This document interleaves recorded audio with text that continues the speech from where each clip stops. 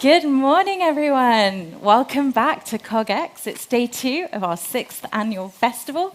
My name is Anushka Sharma, and I'm your MC for the stage today and tomorrow, and I'm delighted to welcome you to CogX.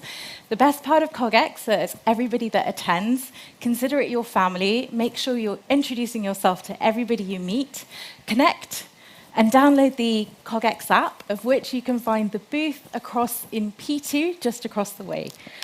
I'm really delighted to ask you also to consider getting your phone out, taking some photos, and if you'd like to join us on social media, we're using the hashtag CogXFestival22. So we'd love for you to share your notes. Our first session this morning has been brought to life by Signal AI, and we're really excited to kick off today. If you've been looking at data outside of your organization and looking about how you can apply it internally, this is the session for you. Tomorrow's Leadership and the Dawn of External Intelligence is the title, and I'm delighted to invite onto stage the founder of Signal AI, David Bennigsen. Thank you very much. Thank you. Hello. Morning, everyone. Lovely to see you all and to be here back at CogX, and wonderful to have alongside me Dex Hunter-Torek. So I'm David Bennigsen. I'm the founder of and CEO of Signal AI, which I started 8 years ago in a garage, of course, where all good startups must begin. And we founded the business under the premise that the world is awash. It's exploding with data. There's never been a greater volume and velocity of information, and yet business leaders have never found it harder to use that data to drive better decision-making within their organizations. Second, we saw that business leaders are grappling with a set of more complex issues than ever before, but don't have effective radar to get ahead of those issues and spot those risks and opportunities early and efficiently for their organization. And so for the last 8 years, we've been building a technology that scans the world's data and enables organizations to get ahead of these risks and threats for their businesses using advanced analytics and AI. But I'm very pleased to be joined by Dex Hunter-Torek, and Dex has had the most phenomenal career. He's worked for some of the largest and most influential technology businesses in the world, and specifically for the leaders of those businesses, Mark Zuckerberg and Sheryl Sandberg, Larry Page at Google, Elon Musk at SpaceX, and now leads communications and public affairs and policy at Meta's Oversight Committee, which is obviously doing some very, very fascinating and important work. So I thought maybe we could just start there, Dex, and I'm sure the audience would just love to learn a little bit about your background and that phenomenal journey you've had working for some of these influential and seminal leaders in the technology world. Yeah, absolutely, and it's great to be here.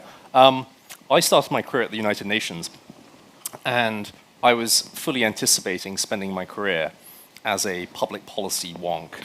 And I very quickly realized after a few weeks of doing this that I was much better at doing communications than the public policy piece. That came much later on in my career, where I actually realized that the two things are very much intertwined. But for me, early in my career, being in somewhere like the UN, which is obviously the very heart of global diplomacy, I realized how bad a lot of change makers are at doing communications. And at the UN, which was a place that I deeply believed in, and I still deeply believe in terms of the mission, it was also very frustrating because of the amount of bureaucracy and just the kind of rigid structures that you had to work in, as somebody who wanted to go and change the world. And you realize very quickly when you go to somewhere like the UN that the institution isn't actually equipped to go and save the world, which is what I think every idealistic 21-year-old fresh out of university wants to go and do. The UN is an institution that has been equipped to stabilize the world, which is a fundamentally different objective. And in many ways, the institution is sort of stuck in 1945. That's very much what its job is. It's trying to keep the world and the international system in that previous era. And that actually reflects the way so many other institutions today are still being equipped. They are hanging on to a structure from the past, reflecting the very best thinking from a previous generation of leadership. And so that started me down this path of then looking at, how should leadership be equipped for the modern era? How should we be thinking as communicators? How should we be acting as change makers? Brilliant. And now, of course, you're at Meta's Oversight Committee, and this is probably one of the most scrutinized organizations and functions on the planet, and the issues that you're grappling with are incredibly complex. So I still think there's probably a lack of knowledge and understanding of exactly what the Oversight Committee does. Is it just simply employed and at the whim of Meta as an organization, or is it its own distinct function? How does it operate, and how do you think about the decisions that you're making and the impact that you're having as part of that group? Yeah, absolutely. I mean, so the Oversight Board was an idea that was conceived originally by Zuckerberg back in 2019. And we launched in early 2020. But the way the organization operates is independently from Meta. So it's something that has been structured in a unique way, which is supported by Meta in terms of their funding, which goes into an independent trust, which then funds the board. But we are kept at arm's length from the company. We don't want Meta involved in our decision making, because the board has been equipped for this purpose, which is to scrutinize all the most controversial and challenging decisions that are being made on Facebook and Instagram in terms of content moderation. And this is something that hasn't been tried before at this scale within the tech industry. Having an independent body come in, scrutinize those content moderation decisions, look at a tech platform's content moderation policies, and then also to make binding decisions on the company on those content issues. So it's something we're pretty excited about. We have done about 24 case decisions over the last couple of years, and each of these cases have been a big sort of emblematic issue that raises a bunch of questions about free expression, human rights on Meta's platforms, how their policies are structured to treat users. The most high-profile case the board took on was whether or not Donald Trump should get access back to his Facebook and Instagram accounts. And that was a very challenging case, as you can imagine. It raises a whole host of questions about things like political speech, the balance between free expression and preserving public safety. But I think we're doing a pretty good job. And about 60% of the board's recommendations to Meta have been accepted by the company. They've implemented all of the binding decisions from the board. It is an experiment in content moderation that is working. But it is something that is an experiment. It is something that is new within the space. And I think over the long term, we'll see whether it's something that's truly effective in steering the company. Mm-hmm. And I mean, it's fascinating because it sort of reflects this shift that's occurred in the stakeholder landscape, and it's something at Signal that we're acutely aware of and trying to arm our clients to be able to respond to. But we were talking about this in the green room just before. If 5 to 10 years ago, organizations were primarily focused on their customers, on their profit, on their margin, on their growth, and on their kind of financial stakeholders, today sort of that has been upended. And organizations are responding to this rapid set of changes and issues that are impacting their business. I mean, in the last few years, we've seen the pandemic, the climate crisis, social justice movements like Black Lives Matter and Me Too, the Ukraine-Russia crisis. Organizations are having to respond to these sort of very dramatic, extraneous events and have a perspective and an opinion on them. And Meta's been right at the sort of center of all of that. So sort of how do you think about that distinction between sort of making these decisions based on the reputational impact as an organization, versus what are very fundamental decisions that might impact politics and policy, et cetera, in that way? Yeah, I mean, I guess all communicators and public policy professionals have this argument with executives and leadership within their organizations at some point about what is the business impact of all of this stuff. I have a friend who is an entrepreneur in Scotland, very, very successful entrepreneur, and he has this argument with me every few months without fail. He says, what's the point of doing PR? He says, what's the point of actually getting any attention for the stuff I do? Why don't I just go and do the stuff?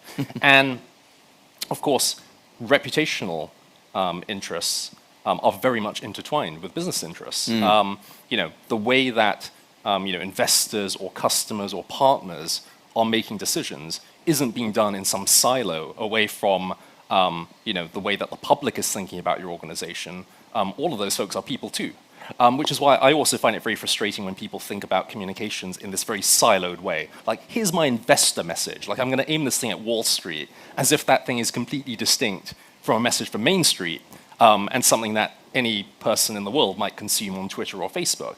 Like, investors are looking at Twitter and Facebook too. It's not like they only read the FT and the Wall Street Journal. So I do think the challenge of organizations today is to think about all of these things together in a fully integrated way. You need to think about regulators and policymakers. You need to think about everyday users and citizens. You need to think about the full spectrum of stakeholders. And that's the challenge, because a lot of organizations, they just aren't equipped for that. They operate in very hierarchical, very siloed ways internally, and then that manifests in the way they communicate externally. And in that sense, reputation becomes a very much a cross-functional sort of metric for the organization, Right. rather than a sort of siloed functional one. I mean, we're doing this fascinating project right now with KPMG where we're trying to measure trust for them as an organization. They want to be the most trusted professional service firm by 2030, and they've got a little bit of work cut out for them in that regard. And what we're doing is we're analyzing sort of media data and social sentiment data, but we're also aggregating employee survey data and client feedback data and trying to understand trust across these different stakeholder groups. And what's fascinating in that project is often what you perceive to be a crisis or reputational issue, because it's in the FT as an example, might actually not have the virality or the impact across those different stakeholder groups. But in today's world, something bubbling up on the social web can become a crisis before you know it. So actually arming these sort of executives with data to support the intuition that they've had as business leaders, essentially. Yeah, absolutely. I mean, like, lots of executives think that just bad news is a crisis. And like, it's not. Like, if you're doing anything important in the world, you're going to get bad news every single day. People are always going to be attacking you. But like, whether that's a thing that warrants a crisis level response and is like an existential thing which you need to panic about, totally, distinct paths. There was one person I used to work for, who I won't name, who used to get very animated about things he saw on Twitter, usually around 3 a.m, and he'd call me and say, "This is a crisis. What are you doing about it?" And it would always be some Australian kid with about 17 followers who was posting things at that time in the night, who was just designed to like amp up this guy. And I'd always think, like, this isn't a crisis, and what do you want me to do about it? Like, this kid's going to keep posting. We're not going to ask the audience to guess whether he's now trying to buy Twitter as well. And so how do you deal with that cut through today? I mean, the Oversight Committee must be grappling with, tens of thousands, hundreds of thousands of potential issues to look at, and they're so vast and they're so diverse. Sort of what's the process of the board to decide and determine which item to focus on versus, the many potentials there? Yeah, so, I mean, we very much use qualitative criteria for this. I mean, we're looking at things that raise fundamental questions about public discourse and about human rights, things that are core to issues that matter for society. And I think that's the first criteria we have to look at. The second thing we're looking at is, do each of the issues have the potential to impact a lot of users, so millions of people? As you imagine, there's over 3 billion users for Meta's platforms. There's just this avalanche of content that's coming towards the board at all times. We've had over 1 million appeals from users that have been lodged with the board, which is both a very small number, but also a very large number, of course. It's small proportionally, but it's an enormous amount considering that we have 23 board members. So we have to find a way to prioritize this stuff. And I think the other criteria is, do all of these issues raise big questions about Meta's existing content standards? Because obviously, like, we want to deliver recommendations and findings to Meta that are implementable, and that we want to see changes on the platform. So rather than a sort of hand-wavy, this is a big issue, but we have no earthly clue how we can actually apply this to your policies, we want to find things that can actually manifest in change. Yes. And is that where the role of sort of technology, and here we are at CogX, AI can begin to play a role? Are you seeing Meta implement sort of advanced technologies to be able to sort of respond to the scale of challenge that they have in that regard? Yeah, absolutely. I mean, with that volume of content, AI obviously has to play a huge role. The ability to have the right tools and data to sift through all of that, absolutely critical. And this is one of the reasons, by the way, that the board is very strongly always pushing for researchers to have access to data, and to be able to facilitate good research relating to Meta's platforms. We have a great relationship with researchers. We love to work with outside research and civil society and folks who are trying to use that data to inform the rest of the tech ecosystem. It's not only about those tools, though, and that's the key thing. It's about the framework within organizations that goes around those tools. It's about the policies which then inform the way that you structure those tools and the algorithms. So a lot of times people say, why doesn't the board look at Meta's algorithms. And we don't have a specific formal role that's focused on the algorithm. We don't sit down and sort of look at lines of code and think, that should be tweaked. But everything that the board is doing, looking at how content policy should be structured, that of course goes into framing how the algorithm should actually be applied. So it does have an algorithmic impact. And that's the key thing. We need to think about the overall framework, not just thinking it's about tools in a silo. It's about the people, it's about the policies, it's about the structures that go around those tools. Interesting, interesting. And a lot of these themes, I mean, we've touched upon reputation, but a lot of what you're describing there obviously has certain linkages in the broader sort of corporate ecosystem, particularly around a topic like ESG. And ESG is going through this sort of fascinating maturity cycle where there's been a lot of hype. And now we're starting to see a lot of pushback, particularly around the way organizations are getting measured and scored against ESG metrics. Of course, in the last few weeks, we saw Elon bashing the S&P 500, the ESG 500, because Tesla didn't rank in the top 500, but Exxon Mobil was in the top 10, which seems a little incongruous given the topics of ESG. Sort of, what's your sense of that area of the market, the importance of it, but also some of these criticisms that are being levied at sort of the way companies are being scored and measured against that? Yeah, I mean, ESG is useful to an extent. I mean, if it helps more people to think about the need for good behavior from corporate actors and to think about the societal impact of corporate activity, that's great. It is something that I think at best often falls into the category of being slightly redundant because, of course, well-run companies, good companies that you would want to invest in, are the companies that have always paid the most attention to their societal impact and the things that make up ESG. There's been plenty of analysis done by folks, showing that actually the vast majority of things that fall in ESG portfolios are exactly the same thing that fall in non-ESG portfolios today.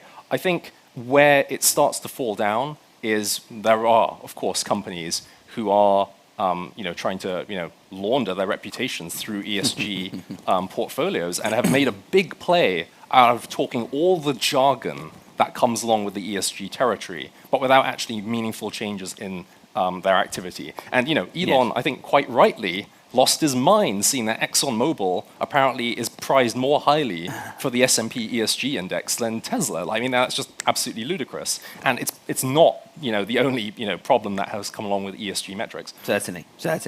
Yeah, I mean, I think one of the things we're seeing a criticism is the way companies are being scored from an ESG perspective is this sort of inside-out perspective. It's what companies are putting in their disclosures, it's the statements they're making related to their commitments on sustainability, as an example, rather than necessarily what those companies are doing out in the wild. One of the things we've been doing at Signal is trying to provide this sort of outside-in perspective, creating this sort of analysis of actually not what the company says they're doing, but actually what is that company practically doing, what are their suppliers doing, and what they're doing in the wild. Does it reflect the sort of values that they're espousing from an ESG perspective? And it's fascinating to see the disconnect between what might be the fundamental ESG rating provided by a Moody's or an S&P versus actually practically what's happening out in the world. Right. I mean, this is the key thing, right? And this goes back to your question about how we think about communications today. It's about doing stuff. Like ESG is not a framing exercise, and it's definitely not a communications exercise. This is not about reputation. This is about ultimately doing things.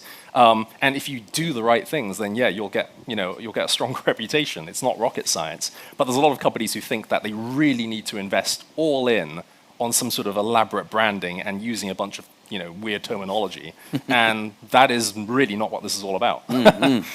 And so I guess from a communicator's perspective, but also having worked with some of these sort of most influential and pioneering leaders, I mean, in this sort of complex environment that we're working in today, and which only seems to be getting more complex, and the number of issues only getting more sort of exponential in their number and complexity. Sort of what's your view on sort of this intersection between leadership and technology, and how those two things are going to converge in the coming years, particularly? Yeah, I mean, technology is just inseparable from leadership today. In a way, we're almost at the point now where it's sort of redundant for people to talk about working in technology. You remember, like, back in the 90s, people could literally say, I work in computers.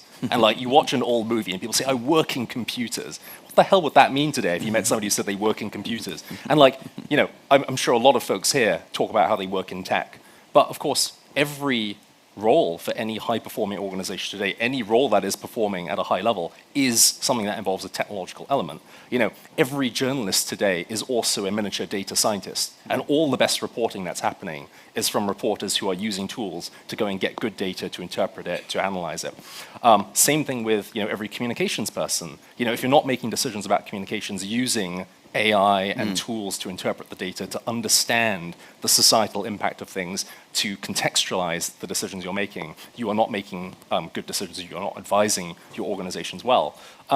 So I do think this line is going to keep blurring.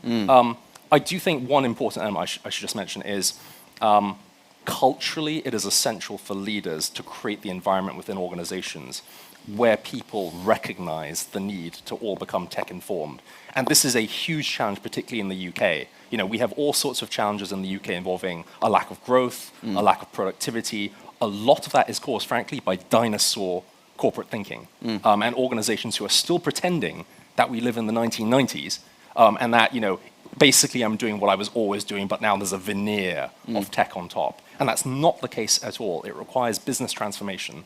And companies that are getting left behind often have the worst infrastructure problems which are underlying all of that. The constant bane of my life, and I say this as a very privileged business traveler, is British Airways, which used to be the gold standard for airlines, but is now an absolute disaster.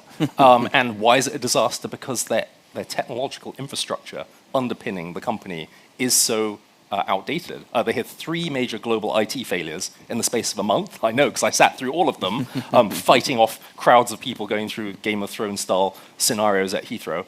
And you think, why is this company struggling now? It's because they did not create the culture, the leadership, the tools to keep up with the times while all of their competitors were doing that. And so I guess before we move on to questions from the audience, just wanted to get a more sort of forward-looking perspective from you. I mean, you've obviously worked for, again, some of these leading companies. You're now at Meta's oversight board. There's been huge. We also work for Meta at Signal, and for them, all coverage, all news is negative. The business is just grappling with this onslaught of negative sentiment, and people aren't particularly hopeful, I don't think, anymore about the sort of future that both Meta and some of these other social media platforms can craft forward. Sort of what's your sentiment? You're right at the coalface, grappling with some of these most complex issues. Are you sort of hopeful for how they might respond to the challenges they face as a platform and organization? Yeah, I mean, the company is obviously going through a huge transformation now. They've become Meta. They're focused on the metaverse as their future. That is, I think, pretty convincing as the next big platform shift within the tech industry.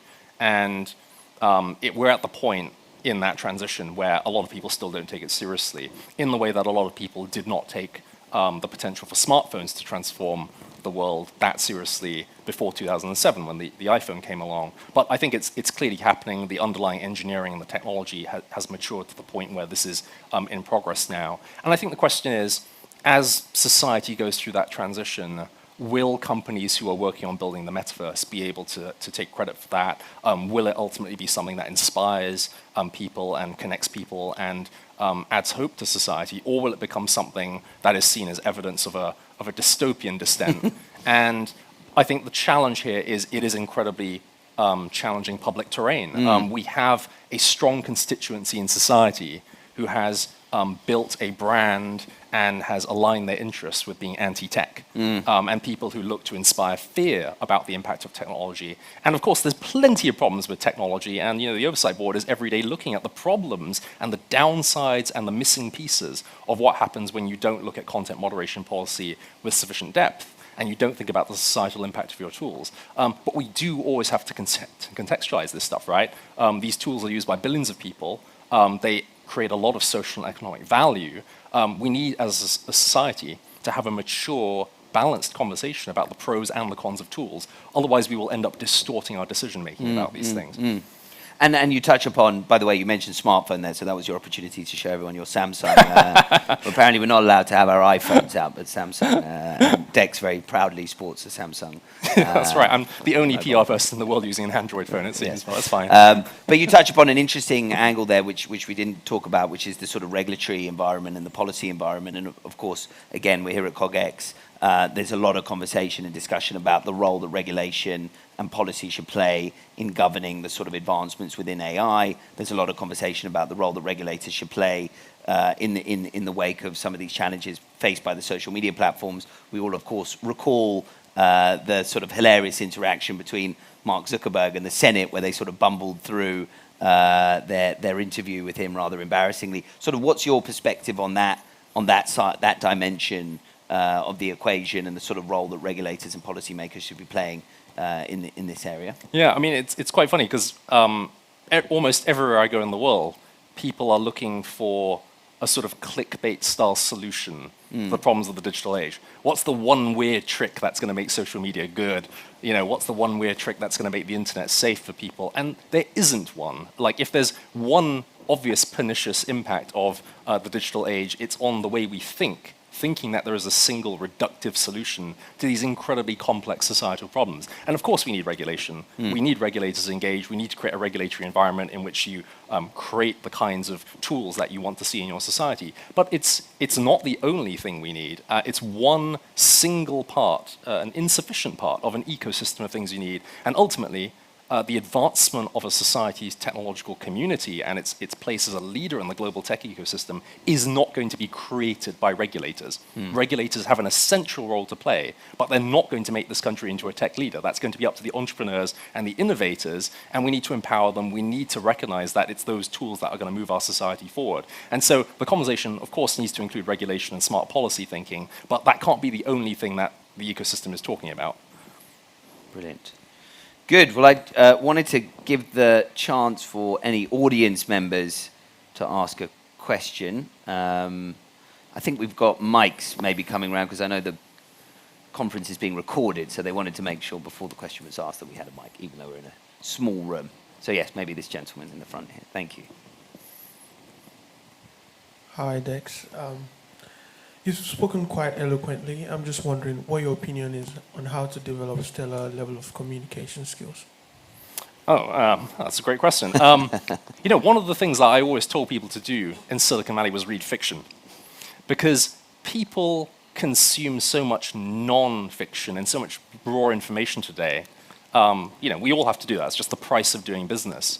But the piece that people don't pay enough attention to is the societal framework and the part that also infuses human thinking and emotions and values into all these decisions. That's just a single thing I tell people to do. But I think this raises a bigger question, right, which is, how do you go about creating communications that don't just inform, but they also inspire and they also engage people? And that very much is something that you can't just do purely with data. I remember having this very frustrating argument, actually, one time with another person I used to work for who really, really loved data. And he was writing an op-ed for the Wall Street Journal, or I was writing the op-ed for him. And I wrote this draft, which I thought was beautiful, you know, saying why universal connectivity should be a human right. And he said, this is just a bunch of words. He wanted me to go away and put loads and loads of numbers into it, just sort of willy-nilly. And I went away and I happily obliged, and I added lots of statistics to the op-ed, and it came out really, really dry afterwards. And this, by the way, is how a lot of communicators operate in Silicon Valley and within the tech industry, which is to think that the data or the sort of raw metrics of progress are sufficient to inspire progress within society. And I don't think that's true at all. Like, I always go back to Thomas Edison versus Nikola Tesla, right? So they fought the famous War of the Currents in the 19th century. And Tesla died in poverty, in a fair amount of obscurity, until his reputation was rehabilitated, you know, a century later, and then you ended up with companies like Tesla. But Edison was hailed as this genius and a showman and the guy who invented the light bulb. And he didn't invent the light bulb. A guy called Joseph Swan invented the light bulb a couple of years before Edison. But the reason that Edison was seen as this genius is because he was such a good communicator. He made sure that the storytelling was absolutely integral to his process of innovation in the world. And he told really, really good stories. And you go back and look at the things that Edison was telling people. He conjured up a vision of what his tools were doing. So I think that's what you've got to do, right? You've got to go and conjure up the vision, and that's not going to be made purely through the numbers. Yes. So it's this combination of quant and qual and the ability to sort of use that data to inform your story. And that must be pretty critical from a communication leadership Absolutely. I mean, perspective today. really, it's thinking about telling a left brain and a right brain story. Yeah. Yeah. Cool. Thank you. Chap at the back. Great talk. Thanks very much. Very good energy. I like it. I work with a lot of traditional manufacturing companies. So, question to you, Dex. What's your advice on upskilling their levels 1 and 2 in a fairly hierarchical environment? Yeah, I mean, I think actually the key thing is not to focus on doing it in a silo. So actually, you don't want to just focus on like executive, like upskilling. It needs to be something that's rooted in your culture. It needs to be at all levels. It needs to be in the way you hire, the way you develop talent, in the kind of infrastructure you roll out within companies. And so much of it, gets talked about at these very lofty, high principle levels. Like, yeah, we need to have, really good internal collaboration tools. But the devil is absolutely in the details. It's in the very micro issues that impact on whether a tool ultimately is deployed and is then picked up within an organization. I will not tell you the number of times I've sat through meetings with organizations where they've said, I want to deploy some sort of new intranet internally. I mean, literally, it takes years off my life thinking about those discussions. Deploying a new intranet at the UN, literally nearly killed me. And the conversations about this stuff, they completely focus on the tools and the infrastructure without considering whether anyone will actually use the damn things. And looking at user behavior, looking at things like user experience, revolutionary thinking, right? So I do think it's holistically thinking about all of these things and thinking about every level, not just the executive level. We've all had the exposure to the failed IBM project now. And I guess it's start with the problem and work backwards that you're trying to solve for the client, right? Yeah, absolutely. I think this gentleman at the front, sorry.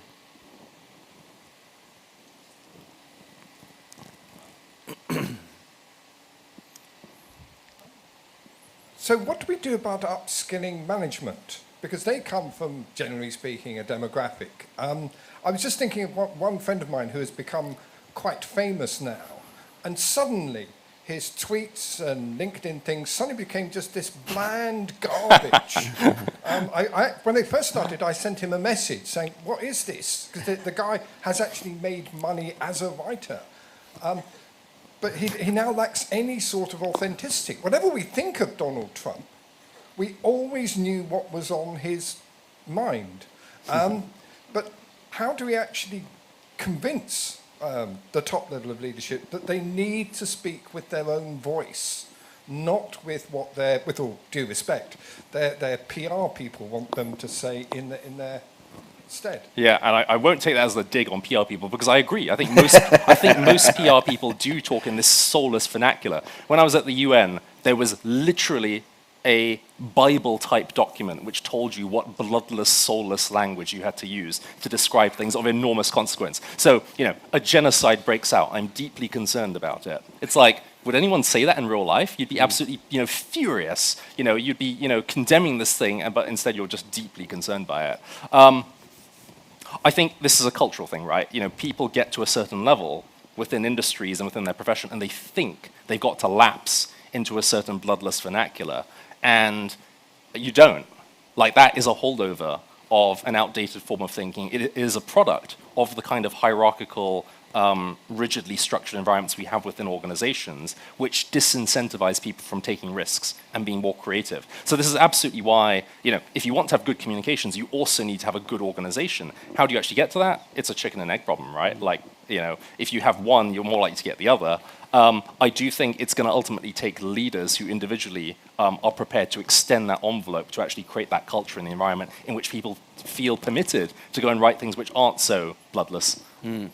And then I guess there's talking with authenticity, and then there's also knowing what to talk on. Sort of how do you navigate that? Well, that's where as an data comes issue? in, right? Because, a lot of times people are trying to figure out what is the issue I want to put the stake in the ground on. And today we have infinite range of issues which organizations might want to dig into, and because everything's interconnected, you can really almost take any angle. But then actually having the analytics and the tools to understand where is the conversation taking place in the world that actually will engage people, I think that is valuable to a large extent. Of course, it's important again to recognize you can also be a leader and go and create new conversation. It is not about seen as a fire and saying, I must rush towards the fire, because that's where the action is. You can go and start a new fire yourself.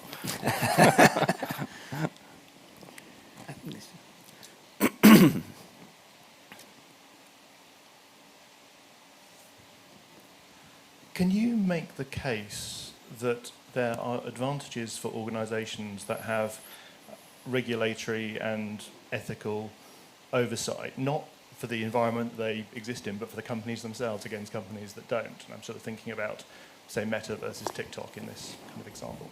Yeah, I mean, companies who don't invest in creating that environment and engaging with policymakers in a constructive way, they are creating long-term, or in some cases short-term, existential threats to their organizations. We saw what happened under the Trump administration with TikTok in the United States. And of course, there was a lot of rapid pressure on the company and trying to have the company essentially broken up. And that was a consequence of actually perfectly legitimate views, which were, is there sufficient oversight of how TikTok is operating? Are there sufficient safeguards for users outside of China who are using one of the fastest growing apps in the world? So there's a reason that TikTok needs to engage heavily in building trust with societies and all the stakeholders, including policymakers and regulators. I think if you don't have that kind of relationship, if you aren't willing to pound the pavement and to constantly be selling what you're doing and to show that you're being transparent and that you're building the right safeguards and tools, then we are in an age where there is more transparency than ever. People are more mad than ever, and they're more willing to go up and dig up the information and see what's going on, and to create a cause and a movement that demands change. And if you're not going to be the person who's driving change, then you'll have change forced on you. Yes, and this comes back to that point around trust, where I think the data validates that there is a direct correlation between trust in a business and your ongoing likelihood of financial performance. And there are many now sort of quantitative studies that demonstrate that. And I think good governance, good practices when it comes to those pillars of ESG, whether we believe in the S&P rating or not, demonstrate that those companies that adhere to that will outperform others. So I think companies acknowledge that now, but I think there's some catch up going on. If you mentioned TikTok, we were talking about an example only a week or two ago when an executive's in a bit of hot water there for making pretty inflammatory statements about maternity leave at that company. And there's a drove of executives who have since left the business. So I think it's demonstrated time and time again that good performance in those areas leads to better business performance overall. I think we've got time for one last question. Hi, Lance Younger from ProcureTech. Could you give us a couple of examples of great digital leadership and why? Yeah, that's a good question. So I'll give you a really unglamorous example. Walmart. Walmart has been using virtual reality to go and train new employees. And Walmart is a ginormous operation, of course. You would think with that kind of scale, they would actually be more behind the curve when it came to embracing the next platform shift. They've actually been one of the leaders in this area. And I think actually the work that they're doing now, using VR to onboard new employees and to bring them up to speed faster, actually will end up being part of that benchmark of how other organizations should think about embracing the metaverse in the future. Another organization, I think, and I will toot the horn for SpaceX, I think SpaceX has done a phenomenal job on digital leadership and also being able to engage public constituencies online. Because I think back to when I joined SpaceX, I joined in 2016, and SpaceX was still seen as the new kid on the block. It's a company that had been around for years, but compared to Boeing or Lockheed Martin or one of the established aerospace incumbents, very, very much an upstart. And you would see that reputation manifest in the way that stakeholders in Washington would respond to the company. You know, it was almost like, who are these impudent, you know, whelps who are talking about reusable spacecraft? Like, these guys are so arrogant, they're talking about launching rockets every 2 weeks, like ridiculous. I'll just go talk to my mates at Boeing. And the ability to go and engage publicly using social media, to go and build a constituency of supporters of the company in the public domain, that ended up being key to actually building a brand around SpaceX, which then ultimately influenced decision makers and also the people at, you know, potential customers of SpaceX who were thinking, which rocket do I want to put my satellite on top of ultimately? So I do think there's very, very different ways you can think about being a digital leader, but like the internal tools, but also just thinking about how you know, promote your voice in the world. I think there's lots of good examples. Brilliant. Go on, one more. We'll squeeze it in. Yeah. So my question is about today. If you want to get into like AI at Meta, for example, you need like a PhD, and I'm wondering what is like Meta doing to like maybe make it more open, like software engineering, for example. Yeah. Yeah, well, I will caution that I don't speak for Meta, so I'll let one of their PR people handle that if there's someone around. But I mean, I will say I believe the company has followed the same path that a lot of big tech companies have followed, which is to start thinking about potential and skills distinct from qualifications. So when I joined Silicon Valley, you know, I went over to the tech industry at the end of 2010, and at the time, at Google, which is why I went. At the time, people were still thinking about SAT scores. So you would ask new applicants, what's your SAT score? And which university did you go to? And there was a huge focus, of course, on Ivy League schools. And I thought this was ridiculous because I think, you know, saying you went to some brand name university, I mean, it's impressive to a certain extent, but it reflects a certain point in your life and it reflects your ability to get into a brand name university. I don't think it reflects necessarily whether you're the right person for a particular job. Lots of the very most best, brilliant, smartest people I know didn't go to university at all. And why should they be ruled out of careers in, you know, the high-tech, high-value jobs of the future purely because they don't have a certain qualification on a piece of paper? So I think, you know, there are roles which are looking for the, qualifications like PhDs as markers of your ability to navigate these issues, but it's not the only marker. And, you know, live experience, the ability to conceptualize thinking, the ability to attack problems from different angles, many of which do not require technical qualifications, that is going to be an important part of building a strong tech ecosystem. Brilliant. Well, thank you, Dex, and thank you to the audience for your very informed questions. And I think at that point we will wrap it up. Thank you. So much. Let's give them a massive round of applause. Dex and David, just stay where you are with me for a moment. We're just going to invite our audience now to grab a coffee, grab a water, make sure you connect with one another. We're going to be back in here at 10 a.m. promptly for a session, which is guardrails for procuring AI in the public and private sector. We have agendas and digital screens around all of our venues, so make sure you hack your day for yourself and get as much out of the content. But I can't urge you enough to connect with everybody you sit next to, everybody that you spot wearing a lanyard. And there's a lovely long break at lunchtime, which is your opportunity to gather at one of the restaurants or cafes that we can frequent in this area and just have one of those wonderful conversations that I like to say is underlined by serendipity. So enjoy yourselves, and we'll be back here at 10 a.m. Thank you very much. Give them a big round of applause again. Thank you.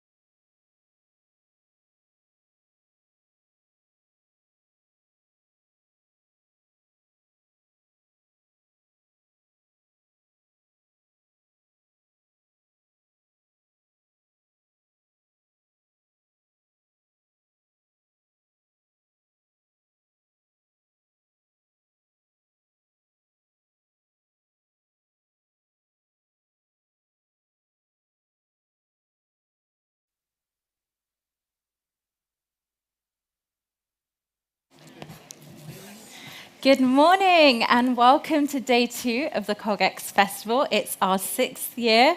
Welcome to everyone who's just joined us here at the festival stage 2. If there's a seat that's spare next to you, would you mind shuffling up to the person next to you so we can keep the aisles free? We've got a lot of people that would like to join this session. We just want to make it as easy as possible for people to get in as they move across the site. Thank you all so much. That was beautifully done. We'll have a Mexican wave before the end of the day, I'm sure of it. My name is Anushka Sharma. It's my pleasure and honor to be back at CogX. I've been part of CogX for the past 5 years. I missed the first one 6 years ago, and I've never recovered. The FOMO made sure that I got in touch with Charlie and Tabitha, the 2 co-founders who really brought this festival to life. I really encourage you to talk to the person next to you, connect, network, download the CogX app. If you'd like to see what's going on today around the festival, check out the agenda at the CogX Festival website, where it's cogxfestival.com/agenda. Without further ado, don't feel shy, just come in, grab a seat.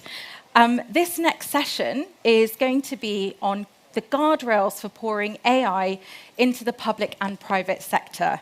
This session has been powered by the Responsible AI Institute, and I would love you to join me in welcoming Ashley Cassavan, the Executive Director at the Responsible AI Institute. Welcome, Ashley.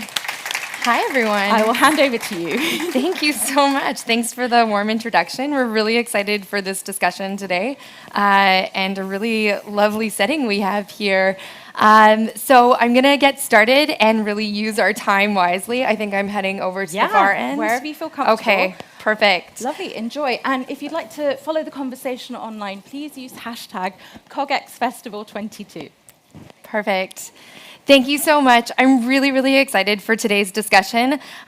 Thinking about how we use AI as one of the key challenges I think that we're facing. And often we think a lot about the uses of it, but we don't often think about how it actually gets to be used and those processes behind it. And procurement and supply chain is a really big component of that. And so we have some amazing experts here today to kind of bring us through that and really raise some awareness about some of the opportunities and challenges related to procuring AI in a safe and responsible way. So with that, I would like to introduce you to our first panelist, Sue Williams, who is the Managing Director of Hexagon. Welcome, Sue. And they'll all introduce themselves in the amazing work that they do. And so next, we have the team leads of projects for the Center of Data Ethics and Innovation, Mark Decree. Thanks, Mark. And please give a warm welcome to Seth Dobrin, who is the Global Chief AI Officer at IBM. And finally, we have Joel Walker, who is the co-founder and COO of the Knowledge Group. Good morning. Just pass me that. Welcome, everyone. So, as discussed, we have, as you'll tell from all of their backgrounds soon, quite a distinguished group of experts to really help us understand how AI is being used to help advance procurement, and also what some of the different types of interventions that are needed when thinking about procuring AI, because it is different than other different types of technologies. So with that, I would love each of you to share a little bit more about your background and why you're particularly interested in this topic. Sue, we'll start with you. Yeah, good morning, everyone. Sue Williams. I'm a supply chain consultant working in supply chain and procurement for over 25 years, including working with modelling and the procurement and also the design of models. Hi, I'm Mark Durkee. I work for an organisation called the Centre for Data Ethics and Innovation. We're a team within the UK government who look at ethical, responsible use of data issues across public and private sector. Some of our work includes thinking about the ecosystem around assuring AI and helping people to work out whether things that they buy actually do what they think they do, meet sensible standards of ethics and responsibility. And we also work closely with lots of teams across the UK public sector, helping them think about how they buy AI in a sensible way and how they use it in a sensible way. I'm Seth Dobrin. I'm IBM's Global Chief AI Officer.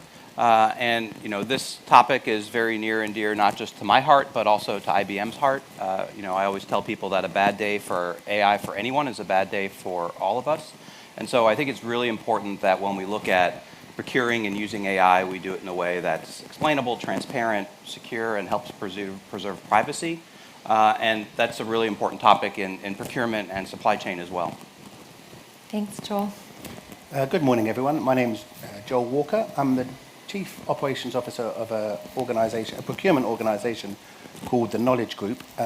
Prior to helping build this business, I spent 10 years buying things for Vodafone. So I was the global head of procurement for corporate services based in Luxembourg, buying about 1.5 billion euros a year's worth of things. Everything that wasn't technology, in simple terms. So if it had wires in it, I wasn't responsible for it, but lots of other things I was. So my role now is building a digital procurement business that's helping match suppliers with buyers and providers, and we're experimenting with different ways of using AI and some of the matching algorithms in that new organisation. So Joel, we'll keep with you actually, because I think that's a great way to open up this dialogue. And I've asked all the panelists to be as practical as possible, so just a reminder, and using good use cases. Can you explain how AI is really changing the way that goods are procured? Yeah, of course. Thank you. There's a wider philosophical debate, I think, around where procurement best sits within an organisation, but most typically, I think, we find it rolls up most often and most commonly into a finance function. Anyone that knows finance knows there's always lots of numbers. Numbers turn into data, and any environment with huge amounts of data, which big procurement organisations typically have, I think some of the practical use cases for the application of AI are coming in that interrogation of data. I think to be very specific, there's probably two distinct spheres, some of which are more easily quantified. So where you can apply AI technology into the contracting space, into risk management, into supplier identification, and those are all sort of pre-award, they're in the research phase, and even after, so contract management, accounts payable, invoice reconciliation, there's huge amounts of AI organizations and firms now building discrete bits of capability to be applied into those use cases. And I think that's having a transformative effect, actually, which leads to the second, less quantifiable benefit, which is the time that's saved in organizations through the automation of what was previously fairly mundane activity that was either impossible or very expensive to do, gives you a capacity that you can either choose to release and take some benefit if you're driving a business case for financial return, which is always one avenue.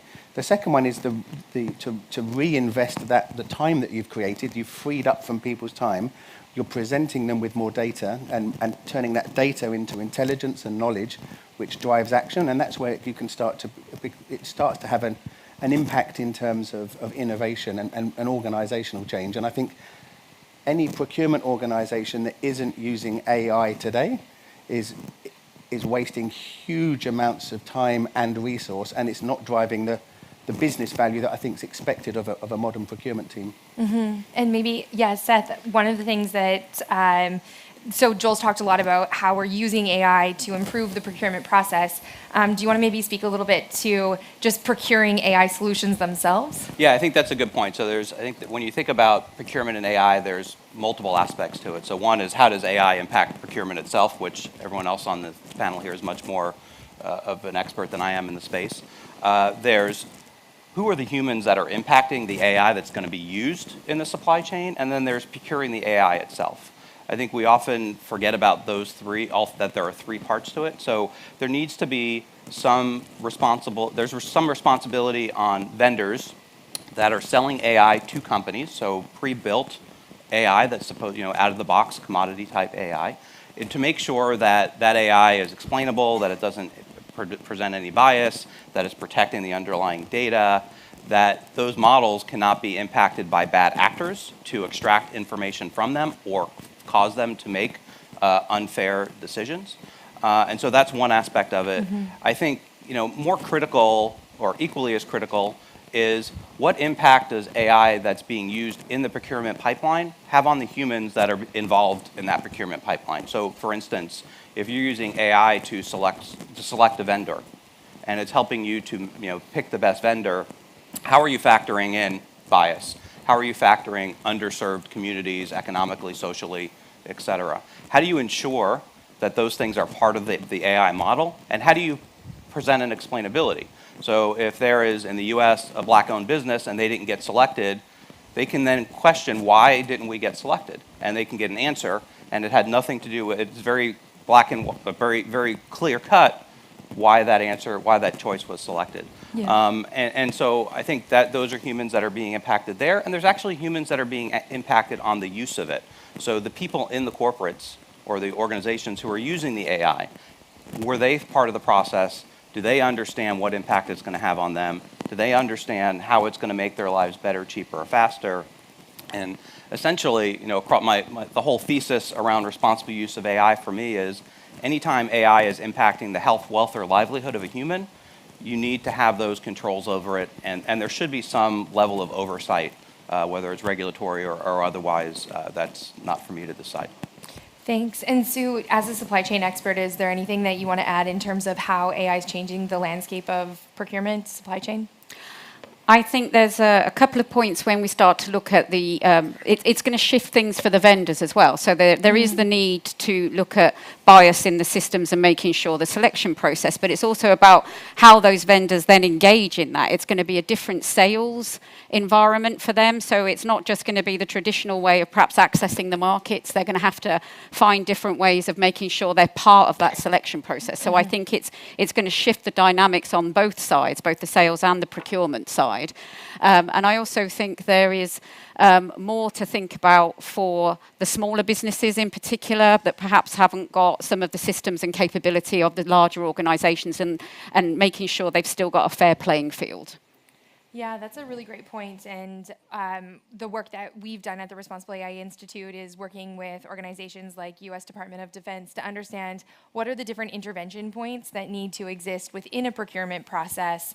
And this was really stemming from the work that we did in the Government of Canada, where I used to lead a lot of these efforts. So Mark, I'm just wondering, similarly, as Sue mentioned, one of the things that we really wanted to understand was how to make the process equitable, and really understand that a lot of AI companies are often startups or smaller companies. Is that something that you're thinking about at CDEI? Yeah, and I guess one of the big challenges here is that when people are buying AI, they often don't really realise they're buying AI. So I, in my day job, use AI every day, every hour probably. We use G Suite email. My email is autocomplete. I search through my email because it's massively disorganised. There are lots and lots of quite complicated bits of AI built into my day that I use all the time, and no one ever bought that as AI. Our procurement team in DCMS who went and bought a system didn't think I was buying AI. They thought, I'm buying an email system. I'm buying an office suite. And there are lots of bits of AI that are built into all of that. And I think it is difficult when you're thinking about how to deal with issues like bias to think all the way through the supply chain. So it isn't often good enough to say, only when I'm buying AI do I need to worry about bias in AI, do I need to worry about openness to different vendors. We need to be applying some of that thinking when we're buying lots and lots of things, because lots of tech products have got AI built in somewhere in the supply chain. And generally speaking, the examples I gave are not particularly problematic and risky ones, but you could imagine situations where they might be. Emails that autocomplete in ways that you don't want them to, you send around the world, that could actually be quite problematic in some situations. Yeah. And I think there are, where we're struggling as a community perhaps to get to the maturity level quickly is thinking about how we flow through some of the requirements, some of the expectations around thinking about bias, thinking about fairness, thinking about privacy, all the way back through supply chains, right the way back to kind of people who have produced models back at the beginning.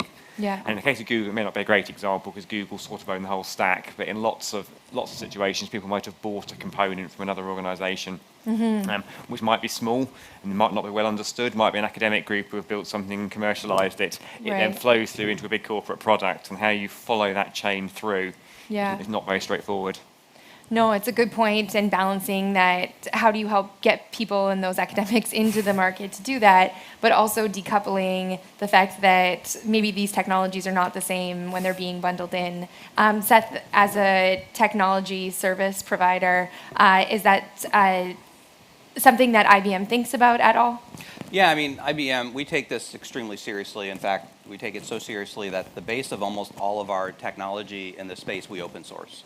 And so it's, like I said at the beginning, a bad day, our feeling and our stance is a bad day for anyone in this field is a bad day for all of us. And so, it's critically important that we acknowledge that AI is in almost everything we interact with these days to some extent.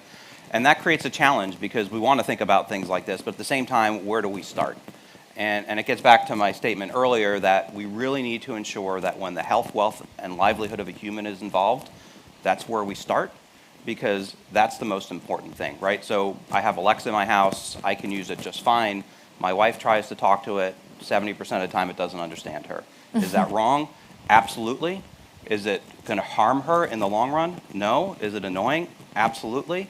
So I think, in the long run, we need to work on that. But right now, we need to ensure when people are being awarded contracts for procurement, it's done fair. When supply chains are being optimized, it's done fairly. And when people are using that, it's used in a way that is transparent to them. And so I think those are really the areas from a technology and delivery perspective that we need to focus on, because we can't solve everything at once. So Joel is somebody that's spent a lot of time in procurement and then now is thinking about this from an AI perspective. How do you see your business shifting, or what types of challenges are you trying to overcome? Well, I think the fact that I think there's one spare seat here proves that well, yeah, there is one seat here if you need. But the fact that there's only one or two seats free, I think is symptomatic of an intellectual curiosity on the topic. And I think there are emerging frameworks now, via the Responsible AI Institute, that are starting to provide frameworks or templates to organisations, at least to signpost some of the considerations that you need to be considering. I think we're still at the foot of the mountain in terms of understanding the full capability, and all of the use cases are still unfolding in front of us. But from a procurement perspective, in the old days, you would bang the desk, shout, create competition, leverage price. In the AI space, it's a lot more around value and protecting, I think, to build on Seth's point, protecting the health and wealth of the community that have been impacted by it. And from someone that used to buy solutions, I think there's a certain level of frustration that no one knows quite what's within the black box. So from a clean sheet accounting or from a cost teardown perspective, trying to understand what you should be paying for a solution. It's fine that a supplier says it costs this, but actually that's their aspiration. There's clearly a gap between their aspiration often and what you're prepared to pay. And it's almost impossible often to peel back the layers around what's contained within that solution. And I think coming to a more specific answer, some of the emerging themes now are much more around gain share and outcome-based commercial models. I think at the start it was a black box with a license fee and some expensive professional services wrapped around it to help you get the value from it. And I think as service providers have become more comfortable, as buyers have started to understand the opportunities and pitfalls in procuring solutions like this, we're maturing as a profession in this emerging space to be able to say, well, what does good look like in terms of a commercial model? So contractually, it's fairly straightforward, but it's how are you buying it in terms of the commercial remuneration, the reward, the incentive, and I think that's where some of the exciting stuff happens, because that starts to bind the service provider into the success of that implementation. So success is measured in real outcomes, in whatever they may be, rather than how many days were billed on the activity. So to your question on emerging themes, I think certainly that transition from time and materials towards outcome-based, I think, is a key theme that we'll see more and more of, actually, as we start to understand it a little better. Yeah, and you started to mention these guardrails, and I definitely want to get into that. But maybe over to Sue and to Mark. just maybe, can you share a few specific examples for the audience before we get into what type of oversight is required for different types of AI systems being procured? Mark, you've spoken to it being bundled into kind of back office a little bit, but are there other examples you can provide to where some of these concerns are coming to the table? Yeah, so I guess, and maybe it's worth thinking of a couple of like groups of use cases that are increasingly being looked at within the UK public sector, and I'm sure in lots of other contexts as well. In my head, it's quite useful to think about two groups. There's a group of commodity or increasingly commodity AI tools, so things like image recognition, facial recognition, natural language processing, which increasingly are built by a few big tech companies. IBM are one of those, of course, and there are others. Where people are buying a commodity tool. They're buying a chatbot to plug into a website. They're buying a facial recognition tool to recognize faces in some contexts, and some interesting ethical issues around some of those potential use cases. There's also another group of use cases that is quite different in nature for procurement, where people are looking to build something that usually gets called AI, and you can debate whether it is or not, which is more like risk analysis, statistical analysis based on a bunch of an organization's own data. So they might buy a team in to have a look at their data, perhaps build a risk assessment tool, and people are experimenting in areas like law enforcement very tentatively, children's social care. We in CDR have a little bit of work looking at assessment of risk in social care context, which is a very pressing and very, very challenging issue to accurately assess when children or adults indeed are at risk of harm. It's very difficult to do it in a human way. There are some interesting opportunities for using better data to help assess that risk. People call it AI. I think it's very debatable if it is really. It's statistical modelling, but I think a lot of the same issues apply. A lot of the issues around bias, around privacy, around interpreting the output sensibly as part of an overall human decision-making process. And I think for those kinds of tools, we have access to quite a lot more information when we procure. So we're either thinking about procuring some people and talking about competence of individuals. Do the individuals have the right skills, the right training, the right understanding of some of these issues? Or we're able to think quite carefully about measuring what the model does against demographic data, against other things. I think in some of the commodity space, if you're buying a facial recognition tool, often it's quite difficult to get under the skin of what has been done to that before you buy it. It's a commodity off-the-shelf product. You can ask some questions. There are not very good habits about what kind of information providers of these commodity tools provide to the market. I think it would be good if, as an ecosystem, we could get into a sort of slightly more coherent understanding of, if you're selling a commodity AI tool like that, what are the things you should expect to communicate to the market to tell them what it does and how you've tested it. I think that's something that is developing, but it's got quite a long way to go as compared to other spaces. Yeah. Is that you? I do want to come back to this. You brought up a couple of really, really important parts that I think are critical that we understand. So first and foremost, when we think about AI, we're really talking about decisions. And so that extends what you talk about, even in the state of New York, where one of the first regulations is enacted around hiring, it's actually decisioning systems, not specifically called out as AI. So I think that's really important. Now, and that's important because when you look at AI systems, we often think about AI as biased. And when you break down what AI is, it's math. And there's only one or two people in the world that would argue with me on this, I think, but math is not inherently biased. The bias that exists in the AI models that are created are captured, are trained into the math from the data. And databases which store data are not themselves inherently biased. The bias comes from the past decisions of humans. And so whether you're using AI to make a decision, or you're using human-generated rules, or you're using human-generated risk assessments, there is bias that's going to be introduced into the system. And it's our onus as leaders in the space is to measure, detect, and remediate that bias to something that's acceptable to us as corporates and governments, and to the societies that we operate in. And so those are really important aspects of this that we often forget. But reinforce exactly what you said. And that gets to institutes like RAE and regulation. As companies, as governments, absent regulation or in the context of regulation, how do we have some reassurance that we're doing the right things? Today, companies are saying, I want to do this. How do I do it? And consumers are demanding it. Lots of CPG companies are coming to us saying, we need help. We don't know what to do to satisfy consumers and give them some assurance.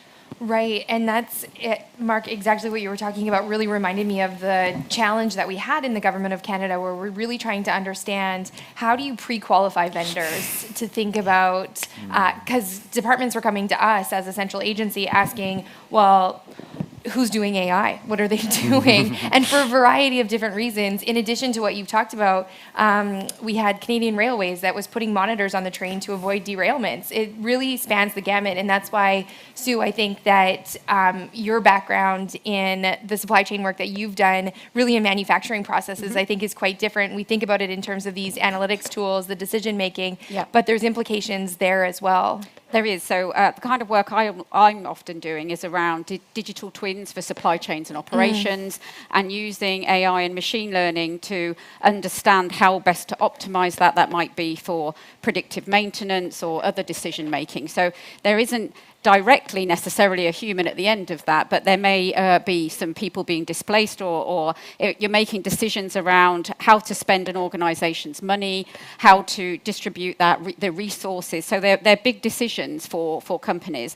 And also I think when they're procuring systems and making decisions around it, they're not really sure, again, about what this black box is going to do for them, and making sure that they're investing what is quite a lot of money for a number of these organizations into something that's going to give them proper value add back out of that they're actually going to benefit from it as an organization, as well as making sure they've thought about the wider implications of its use. So I think there is definitely that human lens, but there's also just practical application of this kind of capability into business decision making. Completely, and one of the big things that we've done is, as Seth and Joel were mentioning, is think about what a framework to evaluate different types of AI systems are, including ones being procured. And so would really love to get all of your thoughts, and then we'll transition to questions, so get your questions ready, into what needs to be included or thought about when thinking about guardrails for AI procurement.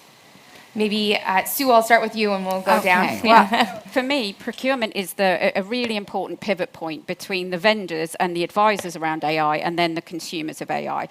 So having structure and thought and standards at that point means it's going to ripple up and down the supply chain. You're going to have vendors who will use that as a principle, perhaps to gain some competitive advantage. They're going to have these standards and therefore be able to promote themselves differently from one who hasn't got it. And also vendors building it into their procurement processes will encourage procurers buying it, will encourage those vendors to go through that process and demonstrate their capability in that area. So I think it's a hugely important point, a place in the supply chain for standards and assurances. Yeah, it's maybe building on that a little bit actually, and thinking about kind of what standards are most helpful at that point of procurement. I think there's a couple of areas where there's loads of good work going on in standards groups and elsewhere, which could be quite useful in the coming years. So there's a piece around competence for managing AI, and if we look at comparisons in areas like cybersecurity and quality management, an awful lot of the standardization that happens in procurement is about, are you a competent organization who are managing it in a sensible way? You've got people in place, you've got processes in place. So in cybersecurity, there is ISO 27001, which it's not perfect by any means, but achieves quite a lot in helping people at least think about the basic competence of an organization. There are moves afoot to have an equivalent AI management standard, which I think could be quite useful for lots of organizations. And then the other half, I think, is just this point around a common language for communicating what you've done with an individual model and individual AI tool.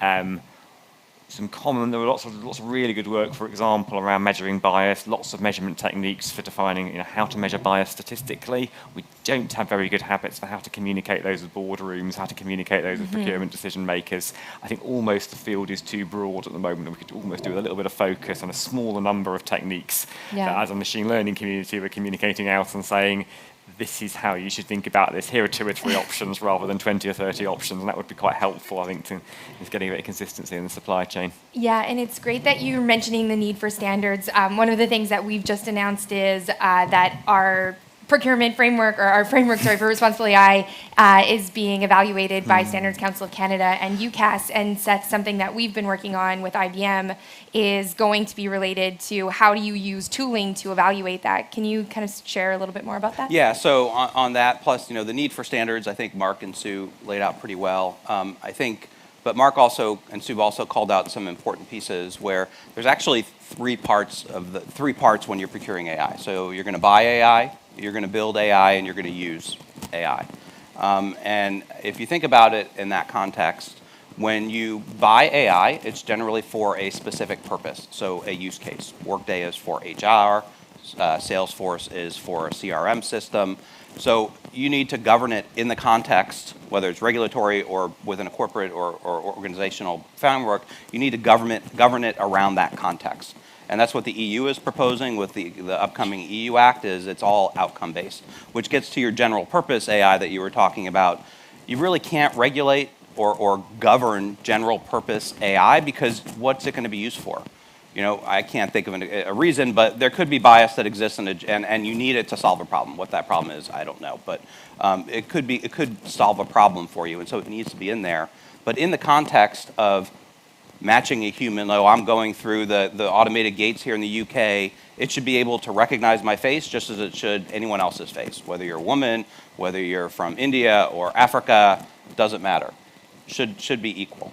But it's the use that matters. Yeah. And so what we're doing at IBM with the Responsible AI Institute is we're looking at how we surface that in the context of specific use cases in a programmatic way to make it easy for organizations to implement it, not just from a technical perspective, but also, to your point, at the boardroom. How can we surface this information at the boardroom, and how can we surface this information to regulators and auditors who just are not experts in this space, but can ask very specific, relevant questions and get non-technical, yet very specific answers. Yeah, no, that's super helpful. Joel? I guess I'm keen to get to the question, so maybe just to be concise. I think, to repeat a phrase of earlier, we are at the foot of of the mountain in terms of discovery here. And in some senses, because it's new, it's interesting. Those with intellectual curiosity are starting to explore it. But there's also, you know, the need to a sense of the emperor's new clothes wrapped around it, and that is, you know, well, there's an old RPA solution, an old automation solution. Slap an AI label on it, and we can resell that. So I think there's an expectation now. Well, what's your story around AI? So as a functional director in a customer operations environment, or in a finance function, or in a manufacturing space, you know what. Tell me, you know, you're being pushed as a leader for, you know, what are the use cases where AI could apply? I don't know. and there's opportunistic sales organizations that will be putting labels on things that say AI that clearly aren't AI, that don't have the intelligence which differentiates them from other sorts of automation. And I think that's where there's a role for, you know, advisory services, government bodies, institutes, that help create a framework to guide that narrative, because it is complex. You know, organizations like Hexagon, you know, IBM, ourselves, we're all doing our own little bit in that space. You know, there are experts emerging for very discrete pieces of activity. Certainly IBM, you know, dwarf what we do, but we're all on that journey. And I think as buyers of procurement, people are needing to start to access that talent and to start to bring external advice in to help guide them. Otherwise, there's going to be people with fingers burned, and then, you know, remember the old Gartner hype cycle. You know, you get to that trough of disillusionment where everyone's expectations are hugely inflated by the expectations of what AI can do. They go and spend a lot of money on something that may or may not be AI without the expert advice, and then it's, well, hang on, the business case isn't realized, the benefits case crumbles. Someone loses their job, the next guy comes in, I need an AI story, okay, fine. You know, and you just get into this vicious cycle. So I think, you know, it's time now for us as a community at events like this to come together, to be collaborative, come and talk to us afterwards around how we can help, because I think there's huge amounts we can do through collaboration. I think that's a great call to action. And just maybe if you have a question, put your hand up. And as we get there, we just have one in the front here. We have to wait for the microphone. As we do that, some of the work that we're doing with international organizations like the World Economic Forum is leveraging their efforts through the procurement in a box to really think about, as I said earlier, what are those intervention points? One of the things we've crafted is a statement to be included in a master services agreement that requires responsible AI activities, and it helps to just create or start the dialogue. So yeah, happy to talk about these things more. Go ahead. Hi, I guess the question is to Mark and Sid. I was thinking more in terms of security, and especially in governments here in the more developed world, but mostly in the developing world, where this artificial intelligence can be used to discriminate against people and use that kind of data. So where do we put in systems in place where is it developers, vendors, where and then they can be persecuted as well, so there's harm to the community. Great, thank you. Yeah, that's a really good question, and I think I have a few perspectives on that. So one is, as any entity that is using AI, you need a set of principles, or selling AI. What are your principles that you're going to live by? So at IBM, we were one of the first, if not the first company to establish an AI ethics board. And our AI ethics board sets guardrails for the company and makes it very clear what we will and will not do, both internally and externally. In fact, one of the first things we did as an AI ethics board was we said, we are no longer going to sell general purpose facial recognition software, which then led to the rest of the industry following. Because we don't think the technology is right or ripe for it yet, and even if it were, is it really the right thing to do? So things like that, setting guardrails. And a company like IBM, with the AI ethics board, which I'm a member of, we also interact and review any project where AI is being used that affects the health, wealth, or livelihood of a human. And we provide guidance to the teams, whether it's a software team or a consulting team, that you need to change this aspect of this agreement because it doesn't align with our ethics. We've actually shut down projects because it did not align with our ethical principles, which is rare for a company. And so the ethics board is important, but an ethics board that has teeth. So our ethics board is mandated by our business conduct guidelines or alignment to the ethics board. And so from my perspective, that's the best way we as a vendor, how we can protect interactions like that. I think there's a whole nother aspect of this where there's things that can happen. I mentioned it earlier about poisoning AI models. What are you doing to protect your model? And assurances and certifications like the ones that the Responsible AI Institute is building are important to that because it's not a one and done thing. It needs to be renewed. It needs to be constantly reviewed. Whatever the standards bodies or the regulators require, that's your base. And as a company, you need to decide for this use case, is that frequent enough? Mm-hmm. And so I think that's there's no programmatic way to protect. It's all process and us ensuring that as people who are executing these and helping others execute, that we're doing what we think is the right thing and we're helping our customers to do what they think is the right thing. So Mark, I don't know if you want to add anything. We have another question over here.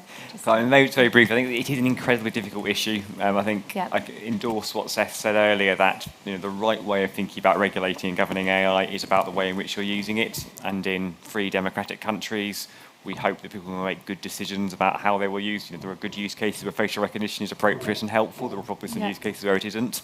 Yeah. And it's best to make those decisions. It is really difficult to translate that to the wider world, and I think it is tricky to do it at the vendor level simply because the bar to entry is not that high for a lot of these technologies. Yeah. So it is not as though if a small number of vendors were prevented by their host countries from doing it, it would necessarily have that much impact, because there are loads of other vendors out there, there are loads of open source tools out there, which you could probably do the same thing with. So I suspect the solution is probably more, thinking more broadly about how to improve the way people are treated around the world. It's tricky to do that in a kind of pure AI context. It's a bit of a personal opinion, maybe that, but it's not an easy solution. The closest thing you can do is put terms and conditions, right? So anytime you consume any of our object detection, there's a term and condition that you can't use it for mass surveillance. Right. And so it's have to protect us, but also have to set guidelines to our customers as to what we think is right and don't. And one of the things we found is that we're talking about these things in an unintended consequence way. Nobody's setting out often to do it maliciously. It's trying to put these guardrails in place to understand that those conversations need to be had so we can avoid that. Go ahead. So I'm going to admit something, and I hope no one outside this room will tell anyone, but I occasionally watch science fiction.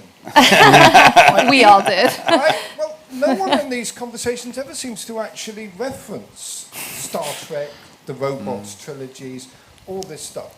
And the abiding lesson of science fiction and of history. We go back to any number of the crossbow, chemical weapons, is that if a society decides not to adopt a technology, it will, I was going to say quite a rude word then, it will suffer consequences from societies that do. Sometimes that society may cease to exist. So part of my question is, why do we not reference these things?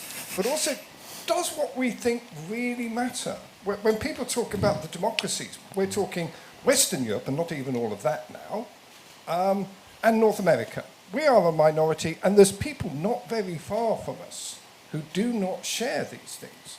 And whereas IBM, the corporation, can control to an extent what happens to its systems, having worked several years at the labs, I then took what I learned elsewhere. I didn't do anything very bad with it, mostly. But once these skills are out there, open source projects, I can write code, I can adapt it to do what you define as bad things. And our values are not universal. Not at all. They're not even universal within our societies.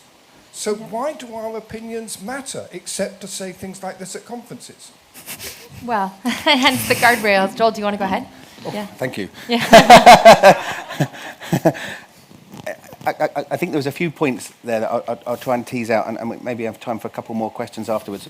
I think your primary, the first part of the question, which is around why we're not talking around the sci-fi nature of AI just yet, is that there's a huge gap between intelligent AI and where we are at the moment, which is this sort of weak AI, which is the very, it's, you know, aside, if we'd had this conference last week and the Google guy hadn't been put on leave for saying that their AI bot was developing a sense of sentiment, I think we're still an awful long way away from the rise of the machines. And therefore the gap between the practical applications for AI today and what we saw on Star Trek is still a huge chasm to cross. So I think, so the first part of my question is, I think we're a long way away from that yet. The second part of your question, which was more around the risks associated to intellectual property leaks from code out into the wider population and the risks associated for that, I think that's exactly why, and again, I'm not a salesman for the Responsible AI Institute, but some of their work that they're doing with government bodies are that those government bodies and transnational bodies, in fact, like the UN and the OECD and these sorts of organizations are becoming increasingly concerned about that. How to protect against that? I think we're still at the start of that conversation, and I don't think there's a perfect answer just yet. I think science fiction's a bad analogy for this. I think there's lessons we can learn, but as humans, we tend to anthropomorphize things. We say animals that don't have emotions or probably don't have emotions have emotions. People even feel like plants have emotions. And I think, we need to be careful not to anthropomorphize AI. We've been saying for the last 50 years that, this general AI is going to be here in 50 years. I'm still saying it's going to be another 50 years. There's a lot of things we know that need to happen, and there's even more things that we don't know that need to happen for that to be realized. Science fiction, because it's selling an entertainment thing, it tends to inflate the impact. It tends to sensationalize it, just like some media companies do. And so we need to focus on what we can control and what we can't control. Science fiction gets us into the world of things that we just can't control. So we have 3 questions here. Maybe I'll just really quickly get you to ask all of them, and then everybody can respond with their last minute rapid fire round. Perfect. Thanks for all the enthusiasm. Yeah, go ahead. Hi, I just wanted to say that in answer to that question about why we're talking about it is a lot of us need to know. I think there are various stakeholders, and we all need education. So even though those obviously writing the programs, those using the programs, every stakeholder needs to be aware.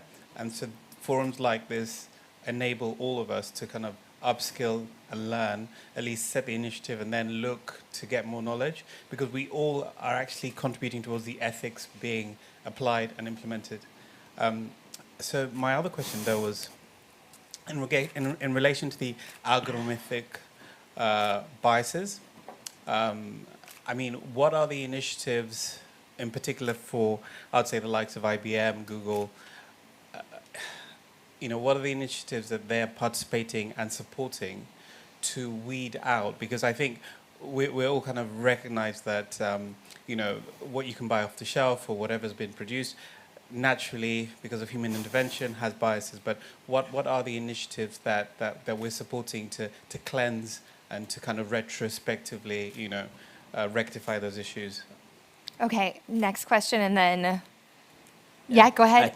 Cheers. Quick as possible, please. I was just going to say thanks for organising this. Better than work. Awesome.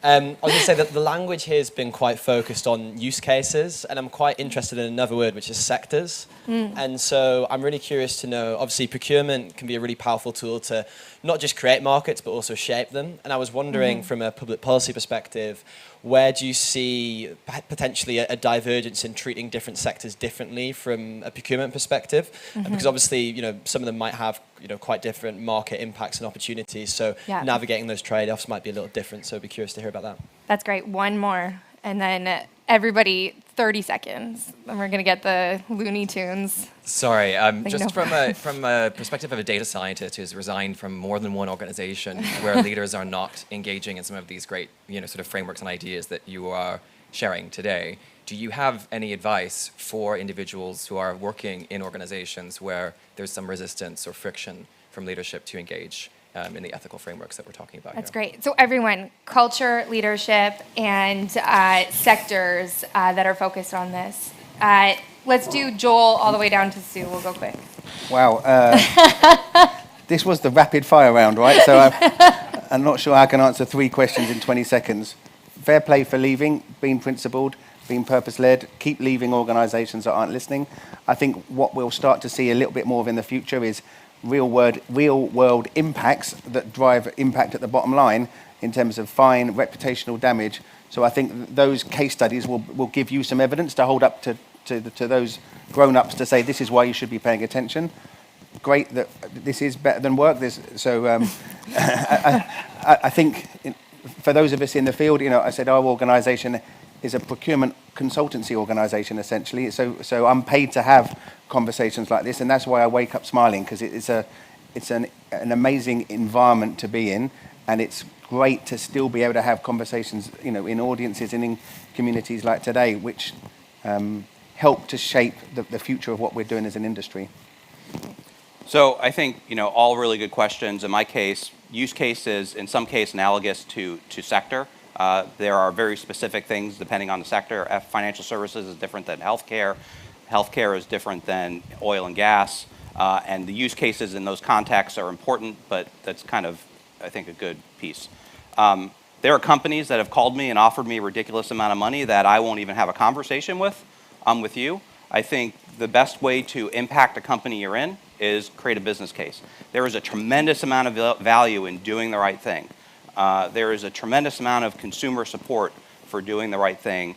And if a company doesn't listen to a value-driven use case to do the right thing, find another job. And I think, in terms of algorithmic impact on bias, as I said earlier, bias that we talk about in AI is actually bias that is originated from the humans involved in the process. AI can actually help us create a fairer society if we apply it correctly, if we have the proper controls in place. So I think absolutely AI can help us come out of this better, but we need things like this so that we can get assurance as technical professionals, but more importantly as business leaders and consumers, we can get assurance even if we don't understand what's going on in the process.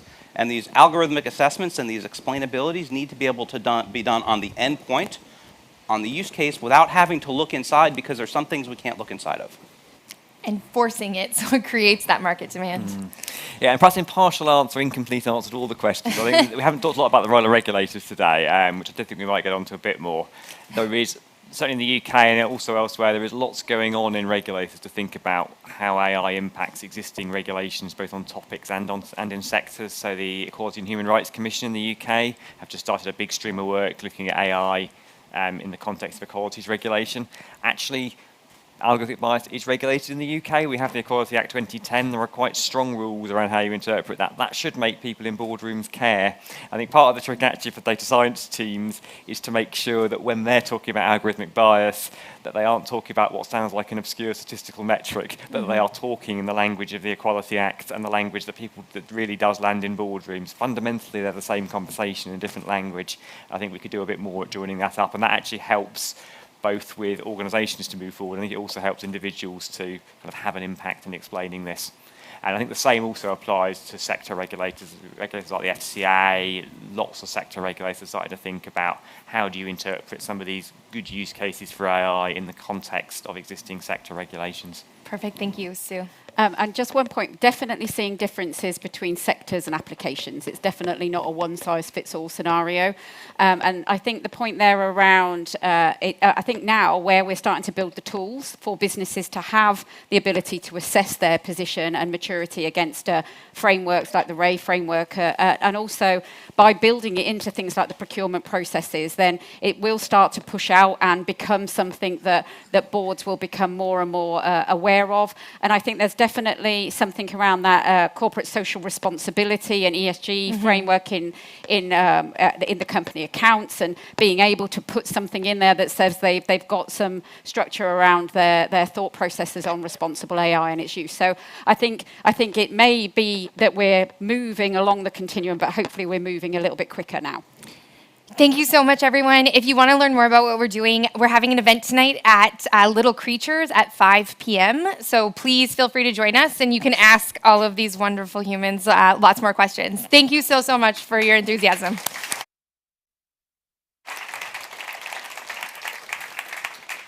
Thank you to our wonderful panel. Please just stay in your seats for a short moment. We now, for the CogX Festival, have an extended coffee break. So we're going to be back here at 11:30 for a session on what's next for AI strategy.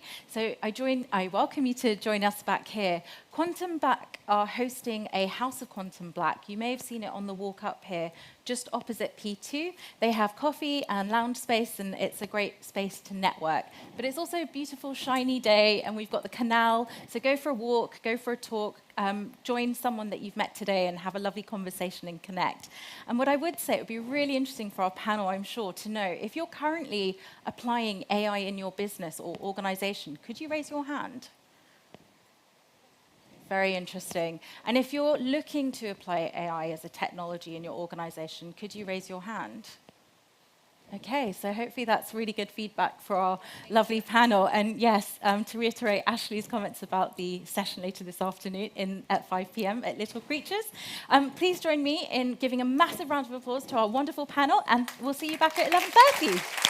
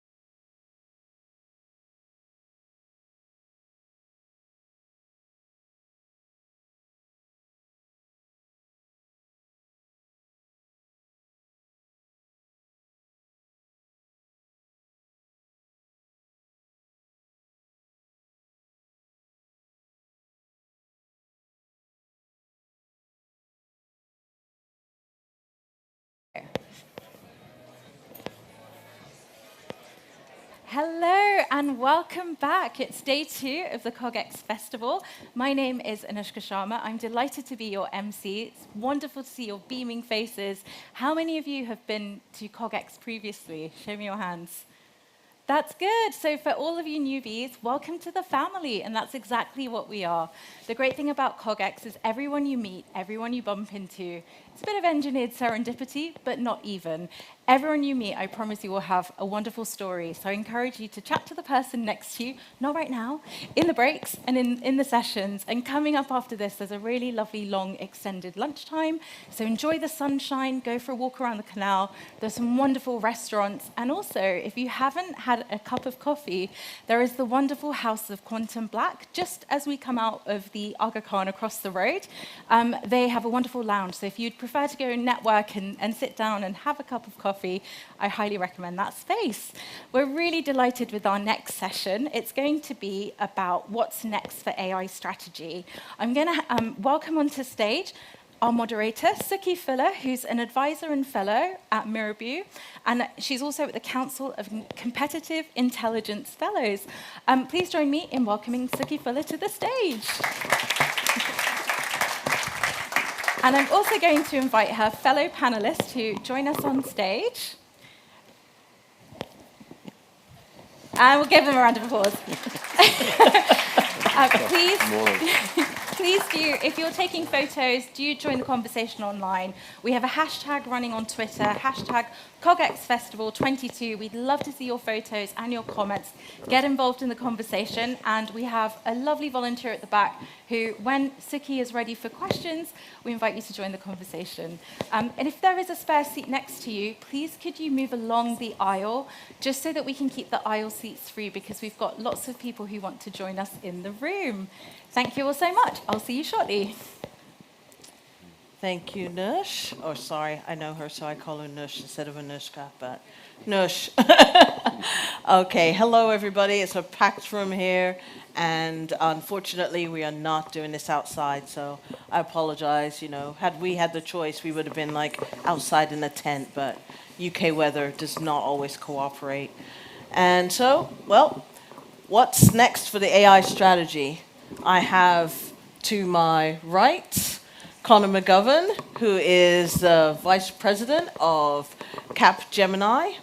And also to my left, I have to remember left and right, rough, is Adrian Joseph. And he is a BT Chief Data and AI Officer. Oh, come on, people, it's up there. You can see it on the screen. And this is going to be a nice conversation because not only are we going to be talking about what's next, is the fact that Adrian was actually on the advisory board for the AI Data, was it the AI Data Council? The AI Council. The AI Council. And so the National AI Strategy, this is one of your experts. So bombard him with questions, because I know that Connor likes practical application. He wants to know what's going on. Like, what have you done? What is next? We all want to know that, but what has been done in the meantime? So we're going to start off with the basic question. You have 1 minute to introduce yourself. Okay, thank you very much. Good morning, everyone. I'm Connor McGovern. I've spent my whole career to date in analytics and consulting. For the last couple of years, that's been leading the analytics and AI practice at Capgemini Invent. Invent is Capgemini's digital transformation and consulting business line. So I look after that group in the UK, and I also have a global responsibility. I look after a large team, which is effectively the data strategy and data science capability for Capgemini. But it's wonderful to see so many faces today. Less than a minute. Thank you, Connor. You don't have to clap in between everything. Trust me, you probably at the end you won't want to clap them anyways. And Adrian, please. Yeah, so good morning, everybody. I have many passions in life: fine wine, mountain biking, a couple of things. But there are 3 Ds that really underpin the work that I do at BT, the work that I do in the charitable space, and the work that I do with the AI Council and the government, for example. And I do represent BT today. I don't represent the AI Council, so just making clear that to everyone, please. And the first D is data and how we turn that into insight that really matters, and how do we do that at scale. Second D is about digital transformation. I spent a lot of my career, I was at Google for 10 years. I joined just after Google IPO'd, so I've helped to scale that business in analytics, in cloud, in advertising, of course, and in platforms. And the third D is diversity and inclusion. And diversity of thought is the thing that really matters to me a lot, but we quite often use proxies of demography to do that. So those are the 3Ds that sit across the work that I do, and the passions that I have in government. My day job, of course, is to lead about 1,200 people to figure out how do we deliver value, business value and societal value across BT. It was just over a minute. Was it? Well, Yeah. I took 10 seconds from Connor. All right, now let's get cracking on, because we all know we came out with our national AI strategy last year, and we want to know what's going on. And actually last night, I believe, I was actually there at London Tech Week, another event going on right now. We had the new digital strategy that was announced by Chris Philp, the Minister for Tech. And it was very interesting because we know there's always a lot of high-level talk, but with our AI strategy that was announced last year, it really got down to what key actions really wanted to be taken. And I would like to ask my fellow panelists here, we're nearly a year on, so really, what do we think is the message that got through to not only the general public, but people in business, academia, just overall? Do you think that message actually hit? Do you think people understand what this means? And if not, where do you think it's lacking? And if it has, where do you think it's hit? Who wants to go first? I'm happy to start. So from my perspective, I think the two areas of greatest impact for the national AI strategy have been with business and with academia. I'll talk about some other areas where I think there is still work to do shortly. But I think from a business perspective, both in the public and private sector, it's been warmly welcomed. I think it's been seen as something that's really crucial for the country as we grow and develop our AI capabilities. And I think there are aspects of it that do a fantastic job of actually showcasing just how strong the UK is in the AI space today, right? A solid 3 behind US and China, which is fantastic in terms of levels of investment and in terms of the innovations that we have in AI today. So, look, business, warmly welcomed. I think there is still a lot to do from turning kind of strategy into action, and I'm sure that will be a theme that comes out from the conversation this morning. I think from an academic perspective as well, warmly welcomed. You look at things like the investment in the additional Turing fellowships and the focus on, growing the number of data scientists that we're able to create on an annual basis as well. I think the two areas where it perhaps hasn't landed, and again, this is my perspective, are with the public. I think there's still a lot of work to do. And I personally continue to be frustrated by media articles, for example, that are talking about artificial intelligence that always have the picture of the red-eyed Terminator, even at some completely innocuous part of artificial intelligence that's actually being covered in the report. So I don't think it's quite resonated as much with the public as it could. And then also the response from the unions has been quite muted as well, in terms of their perception that it lacks sufficient rigor around things like privacy and future employment. Okay. We'll come back to that. So, I mean, my view is actually that we did a really great job of launching the National AI Strategy. A lot of people were involved, a lot of stakeholders were involved, a lot of the council members were actively involved in running stakeholder group sessions. I ran one, for example, on the adoption of AI. Wendy Hall did one on diversity and inclusion and skills and so on. So there was it was a really inclusive approach. I think the focus on 3 key things as part of that strategy to underpin the long-term investment in the AI ecosystem. That was a great principle. Second one was around ensuring that AI works for the economy and equally across regions and across various sectors. I think there's more work to be done there. I'll come back to that perhaps a bit later on. And the third one is around governance and making sure governance took a framing around driving innovation and investment, but at the same time as keeping us safe. So those three principles, I think, were really, really important and fundamental. There has been some progress in a number of areas. Connor's mentioned one. I think, the work in conversions that we've seen, and actually the scholarships that went to those, over 50% were women, over 50% were from the black community, over 25% were disabled. So it was really good to see, that the blend of diversity and inclusion coming through from a skills perspective as well. What I also liked about the AI strategy was that we had 3-month objectives, 6 to 12-month objectives, and then longer-term objectives. I still think there's a lot more work to be done to measure and to track against those objectives. Some of them we've done good work on. I've mentioned some around skills. We've seen more investment since 2019. The majority of the investment in AI since 2019, has come in that period. So we're seeing investment, but there's more work to be done. For example, the 22 billion that the government has committed to innovation, that's been delayed somewhat. So some good progress, some good start, some good framing, but more work to be done. Definitely. You know what I want to come back to is the whole Terminator thing. I have to address this. It's actually one of the annoying factors that we have in tech. And one of the issues we also have is the fact that everybody uses tech for an ecosystem that is a lot larger. There's a very narrow perception of what tech is. And it encompasses a lot more than just AI and computers and coding. And the public perception, I think this is really what's lacking in any national strategy that has to do with any area of technology or AI, is the lack of understanding. So we have the leveling up agenda, and I'd really like to get your insights on how you think that our strategy of leveling up, really investing in the long-term education. I think I wrote down education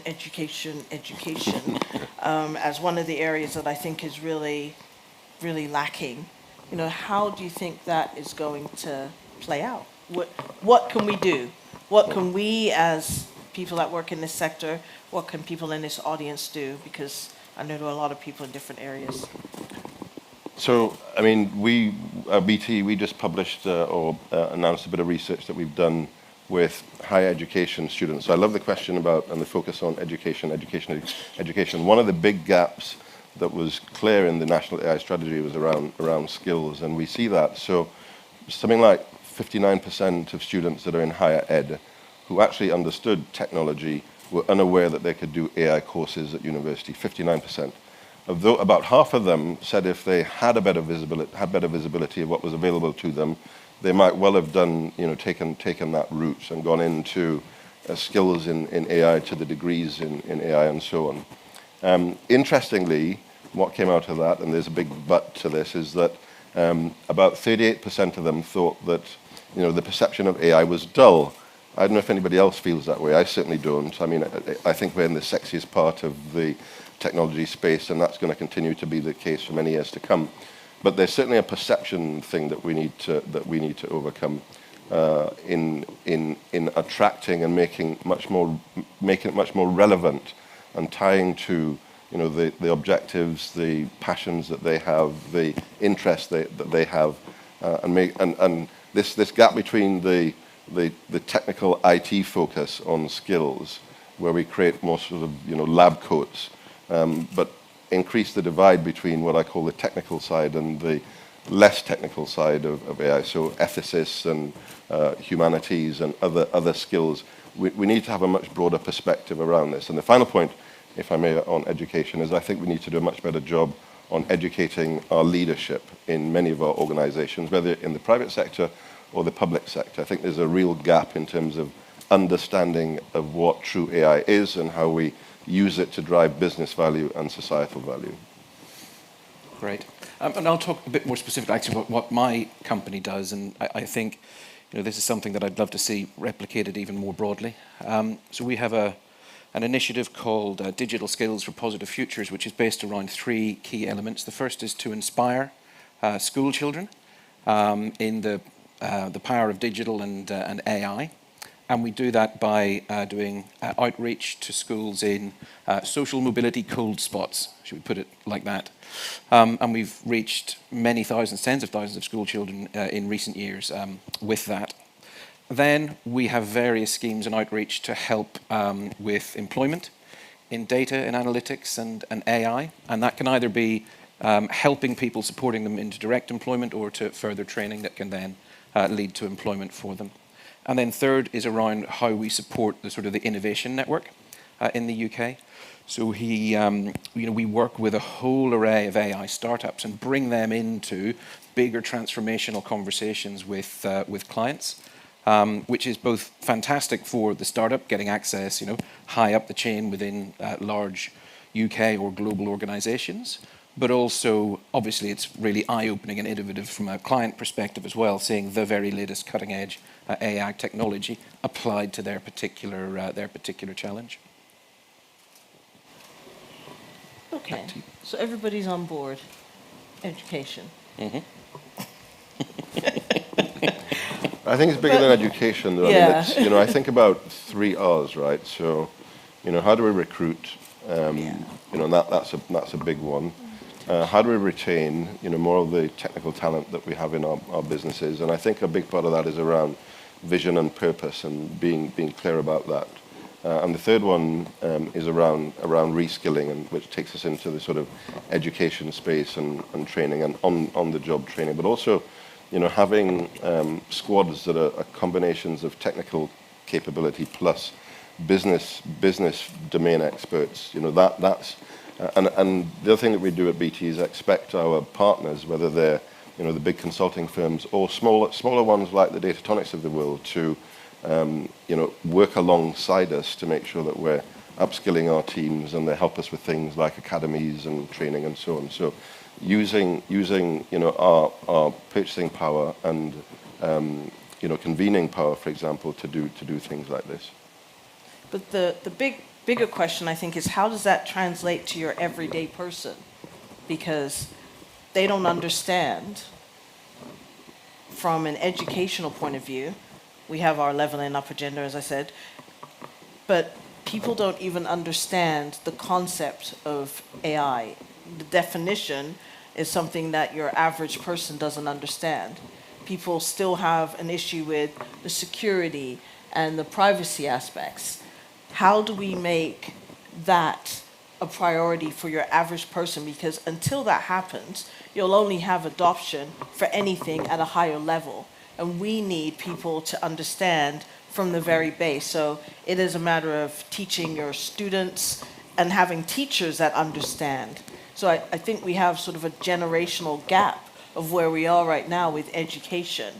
And I'm wondering how we're going to fix that, because we can't have a strategy that's going to go anywhere if you have a generation that's completely stuck. And we're seeing that regionally. Like, what do you think regionally? How do you believe this is going to be manifested regionally? Because here, it's fine. London, it can be taken care of. The rest of the country.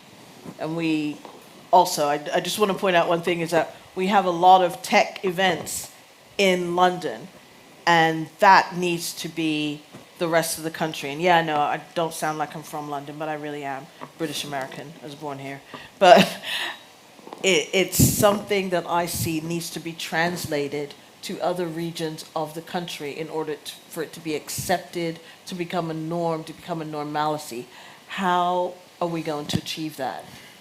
This might be too micro an answer, because I'm just going to talk about what I've happened to do with my own team. Frankly, the market at the minute for good data analytics AI talent is obviously incredibly fierce. So we are allowing people to live and work anywhere in the UK effectively. So if you want to go to Glasgow or Manchester or Bristol or wherever, that's absolutely fine. And particularly with now much more flexible ways of working that we've all got used to over the last couple of years, we can do that. And I can only see that accelerating. I think that will have somewhat of an uplifting effect on the sort of the regional side of that, although I do realise that's more of a micro answer for what I personally am having to do with my team, rather than a broader answer for what we do with the rest of the country. But I think, you know, some of the things that I've talked about there, like targeting those social mobility cold spots for specific actions around education, could certainly help. Okay, Adrian. So I completely agree with the comments that Connor made. I mean, things that we're doing at BT, for example, we have a relationship with about 30 different universities, most of them in the UK, and it's just not London, by the way. It's this golden triangle of London, Cambridge, Oxford, and how do we get out of that golden triangle, as it's called? And so, you know, we have joint relationships with the University of Bristol, where we're doing some work at the moment around AI skills, and with CogX we'll be hosting the National AI Debate, as we're calling it, in October. We have, you know, flexible working relationships, as Connor has mentioned as well. But I think working with universities and government and business, you know, getting all three of those to work together is really, really important.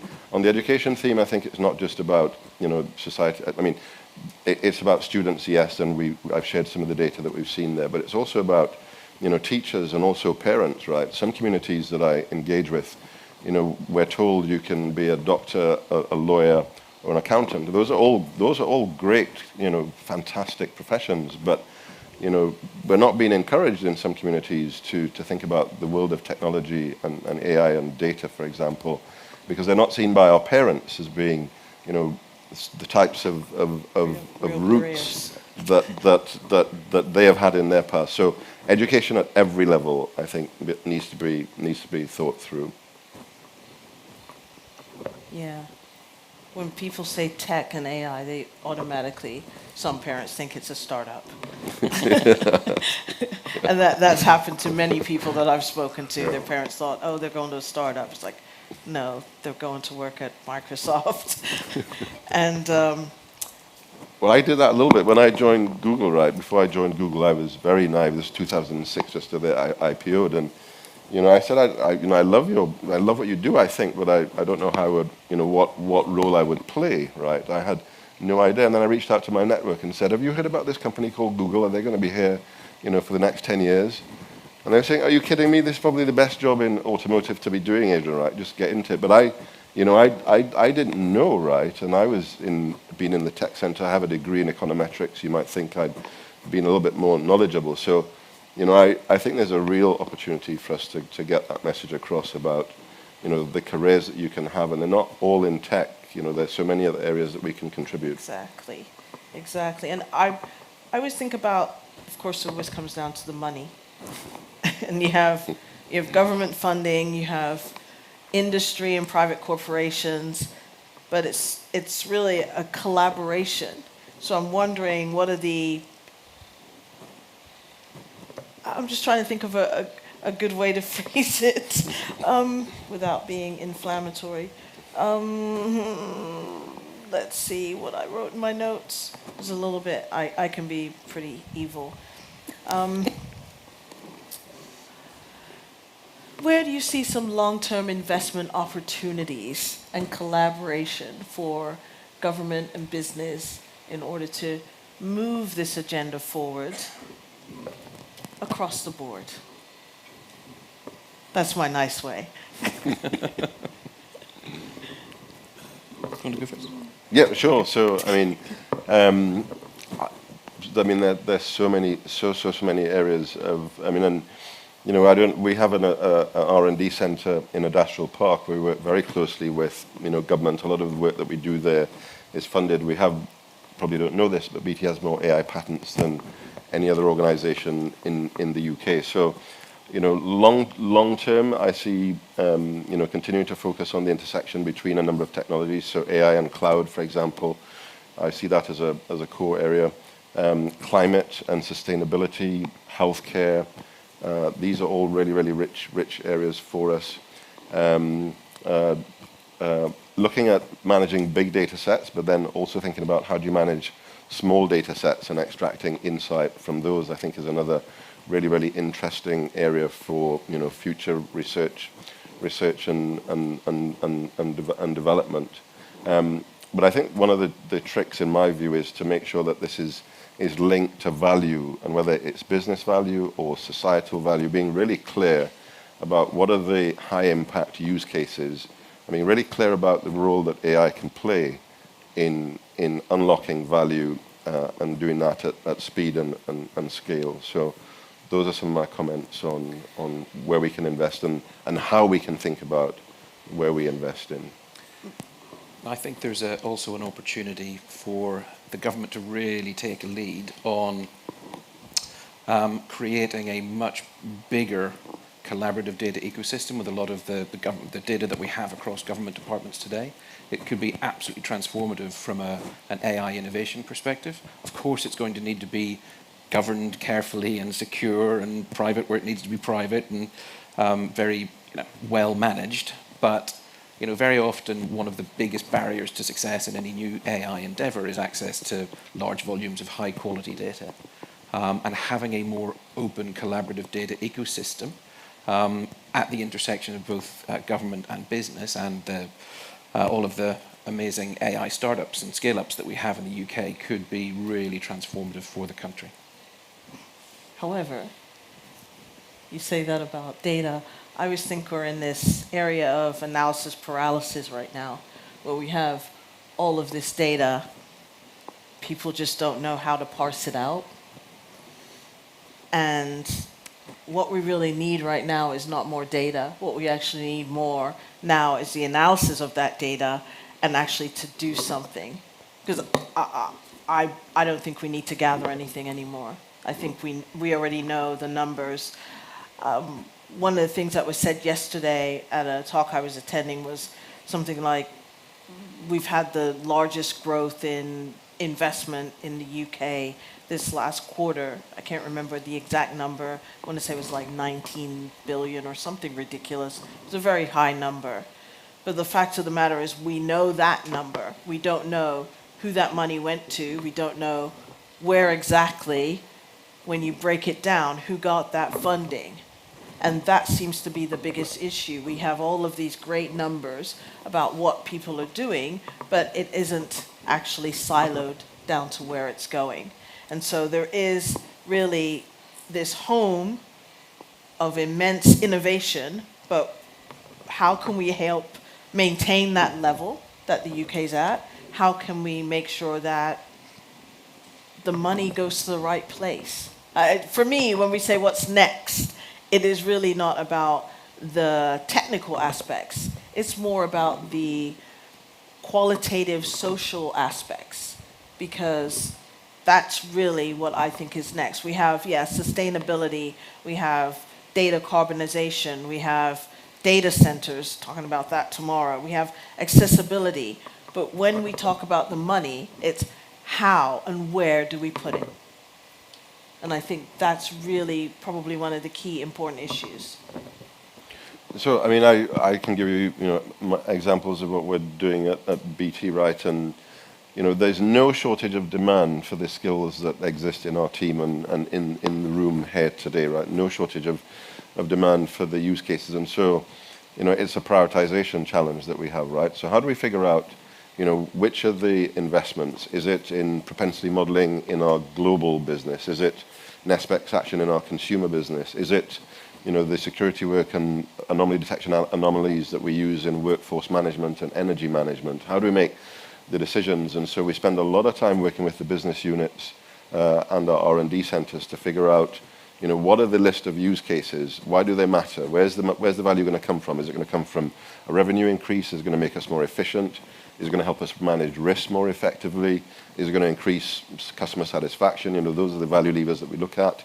Is it going to help with societal impact as well? Of course, that's another lever that we look at. And then making calls about, the size of the prize and then the ease and speed with which we might be able to do this. I would challenge the view a little bit about data. I still think that, it's a fundamental problem. If you're in a business that's as old as we've been around for 178 years. We're one of the few FTSE 100 companies that have lasted this long. But if we don't crack what we're doing now in terms of the investments that we're making in data and AI, then we're not going to be here for the next 10 years in the way in which we hope to be. And so that prioritization piece, but our data is in multiple legacy systems.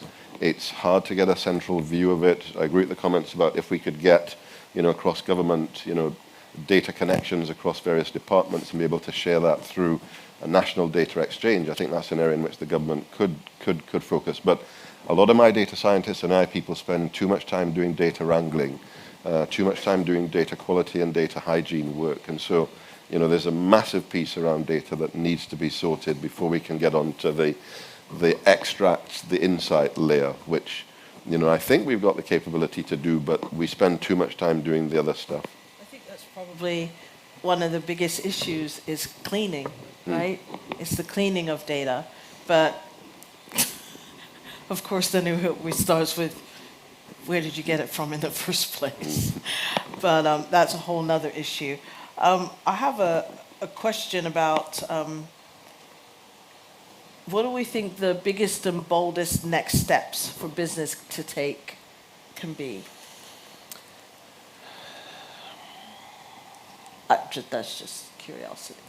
The biggest and boldest next steps for business? In relation to AI. So, again, it touches on my previous point. I think some of the most exciting innovations that we're involved in with clients is where we are developing much broader data ecosystems for them. So it could be at the intersection of a telecommunications company and a retail business, for example.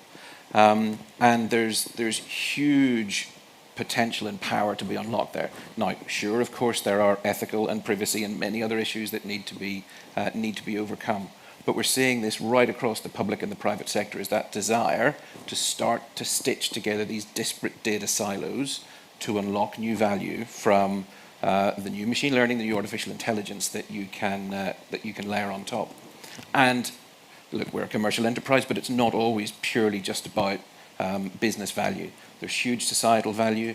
There's huge value from a sustainability perspective that can be unlocked when you start to join some of these silos together across organizations in public and private sector. So I know that sounds a little similar to what I said before, but I genuinely think there's huge value there and potential for the UK to really be a leader in that space. But if you were going to go for a pie in the sky, what would be something really out there?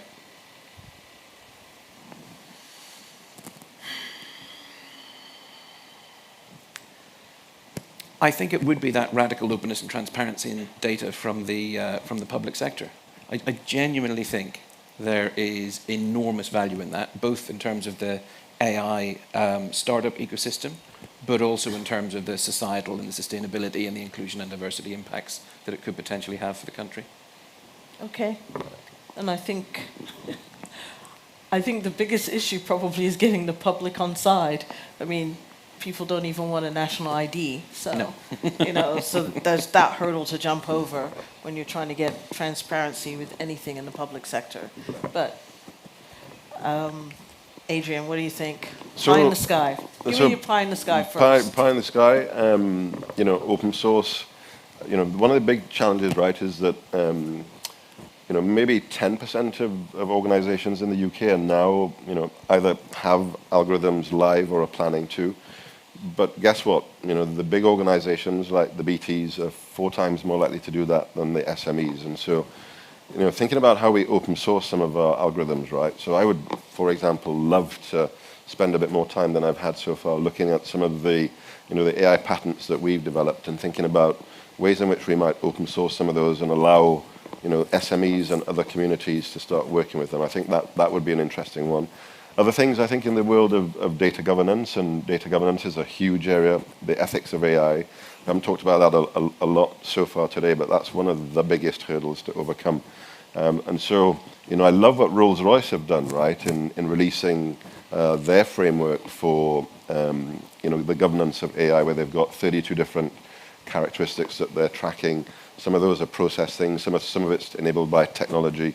So, again, organizations, releasing what they're doing in areas that are for the national good and perhaps not in competitive spaces. The data sharing, I think, is a big one. Data exchanges, at scale, not just for government data, but actually for commercial data sets as well. That's a massive idea. And we just all need to get behind skills in a way in which we haven't done enough of as yet. And for it to be much more diverse. I mean, it's not okay that just 1 in 10 data scientists in the UK are female. That's just not okay, right? It's not a good thing. And so, spending a lot more time thinking about how do we get the diversity that we have, I think, reflected in this room that I see, or in our customer bases, actually reflected in the teams that we hire and train and support. So those would be some of the things that I would think about. Yeah, I really like your point about that open ecosystem. Gartner, way back in 2015, said, businesses, you are your algorithms. And that is true for many, many businesses in the knowledge economy. But I am absolutely supportive of businesses doing more of that. I think it's going to be beneficial for all. So probably the key point is collaboration, education. I'd say two of the main things, education and collaboration, and transparency. We're not going to go into the third. We could, but I'm pretty sure that there are people in the audience that have great questions. And I know from what I've heard about the audience, there are some great questions out there and some great points to be made.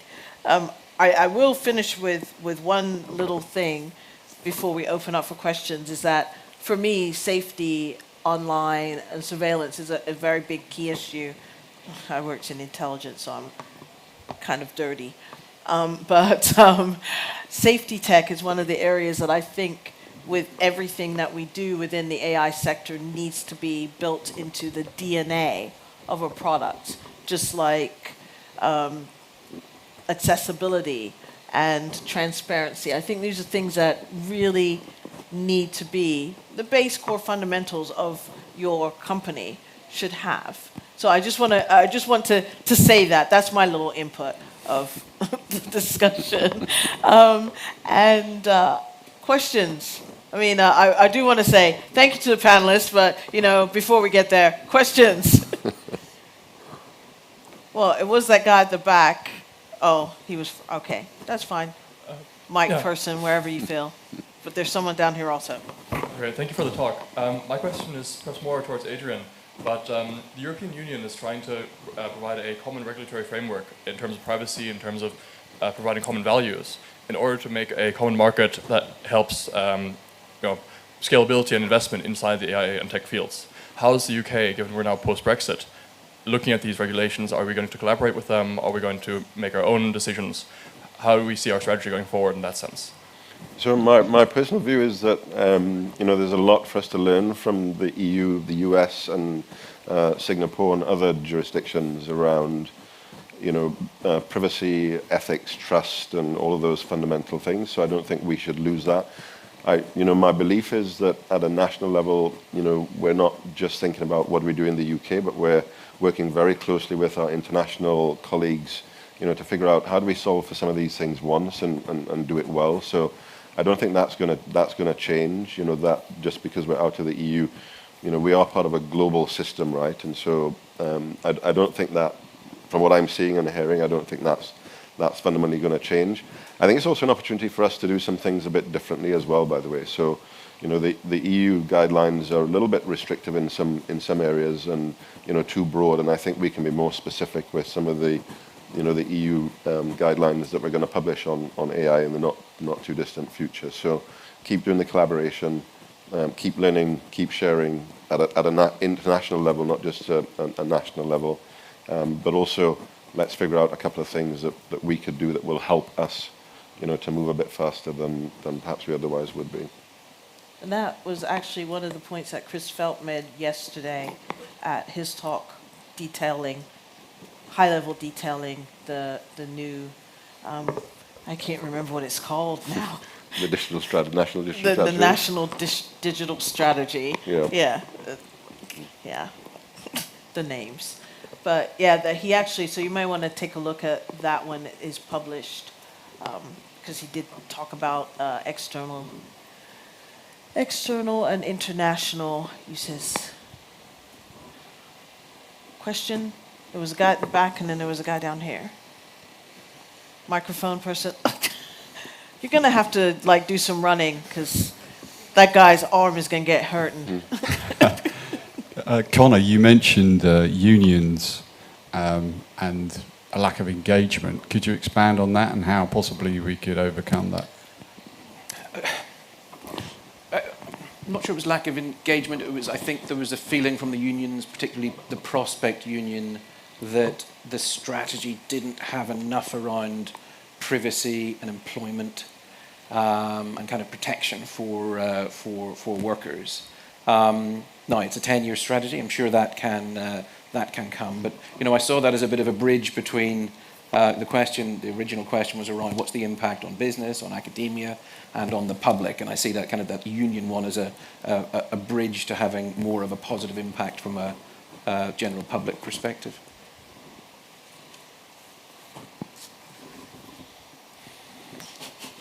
Finally. Thank you for the discussion. So my takeaway from what you just talked about is that we're deep into figuring out what the implementation of the strategy is going to look like. Thinking beyond that, how are you going to approach assessing the outcomes of the implementation of the strategy in the future in the context of the entire country, the people, the industry, and so on? And what would you consider key results of a successfully implemented AI strategy in the future?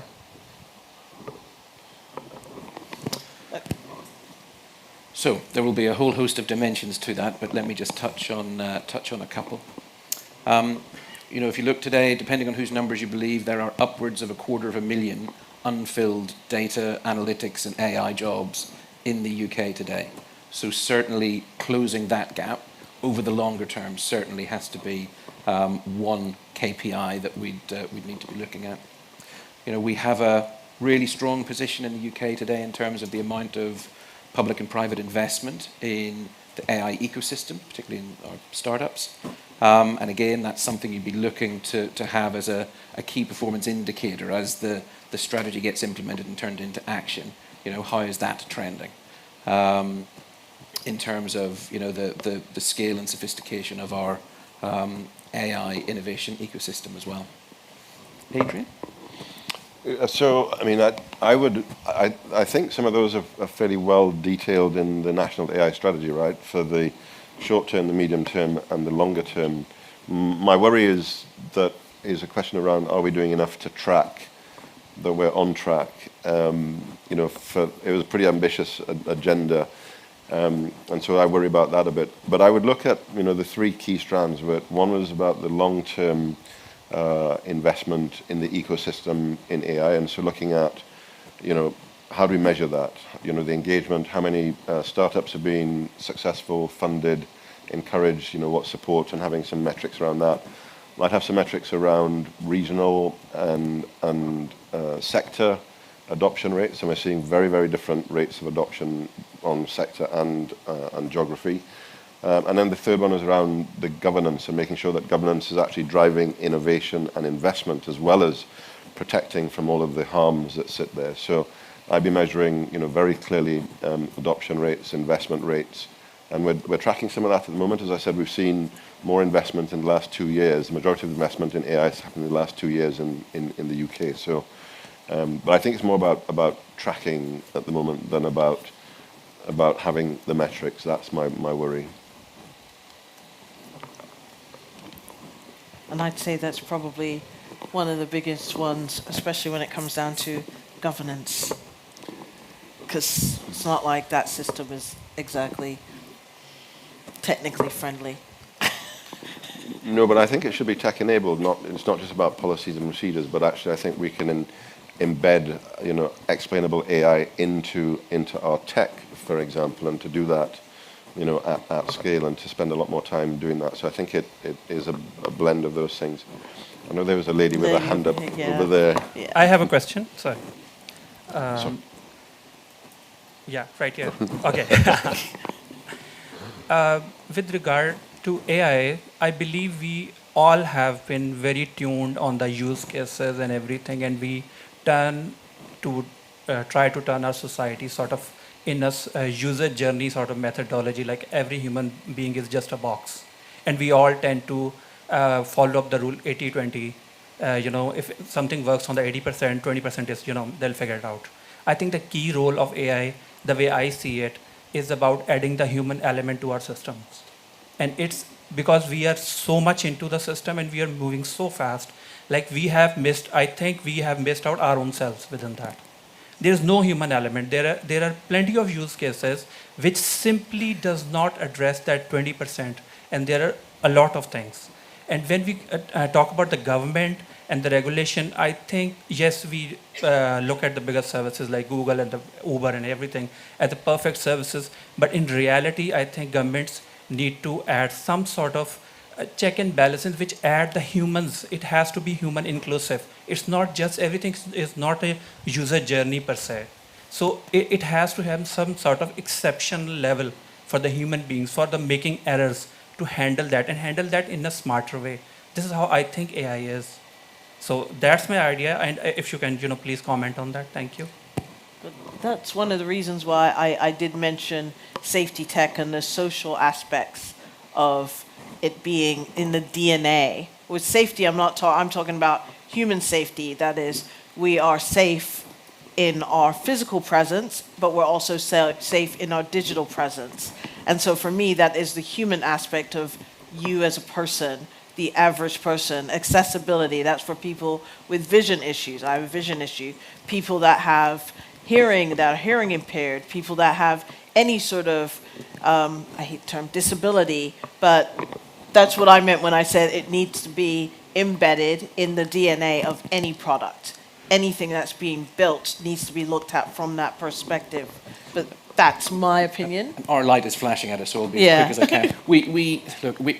I've learned the hard way in my career that the single biggest point of failure in any analytics or AI endeavor is a failure to actually drive to action at the end. So you need to start with what that human interaction with the AI is going to be, how that person's role is going to evolve and change, what that new customer experience is going to feel like, and then work backwards from there. So we always start with that kind of end human interaction in mind and generally work backwards from there. I mean, I would say that, look, the algorithm is actually outperforming us in many areas, right? Whether it's in language skills, transcription, in healthcare and so on. But, the human in the loop, a lot of the research that I see and evidence suggests that actually it's the combination of the algo and the person that gives us the best outcome. So I would agree with the fundamental statement that I think you made in your question. Okay, the red light is blinking at us. We're going to have time for this lady to ask a question. Oh, no? Go ahead.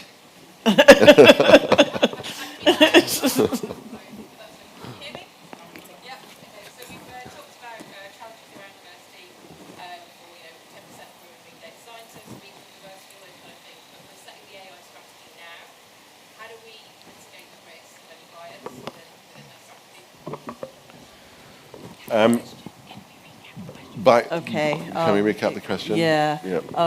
We've talked about bias within. Oh, sorry. Is this? It is working now. Yes. We've talked about the gaps we still have in diversity. So from 10% of women being data scientists to the regional variations around that, etc., and stuff like that. We're at the moment setting the AI strategy, and businesses are doing that, etc. How do they mitigate the risk of bias being introduced into that AI strategy when we still have a massive challenge around diversity? I don't think that we can entirely, right, and that's why we spend a lot of our time in the hiring that we're doing to get the right balance of gender, of ethnicity, in the end we want it to be around diversity of thought, because we think that's the thing that matters the most, but reflecting the societies in which we exist. But I don't think we're going to be able to do that. I mean, in my own team, I hired a very senior lady to lead AI for us. And guess what? 50% of her team now are female. right? And so one thing I would advise you to do is to whatever the type of diversity you're trying to achieve is to hire a very, very senior person of that type of background, because they will very quickly begin to attract, you know, those types of profiles. But in the interim, there's a lot that we can do, you know, through technology, I think, and, you know, identifying biases. For example, we can look at sensitive data, right, and remove that from the algorithms, but then bring it back in to check that, you know, we haven't had any unintended consequences of a gender bias or an ethnic diversity bias or any other sort of biases. So one thing is, that's how we operate in terms of safe AI, is to take that sensitive data out, but bring it back in to just make sure that the outcomes of the algorithms aren't delivering any of those biases that we would hope not to achieve. Okay. And just a quick shout out to Claire Williams, who asked the question, voted one of the top 20 women in data last year. So. Thank you for the question, Claire, and everybody. Thank you for your questions. Thank you very much, and I'd like to thank my panelists, Conor McGovern, Adrian Joseph. Thank you very much. Thank you, Suki. And you Thank you, have Suki. a wonderful day, everybody, and thank you. Please give them a round of applause. Thank you. Thank you all so much. That was wonderful. Now, the good news is it's lunch. The bad news is you have to bear with me for just a few more minutes. Coming up at 2 o'clock, promptly back on this stage, we have our next session, which is going to be on blockchain, increasing access to low-carbon energy products. We will be kicking off at 2 p.m. sharp, but the great news is, with the power of CogX and the way we convene people, it's a beautiful day. The sun is shining. Go and enjoy walking and the local restaurants and gathering in gaggles with one another and networking. I just want to say thank you to Capgemini for powering this session. The theme of today at CogX is really true tech transformation, and I think a testament to the wonderful questions and contributions we've had from our audience, as much as our esteemed panelists, is the fact that we're all representing different agencies. Whether you're an entrepreneur, whether you're a CEO, whether you're an activist, whether you're a policymaker, an academic, an ethicist, we really do bring people together in the room. So I do urge you to ensure that you connect with one another. And if you're interested in finding out more about CogX, the app is being demoed in P2, which is just across the way right before you hit the Cold Drops Yard. So if you want to demo and meet some of the CogX team, I urge you to check that out. And without further ado, please join me in thanking our wonderful panelists, Conor, Suki, and Adrian. Thank you so much. See you at 2.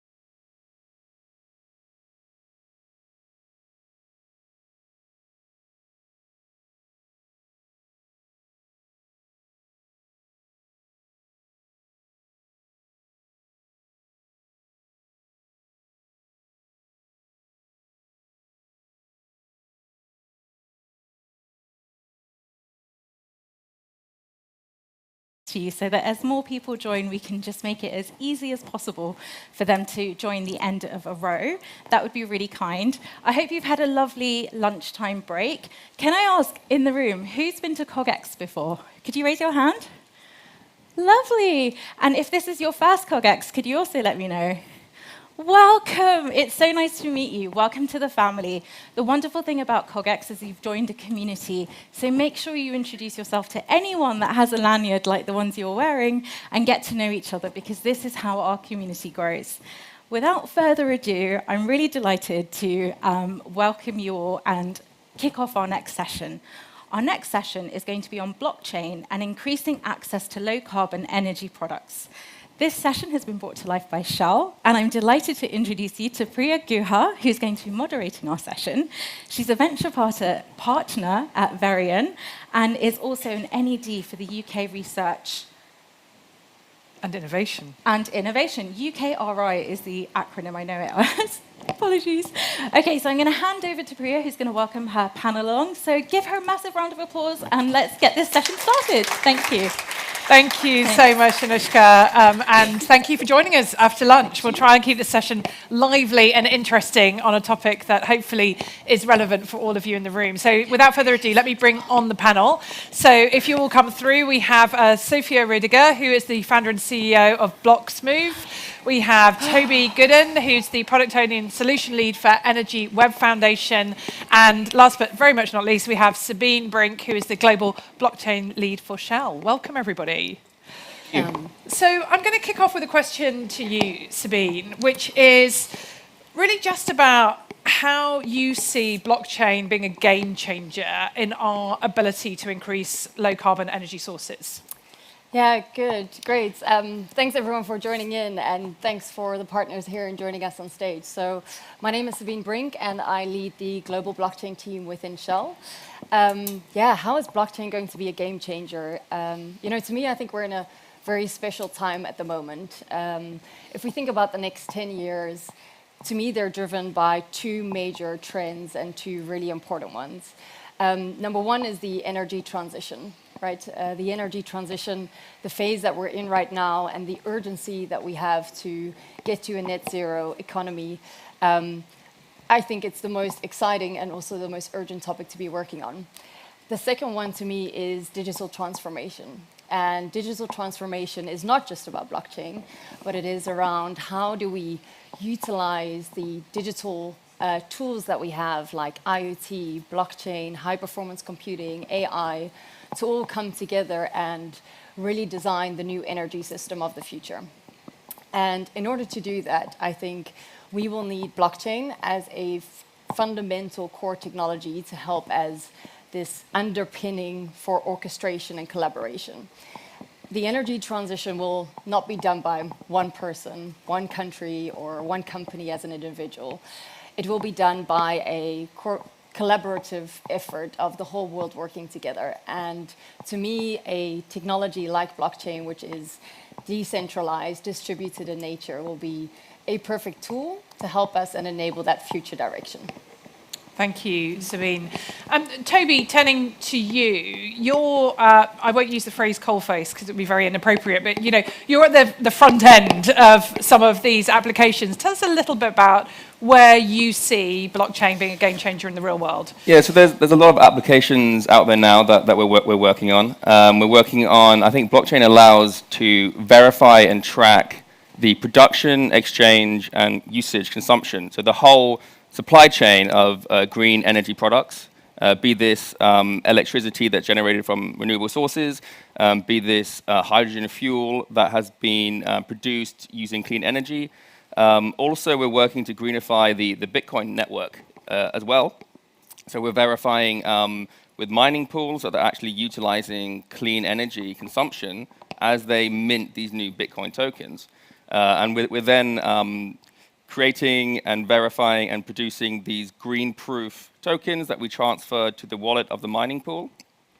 So they are able to be coupled to the actual Bitcoin and prove that this Bitcoin was minted using green electricity. The point is, we can, there's solutions out there. You can verify and prove the greenness of nearly everything, nearly any green product throughout the whole supply chain. And I think also powering this is the ability to give every single entity that interacts with the electricity system an identity. So we're working to give them all digital identifiers, DIDs, all the way from batteries, electric vehicles, outlet points, inlet points, actual all the way through to EV drivers, to users, to organizations.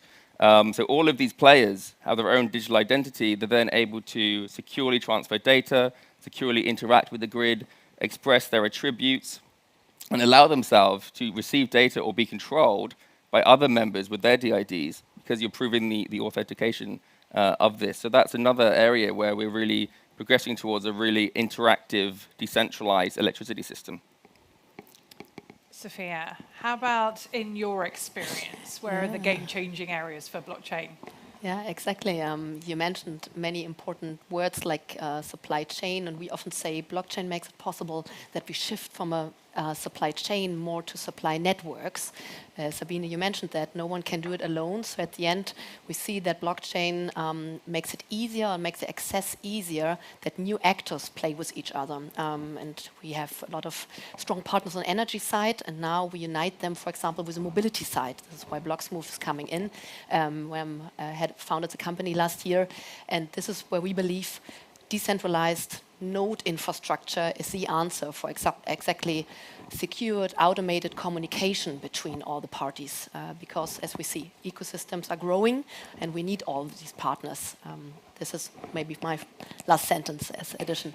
So that's a perfect sequence into what I was going to ask you to tell us a little bit more about. Actually, all of you, but I'll start with you, Sophia. What does Blocksmove do? What's your role in this big picture of node mobility use that you were just describing there? Yeah, good question. First of all, I'm CEO and founder in Blocksmove, so that's my role. What is Blocksmove's role in that? So the interesting story behind Blocksmove is that we are a management buyout for Mercedes. So we incubated the entire technology mobility blockchain platform more than 3 years in an ecosystem with a corporate. That was, first of all, the interesting fact and role. Then we did that management buyout because we realized such a decentralized network, this is not possible to drive that in a corporate like Daimler. So you need a neutral touch, so to say, reduce the smell of a big company like Daimler. And this was the reason why we bought it out, and now we're an independent startup. And what we do in that entire setup is, first of all, you mentioned already DID, so that we have an DID, an identity for batteries in the car. Then the vehicles, like a scooter, like a bus, a train, whatever mobility vehicle you choose.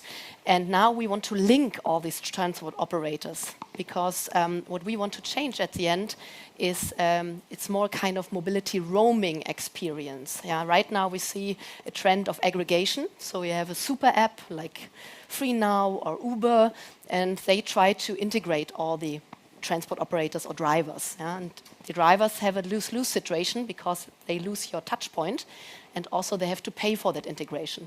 And this can change on blockchain technology, because at the end, the entry point doesn't matter. You can choose your favorite scooter app, you choose a favorite, I don't know, London Underground app, and at the end, you roam through an ecosystem because it's connected in the back.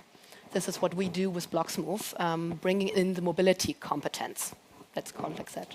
Thank you so much, and that's better. You can hear me now. So, Toby, tell us a little bit more about the Energy Web Foundation. The Energy Web Foundation is it's both a global non-profit, but it's also a tech startup, which is quite a funny combination, but we're trying to walk that line. And what we do primarily is we build infrastructure using Web3 technology. So this is blockchain, this is decentralized identifiers, as you were talking about. This is just decentralized logic execution. So our goal is to build this Web3 infrastructure and work with enterprises to unlock the business value that comes with that. We're aware that blockchain was overhyped, and there's maybe, we found 200 ways not to use blockchain, and that was a great learning experience. But we found 3 or 4 ways where you really can use Web3 technology and blockchain to really make a difference and unlock value and accelerate the energy transition. So that's our goal. And so in your role, Sabine, you are the global blockchain lead for Shell. But tell us a little bit more about actually what Shell is doing day in, day out in this space. Yeah, sure. To be honest, I think I have one of the most awesome jobs in this space at the moment.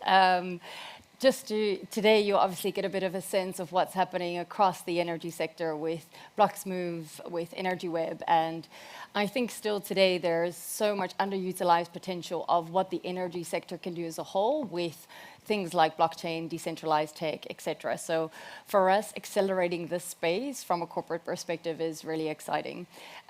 We started out with this journey on blockchain and decentralized tech in 2016 already, so quite early on.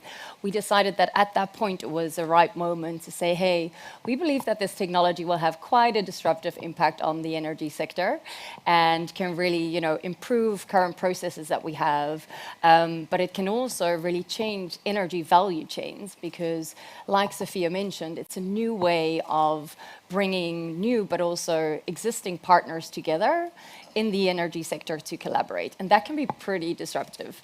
And also our vision in this is that blockchain has the ability to create new markets. So just like what we've seen with the internet early on, in the last, let's say, 15 years, we've seen this explosion of internet-based companies coming into the world and literally changing the way we live, work, and play.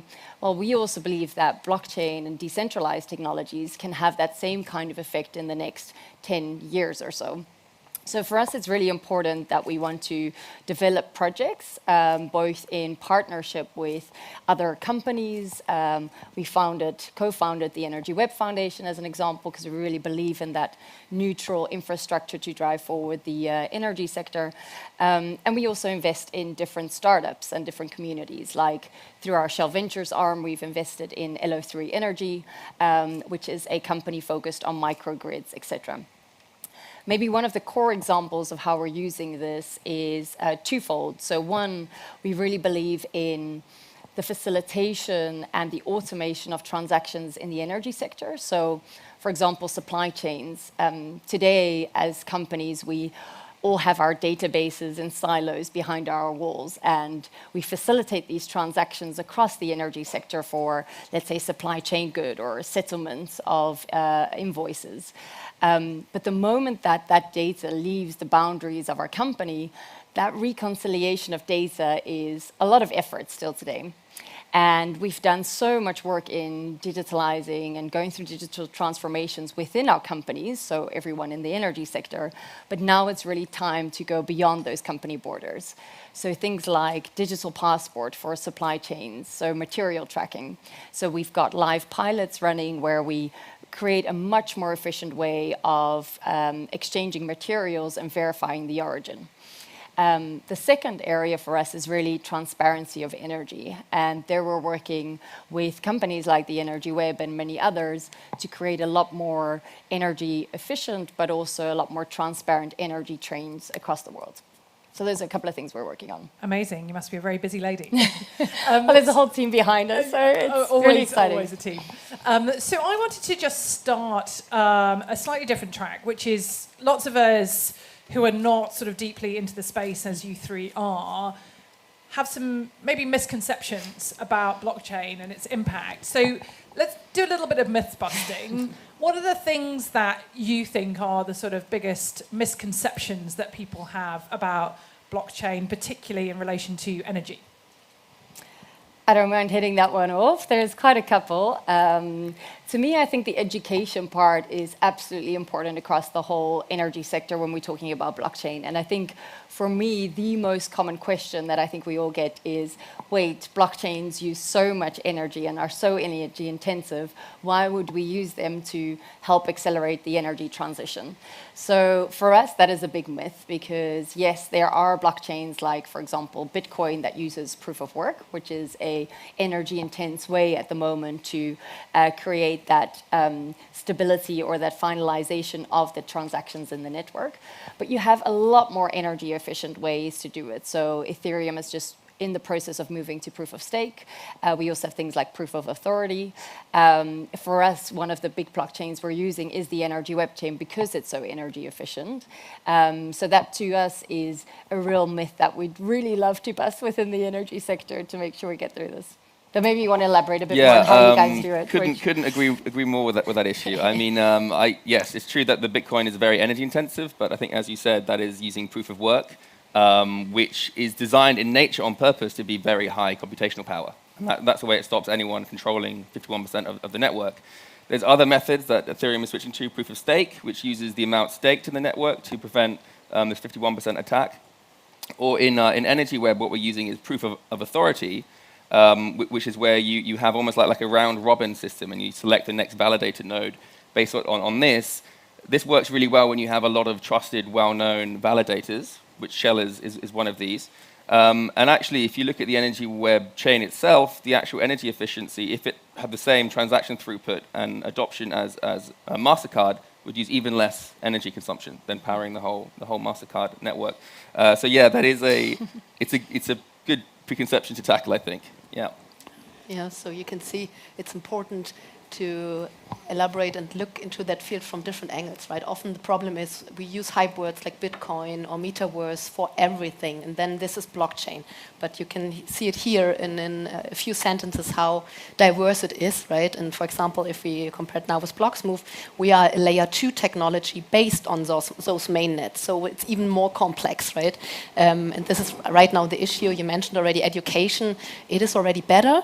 We see that many companies are educated, but we have a long way to go, I would say. And for example, with all the hype topics like NFT or Bored Ape, yeah, for sure you could say this is nonsense and ugly, colorful pictures, but you can use that mechanism like NFT mechanism, for example, and can also use it for tickets, for e-tickets, yeah, for non-manipulating tickets, for events, for example, link it to carbon zero certification, for example, if you do an event, an online event, or another topic, we use it, for example, for mobility budget, yeah, that you link it really to an amount of money which you can use for all you can move in London, for example. So there are definitely real-life use cases, and this is important.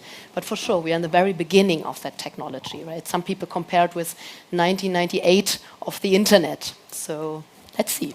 Well, that's where the education piece is fundamental. You've all talked about that, haven't you? Sophia, I'm going to stay with you, if I may, and dig in a little bit to the energy and mobility space, because the question some might ask would be, why do we need blockchain at all? So, you know, what's the use case for blockchain in that context? Yeah. I mean, from technology perspective, you can dig deeper into that. But why we use that, I started, related to the first question, I spoke about many actors in that game. And why is that interesting for us?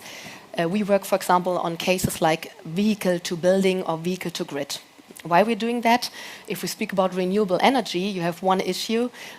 Today the sun is shining, but maybe tomorrow it's rainy, and you cannot switch on and off the so to say button for the sunshine, for the energy. So you need smart. Can't in the UK. Exactly, and same in Germany. So you need smart ways new ways for storage, the capacity, so to say.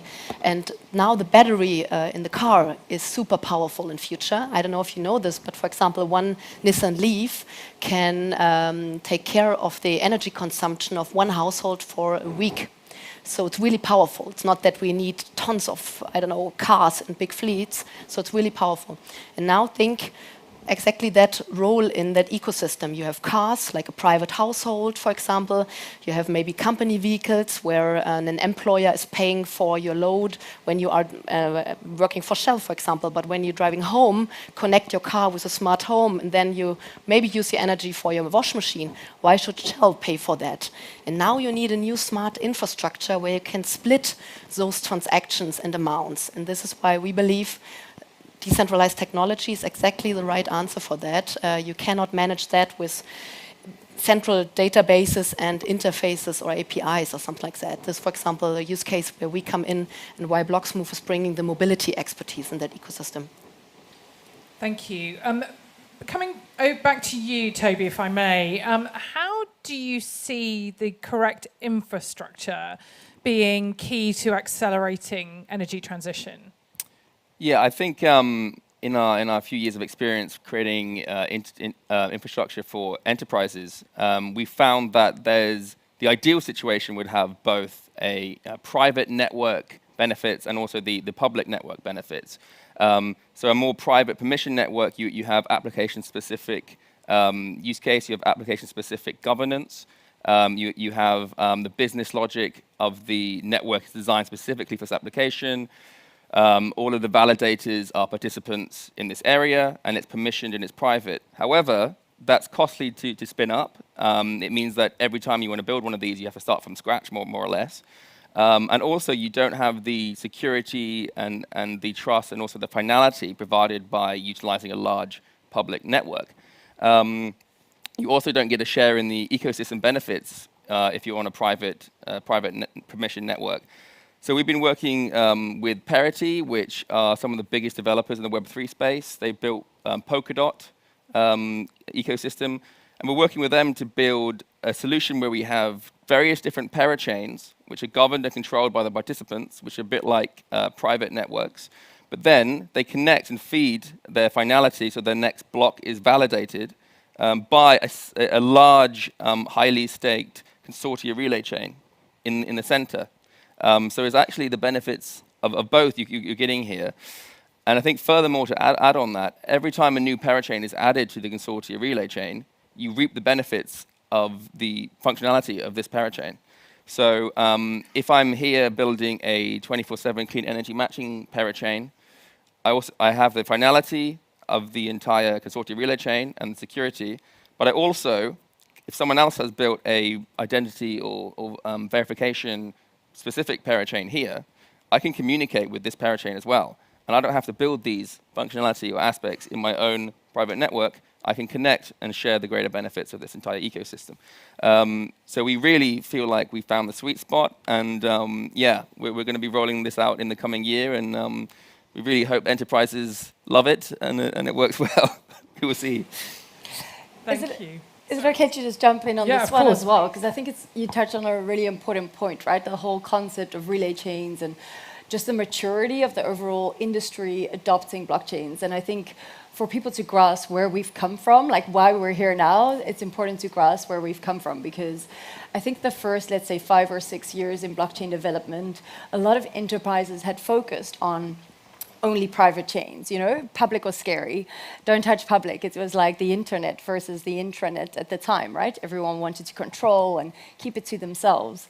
I think from our perspective, we've always seen that in the longer term, we will all benefit more from shared open infrastructure, public networks that can really be utilized without one centralized governance that controls it. So I think where we've seen in the first couple of years of blockchain development, it's been a lot of focus on private networks, which have become sort of like the new little islands that have been forming around different sectors. Whereas now, I think the maturity of getting to this place where we're trying to create a win-win of both, so utilizing zero-knowledge proofs, utilizing relay chains, and getting the benefits of both public, but also making sure that there is a privacy-centric element to it, it really lowers the adoption for enterprises to get on board. And I hope that really accelerates in the next 5 years of how we get there. Fantastic. And if I may stay with you, Sabine, I was going to ask you about the role of blockchain in low carbon energy certification, particularly in terms of sort of tracking through every transaction stage. Give us a sense of how far advanced we are there. Yeah, to me, this is one of the killer use cases in blockchain and energy. To me, when we look at the overall energy sector, right, we are going through a transformation. So previously, the energy sector was obviously, I would say, quite linear. And, you know, energy was being produced in one place, and it was being distributed and consumed in the next place. And I think the transformation that we're currently going through is that the energy sector is becoming a lot more decentralized and a lot more distributed. Because we are getting a lot more sources added to the energy mix, right? We've got solar panels on our roofs now. We've got electrical vehicles driving around that are pretty much batteries that can offer services to the energy sector.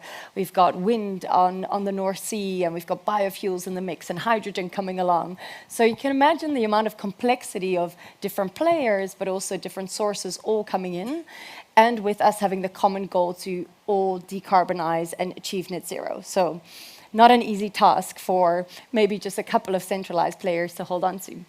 So for us, the aspect of transparency in the energy sector is absolutely key. So more and more, I believe, or for me personally, and I think we see that with our customers, it's, how do I prove that hydrogen I'm going to procure is actually green? Or is it coming from non-sustainable sources? Biofuels, how do I track that through the supply chain? Where is it all coming from? Or electricity, how am I actually sure it's green that I'm procuring? So what blockchain creates for us here is the ability to tokenize energy at the source of where it's created. So being a windmill on the North Sea, straight from smart meters, gather that data, create a tokenized representation, which is your digital certificate. And through that, we create a proof of this was being created or generated at a certain time, at a certain location, and it's being distributed through the electricity grid and consumed at the end of the day. So blockchain, to us, really provides a more transparent means of seeing, hey, what is the characteristic of energy? And also not being dependent on a lot of intermediaries in different markets, but rather a much more transparent, fluid way of transferring these electricity certificates or biofuel electricity certificates across the ecosystem. So for us, 24/7 matching is one of the key parts. So we've just launched a product based on open source technology of the energy web chain.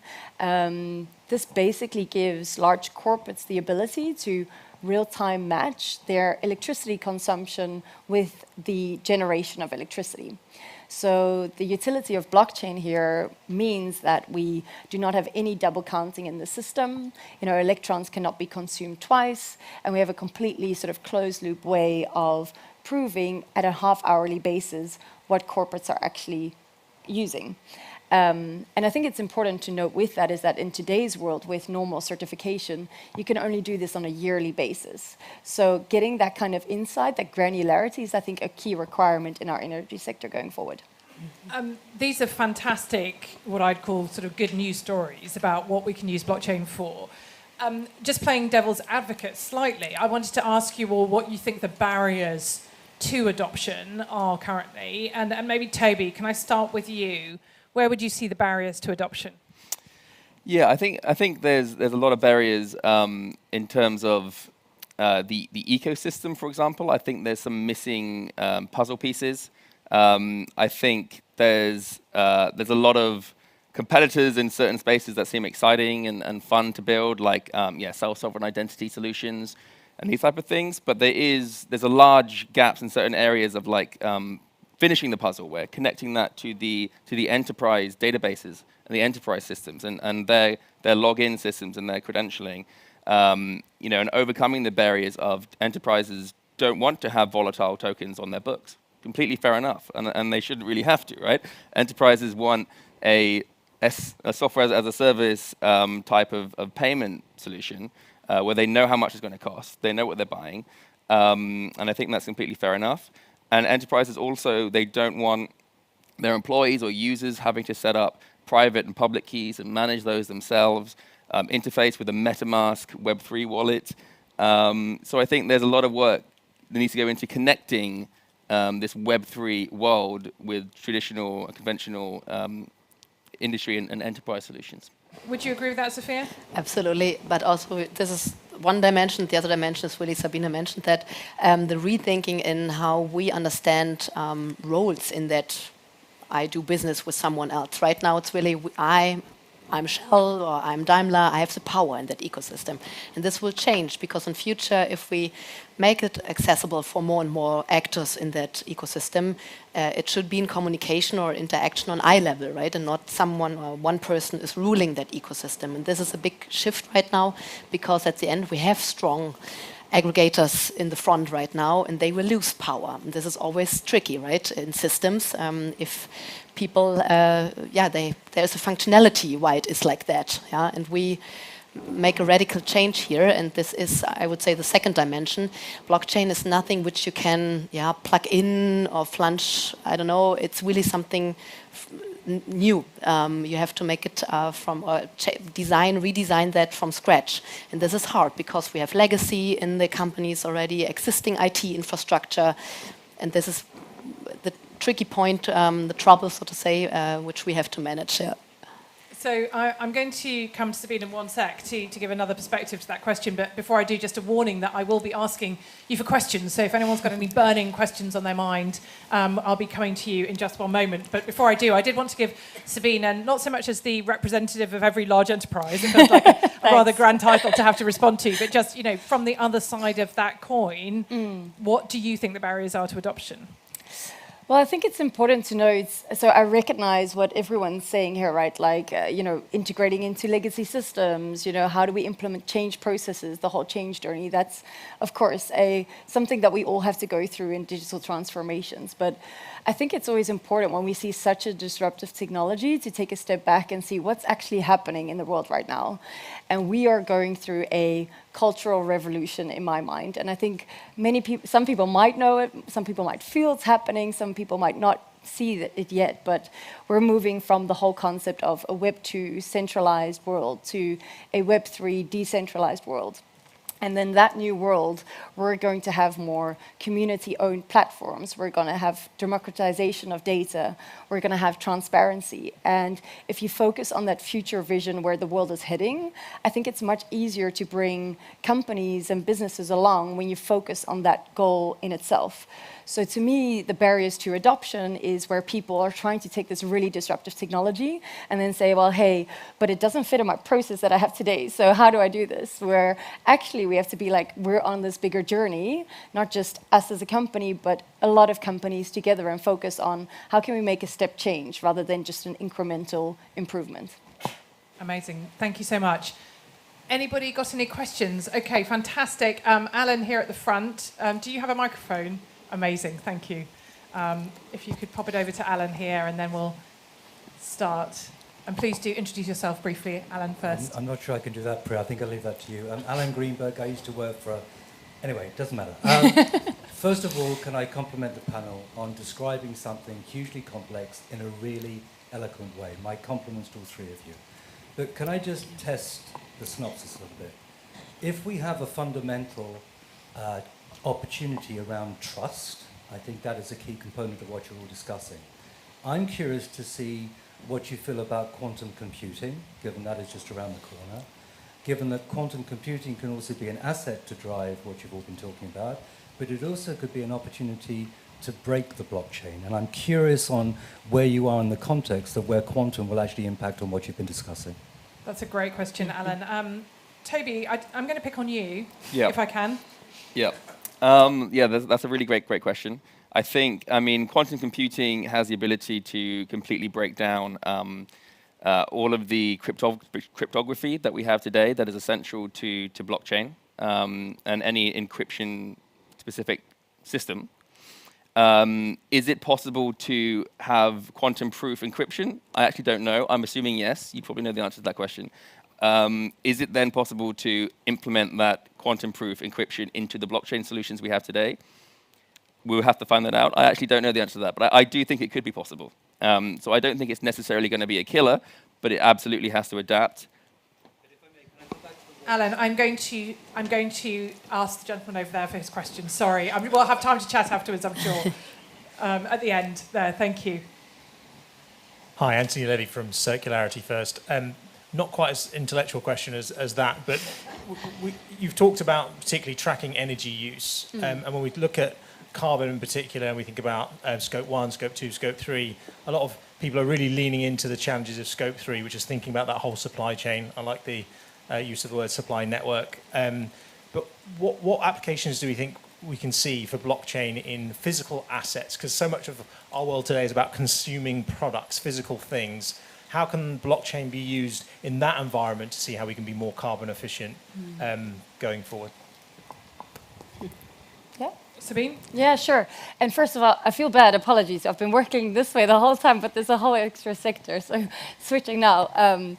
Yeah, to me, I think you're completely right. We're doing a lot of work, I think, overall in the sector on the concept of scope 1, 2, 3 emissions. Blockchain is an amazing, I think, transparent application for us to use in that sector, right? So, for example, we're working on a really exciting project as well to decarbonize heavy-duty industries. And there you have a lot of the transparency of scope 1, 2, 3, where you have all these actors working together and you need to exchange that kind of data, right? So that's one example. I would say when you transfer that same kind of concept to physical goods, there's, I think, a lot of work ongoing in trying to get down to the actual granularity of a product.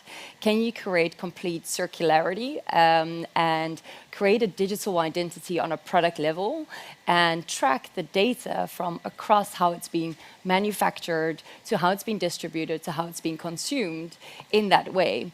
And it's hard to imagine that one centralized company can hold all that data regarding that complete end-to-end supply chain.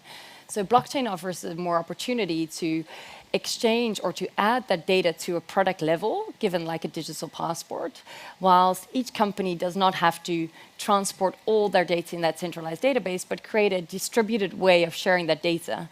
So at the end, you have a complete product history, but you don't have the need for centralization. And to me, it's a really exciting part. I would say the challenge in that is how do you get the track and trace on the right level of granularity for each and every product? And what is the value of going down in every single level? So batteries, I think, is a great use case.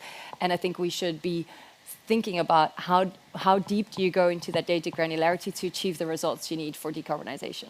I was actually going to bring Sophia in on the same question for exactly that reason, because I think you've got a great perspective on this. Exactly, but I think you answered it in a perfect way. And maybe also related to your question, at the end, it needs smart solutions on all dimensions. So on the hardware dimension and also software dimension. Blockchain is the software, right?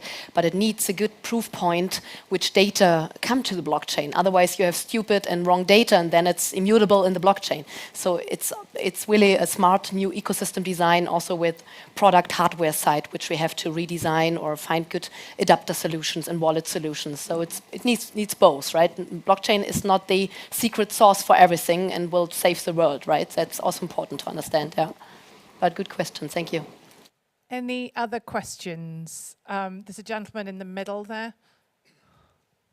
Hello there, thank you very much for the interesting panel so far. Yeah, I have a question actually. I was just wondering what you might consider some of the challenges and implications relating to transaction cost, particularly in some of the end-to-end scenarios and the mobility scenarios that you'd mentioned. Why don't you take that first, Sophia, if I may, in terms of the mobility scenario? How do you see cost bearing out? A very important question. From technology perspective, again, I give that ball to you, Toby. And this is, again, a topic where I said earlier, you have to understand blockchain on different layers and stack levels, so to say. Because, for example, in our case, as I said, Blocksmove is a layer 2 technology. So we use totally different mechanism for proving transactions. And therefore, we have a different cost structure. It's not like that we run each and every time a transaction on an Ethereum chain, for example. And therefore, we have, for example, a very low cost level when it comes to transaction cost. But yes, it is a topic. And we have not, for all these questions, the perfect full-fledged answer right now. This is also something we have to be very honest. Yeah. Toby, did you want to come in? Yeah, I mean, it's a really great question. I think if you look at Ethereum, where the gas fees have got so high when the actual price of Ethereum's got so high as well, so it is a big issue. I honestly think Ethereum never expected to be valued as high as it is, which could be part of it. But at EnergyWeb, I mean, we can adjust our gas fee actually. So if the token price increases, we can actually decrease the gas fee, the transaction cost of interacting and sending transactions on that network. And I think there's lots of also, like, yeah, as you say, layer 2 that can come on top of the blockchain and actually like aggregate transactions together and then submit them all at once. So it's a great question. I think it really is an issue, but I think it can be and will be solved. So I'm afraid our time is drawing to a close. But before we finish, I did want to maybe ask you to share one final sort of pearl of wisdom with us in the room. Really, from a personal perspective, about what's the one lesson you've each taken away in terms of building a blockchain ecosystem. So I don't know, Sabine, if I can start with you. One lesson to take away. I think for me, what we're doing here is fundamentally changing a way an industry interacts and collaborates with each other. And that is extremely exciting. And I think for me, the biggest lesson in that is how to build blockchain ecosystems and how to be really careful on how you bring partners together, how you create this open facilitation of innovation, and how you, as companies in the energy sector, we actually lower our boundaries of the way we traditionally are used to working together. And we move into this new world where we're more open to collaborate. We have these open innovation ecosystems. And I think the more we focus there, open source code, open transformation, collaboration, I think the results will be a lot faster than going alone, which we still see a lot in the energy sector happening. That will be my part. Thank you. Toby? Yeah, I couldn't agree more with the collaboration importance and creating an ecosystem where you can all benefit from shared functionality. I guess one learning on top of that then would be don't use blockchain unless you really need to, unless there really is a value for it. In the beginning, we had lots of companies wanting to use blockchain because it was very exciting and interesting, but it's costly, it's expensive, it's not better than centralized databases in many solutions. It's better in certain ones, it's much better. But yeah, don't use it unless it really is adding value to your business. Yeah, Sophia? that's important. Patience, especially with enterprise companies. No, sorry. But I totally agree with you. And maybe one additional point, sometimes it's painful for me to say that because Germany, UK, we are really well-developed countries. But what we also learned during our roadmap is also to look into emerging markets like Nigeria or also Latin America, because they have totally different system structures and also different concept of trust, right? And what we learned is that sometimes speed and also the openness or willingness for such new technologies, especially on peer-to-peer interaction, is totally different than compared to Germany, for example, where I'm coming from. And this is what we learned also, that we open our scope. For example, also tested a product stream in Nigeria, and let's see how this will develop. So also be open when it comes to an amazing, a rich world, right? And don't focus too much on only one market or one company, because as we said earlier, it's really the opportunity of building a totally new ecosystem, also a global one. That's brilliant. So being open to new markets, being really thoughtful about when you use blockchain and when it's not relevant, and last but very much not least, actually building thoughtfully an ecosystem collaboration. Hope you'll join me in thanking Sabine, Toby, and Sophia for that great panel. Thank you very much. Please stay where you are for now. You've given them a big round of applause. I'm going to ask you to stay in your seats for a bit more housekeeping. We're going to have a very quick break, and we're going to be back at 3 o'clock on the hour for our next session, which is going to be about how Gen Z, I'm like, how Gen Z, I'm British, I can't help it, are thinking about the future. So that's going to be kicking off here at 3. Today's theme at CogX is all about tech and transformation. So it's been wonderful to hear all of your insights. So Priya, Sophie, Sabine, and Toby, thank you all so much. And if you want to share your thoughts of what you've captured from today's conversation, continue the conversation, use our hashtag, which is CogXFestival22, and we'll see you again at 3. Give them a massive round of applause. Thank you all so much.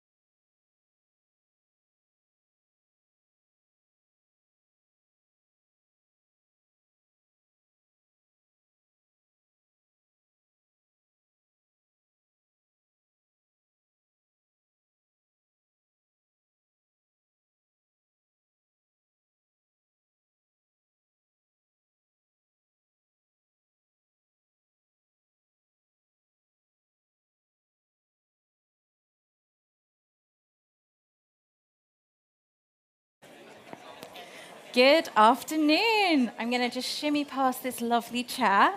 Welcome back. It's day 2 of the CogX Festival. My name is Anushka Sharma, and it's my supreme honor to be the MC of the Festival Stage 2 this year. Some of you may have caught me as a virtual or a hybrid host over the last few years, and it's just awesome to have you all back in the room, and I hope you're having a wonderful day. Are you having a wonderful day? Yes? Okay. Is this your first CogX? If it is, raise your hand. Welcome to the CogX community. And if you've attended a CogX previously, would you mind raising your hand? Awesome. Welcome back. It's so lovely to see all your beaming faces. And isn't it just wonderful to be back in the room again on such a beautiful sunny day? I'm really excited about this next session. It's going to be about how Gen Z are thinking about the future. And with that, I'd just like to invite our panelists to join us on stage. Let's give them a round of applause. Lovely. And I'm delighted to hand you over to Lucy Navas, who's the Chief Operating Officer of Teens in AI. She has over 10 years' experience supporting companies to become more innovative, customer-centered, and stronger market players. This is combined with her passion for startups and making it a positive impact in the world. There was a quick consensus behind the stage just now about whether we call it Gen Z or Gen Z. That is totally up to you. We choose both, and I think we'll go with the lead of what Lucy describes today. So please do follow the conversation, share your photographs with hashtag CogXFestival22, and let's kick off the next session. Thank you. So much. Thank you, everyone, and pleasure to be here today moderating this panel. And I would like to welcome on stage our young panelists today. So if we have Peter coming through. And just to tell you a little about Peter, he's a co-founder of Teens in AI, also a PhD student at UCL. He is also doing life-changing work at the moment with Agricity? Yeah. And which is related to developing 3D modules to understand how we can improve the work for embryos when it comes to IVF treatment. Peter has also been nominated most recently as a young AI innovator in artificial intelligence. The wall's actually open at the moment, so if you want to go online and vote for Peter, that would be great. And next, I would also like to welcome Selena on stage. Thank you. And Selena, she joined Microsoft almost 3 years ago now, and that has taken her through an amazing tech-driven career path, from now being a young consultant advising governments on AI strategies, but also part of developing the first Department of Equality and Diversity at the company as well. And she's equally been nominated as a young woman in IT awards too. So great to have Selena joining us today. And next, joining me today, we have Ross. Thank you, Ross. And Ross discovered his passion for technology over a summer program. He actually participated in one of Teens in AI hackathons as well. And that has also taken him through a very strong career path down the digital skills. He's been a consultant to many companies such as Facebook as well as Microsoft, and is also in the process of setting up his own startup nowadays. So great to also have Ross joining us today. And last but not least, also we have Sophie joining us. Welcome, Sophie. She is a gap year student who is soon to join McGill University in Canada later this year, and she's currently taking an internship with Teens in AI as well. So she's equally passionate about making a positive impact in the world, and she's very curious and cares about gender equality and climate action as well. So these are young panelists. I would like to please welcome them with a great an applause from you. Oh, thank you. Am I switching to this? All right. And yes, whether it's Gen Z or Gen Z, I guess there's either a British or an American way of pronouncing it. But we know that it's a generation that was born at the peak of technological advancements. At the same time, we know that they are one of the generations most affected by all the different challenges that the world is facing today. At the same time, it's the most diversely racial too. And they are born in an era where also gender doesn't matter to them. And we also see that there's certainly a great potential in this generation to become and drive a more equitable world altogether. And I know that many of you are always curious, I'm sure, to understand a little bit of how this generation thinks and feels and what matters to them. So I'll kick us off firstly, trying to hear a little bit of, from your perspective, dear panelists, what do you think is perhaps the biggest misconception about your generation? And who would like to answer that question first? Nominate Sophie. Okay. I think maybe a lot of the people think that we spend a lot of time on social media, although we do, they see it as a negative thing rather than as a positive thing, and that it can really expose us to loads of different perspectives that can kind of open our minds and see things in a different way rather than just keeping a closed mindset on things. So I think that's a positive thing. Anyone else? Want to hear it from Selena, perhaps? Sure. Can you hear me? Okay. Check 1, 2. So I think that to start, it's important to know that, to kind of note that every generation is a product of its time, and so every generation has its own set of unique challenges, goals, motivations, and I think that a lot of people see Gen Z, however you want to say it, as a generation that's very kind of tech crazed. I've heard a lot of words thrown around like not very hardworking and kind of always just off following the next shiny thing. And I think it's important to note the kind of intergenerational nuances that we've grown up with digital transformation, with the technology. So that's kind of how we see the world, because that's the world that we've been brought up in. And I think the definition of hardworking has definitely changed over time. And so our definition of hardworking as a generation is very different to what it might have been before, but that doesn't mean that, it's not equally as valid and real. Of course. Great, thank you. And we'll explore a little bit about work as well in a moment. Does anyone else want to add any other comments to that? Yeah, I guess it's easy to assume that we have things a lot easier, but you have to remember that with every thing that kind of impacts our life, there's always a trade-off. So maybe there's a lot of technology which makes life a lot easier, but there's the trade-off in that it's easy to end up as a consumer and kind of face the negative consequences of that. So for example, the stress of constantly being on social media. Everything's a trade-off. We have our own unique set of challenges, and life isn't necessarily easier or harder, definitively. Mm-hmm. And I guess to build on that, and perhaps Peter can lead us on this, what would you consider is that, what matters to you the most as being part of this generation? What are you passionate about? What am I passionate about? Well, I have a feeling that a lot of people, so I guess that the first thing that we need to take into account is that this isn't just one homogeneous group. So it isn't or homogeneous. It's not just that like everyone doesn't care about gender. There are a lot of people who do. For example, just taking from your introduction, there are also many potentially conflicting, goals that people have. There are going to be you could think that Gen Z are going to be relatively open-minded, that they are totally pro-globalism, that they all want to fix climate change, but I can guarantee you that there are plenty of people who I know who are also climate change deniers and even COVID deniers within the Gen Z population. So yeah, I think that we're faced with essentially the same challenges as previous generations. Potentially climate change might be a newer one, but every generation has problems introduced by the use of their technology, and every generation is a product of their times. Exactly. Great, thank you for that. And given that we are in a very tech-driven event today, also it's interesting to explore the topic around that when we see the speed of technology advancing, particularly with new emerging technologies such as artificial intelligence, it can create mixed feelings amongst the population, where there's both positive and negative. How, from a young perspective, or young person's perspective, how do you see that in terms of the advancement of technology? Is that something that you feel is scary or something that's exciting?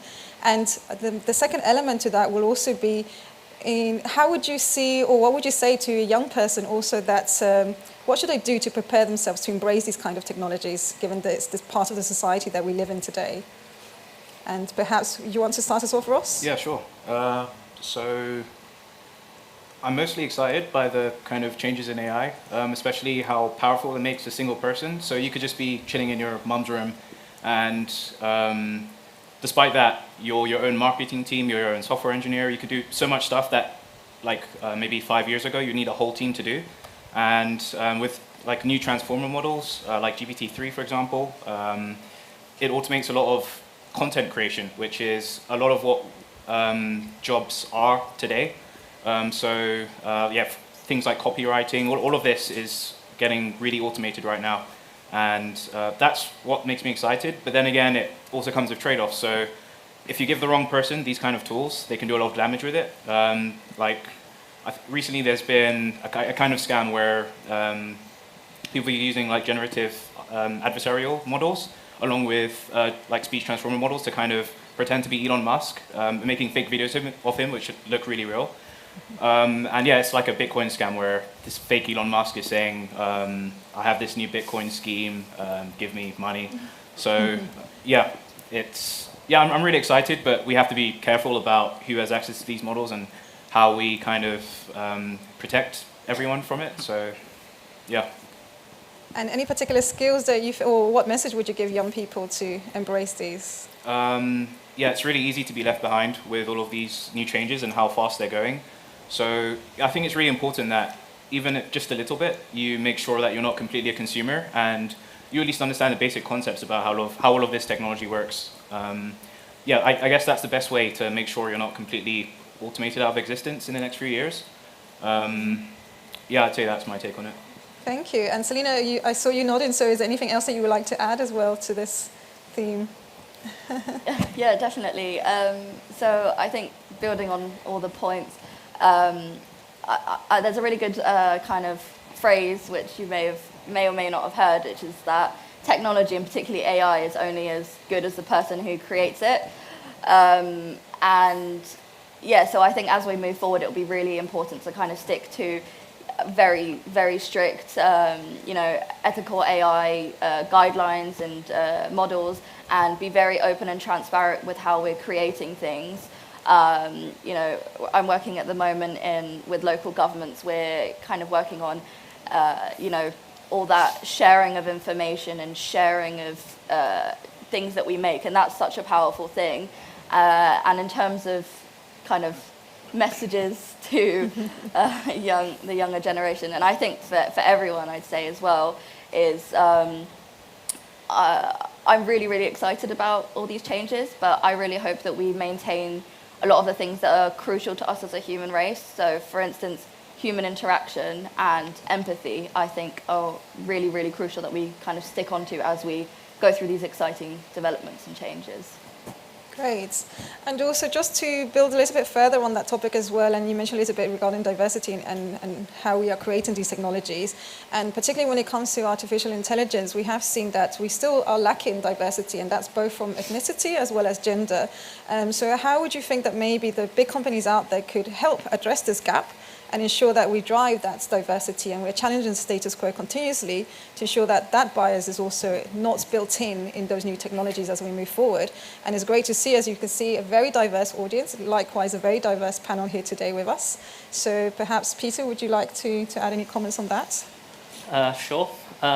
Essentially, I think that once you're basically at the hiring stage, it's a bit too late, because at that point, essentially all of the pool of people from whom you're hiring is going to be they've already gone through most of their educations. They've already made most of the decisions that will essentially cement what career path they're going, or at least severely restrain their options. So I do believe that it does begin the onus is on the very early formative experiences of our children in terms of the tech, and bringing a more diverse group of people in. In certain countries that we've worked with at Teens in AI, the gender balance, at least within technology, is significantly better than what we have in the, I think, let's say, Anglosphere. And it's something which I'm not going to call out because I'm not 100% sure on what it is, but there is definitely something going on there that we're lacking here. And likewise, we have things that they're lacking. And Sophie, do you want to add any other thoughts?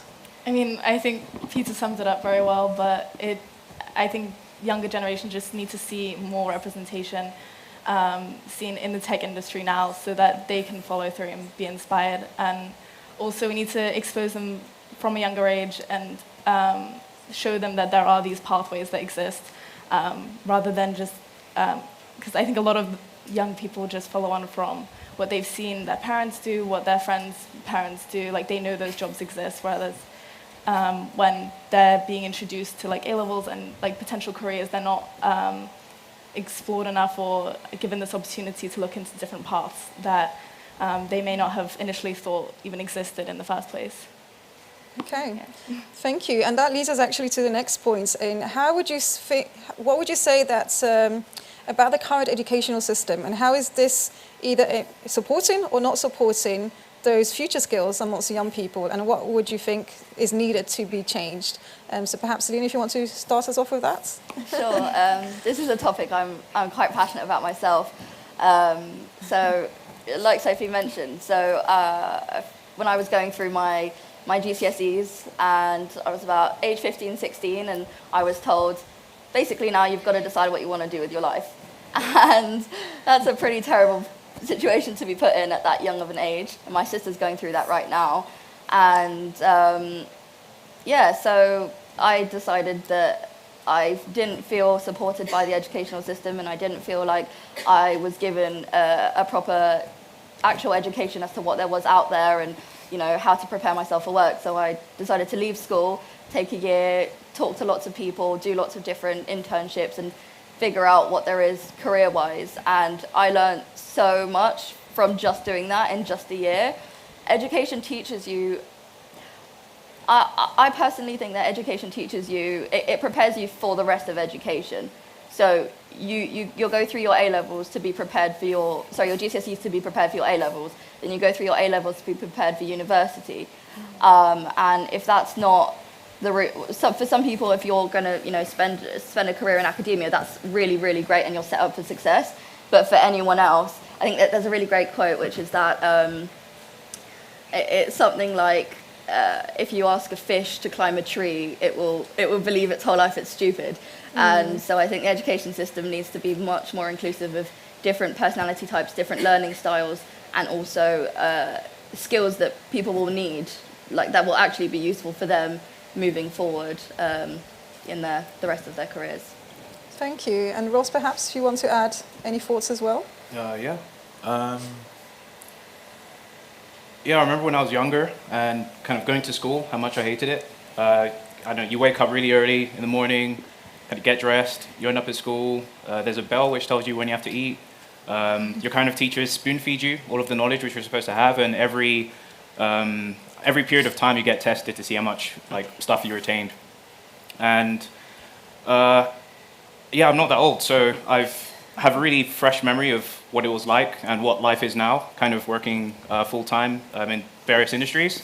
And school, it's really clear that school's kind of based off of the 100 years old frame where you're, the Industrial Revolution, it's made to kind of churn out the next new batch of workers. So it's really very rigid, telling you what to do. And I remember I had one teacher, Mr. Devison.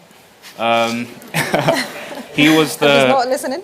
he was the teacher who he was the first teacher who taught me how to think, and it's really weird, like learning how to think, right? But the way I was going through school, it was like a motion. I just did things which I knew I had to do. But once I was under Mr. Deverson, he kind of taught me how to think and create my own methodologies of working things out. And after that, that's kind of what led me to kind of find my passion in programming and computer science, software engineering. And now I've learned that, life is completely different to that. And in everyday life, once you leave school, you're going to have to make decisions for yourself every day. And I don't think school prepares you for that right now. So I think school should be modeled on what real life looks like and kind of making decisions day to day and learning how to learn rather than learning specific hard-coded pieces of information. Thank you. Before we move on to the next topic, but it's interesting also just leading on from that, each one of you is working in technology or digital skills in one way or another. Perhaps, Peter, if you want to start us off, like what inspired you to pursue the route that you've gone down with artificial intelligence? Minimizing boredom, basically. I mean, essentially, I want to minimize boredom, I want to keep seeing new things, and this just seems to be a relatively well-funded area to go into, effectively. I'm passionate about it, obviously, because I came from a background where I was self-studying like computer graphics, and the mathematical background is roughly transferable into at least modern machine learning. I think that like I might just pick up on some points from the education stuff. Can I? Yes. Cool, great. I've been waiting to butt in a couple of times here. Essentially, I agree with many of the points brought up on like, so I am kind of like, I guess I'm an educational anomaly because I ended up dropping out of sixth form quite briefly, and then essentially just entering work from there, and then going into uni after like working for a bit. But essentially the education system doesn't even prepare people for academia, in the sense that academia is a very open way of thinking, and you're supposed to like come up with solutions to problems, and I would potentially argue that like the problems encountered in academia are perhaps even more abstract than those encountered in industry. So I would disagree in that the education system prepares people for academia. I don't think it's particularly preparing anyone for anything bar like acting as essentially crowd control to keep kids off the streets in many cases. And that is essentially reflected in the fact that you, in most schools at least, you can't walk out. You are basically set there. It's like an extended childcare where you happen to read Shakespeare. And Sophie, of course, is about to embark on her undergraduate program. Yeah. And how do you feel, and do you feel there's something that could change, or whether you would like to see change in the educational system? I would. I definitely think, I'm excited to start my undergraduate course. I'm really looking forward to it, the experience of kind of being on my own, gaining independence, meeting lots of new people. But I definitely think that kind of going on from what Ross said is that it does miss out the opportunity to gain experience from it, because we're set up with school like to gain the qualifications, but then afterwards the jobs, they want the qualifications, but they also want experience. And then where are you going to get experience if they won't take you without experience? So I think we need more opportunities that set you up and allow you to gain experience. And I think it should be evolving. Right now, the education system is still the same as it was for, I don't know how many years ago. I think everyone has done A-levels and GCSEs. But our world is obviously changing like really rapidly with technology and everything. And the education system, I think, needs to evolve with it at the same time rather than be kept the same, because that's just not sustainable for the future. Mm-hmm. Yeah. And Celine, going back a little bit to your background, and great to see the successful career path that's also going from strength to strength, and great to see as particularly more young girls or young women taking in a decision to explore this field, and that's certainly something that we want to see across many countries still in the world. What inspired you to go down a tech-driven path? Yeah, so if you had asked me even 4 or 5 years ago, I would have never ever thought I would be in tech. That was kind of the one thing that I always ruled out, because I always thought I don't like maths, so why would I ever go into tech? And definitely I saw it as a very male-dominated industry, and I just didn't see myself ever being in that industry. And actually on this year I took of exploration, and I started speaking to different people in different tech industries, and I learned about teens and AI as well. And I really realized that, well, first of all, I think it's important to note, so I'm in my second apprenticeship at Microsoft. My first one was not in a tech role at all. My second one is more technical. But what I learned is that you don't have to be techie to be in the tech industry, and that it's very much not one thing. That there's an insanely diverse amount of roles, of things that need to be done in the tech industry. And I actually just fell into it, and I found that the tech industry is somewhere where you see all these problems and you feel useless against it, but tech brings a solution to that, and it's just that opportunity for innovation and to make real change. And so that's what drives me, and that's how I found myself in tech. There's also a key message there as well, that you don't need to be a techie. 100% So that's, not. again, something that can create a barrier sometimes as well, and also seeing such a heavy male-dominated, perhaps, industry from the outside. And as one of you mentioned already, it's also important to having those role models too. Ross, also you started coding in your spare time as a hobby, so I'm assuming was that something that you created because it didn't come as part of your curriculum? And what can we do perhaps to address that as well, to ensure that these future skills are part of the curriculum? Yeah, I remember doing maths homework and going on a site called like Wolfram Alpha, and it solves equations for you. That was really cool. So I kind of wanted to learn how to do that. Yeah, so over the summer holiday, I went on this site called Grok Learning, and yeah, I did a bit of the course and learned a bit of Python and thought, yeah, this is really cool.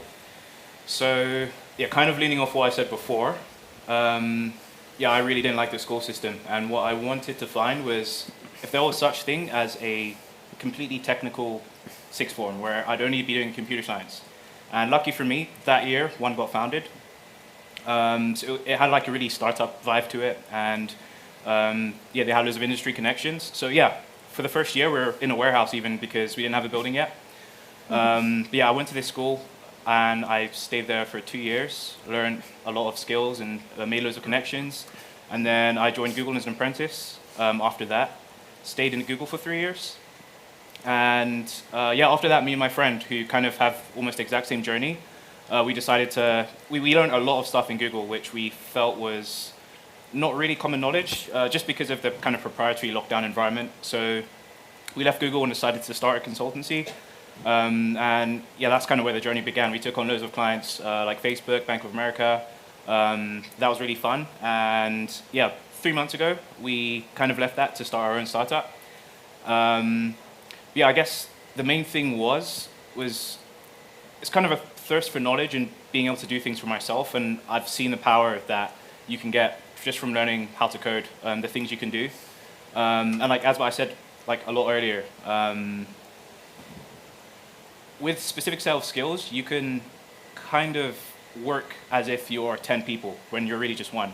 So yeah, I guess that's really the reason, just leveraging the power of a computer and automation. So that's why I got into what I'm doing right now. Great, thank you. And we're just going to explore one more question before we open up to the audience. When it comes to the future of work, and we see that things are changing or need to change, what would you consider is important for you from a workplace perspective?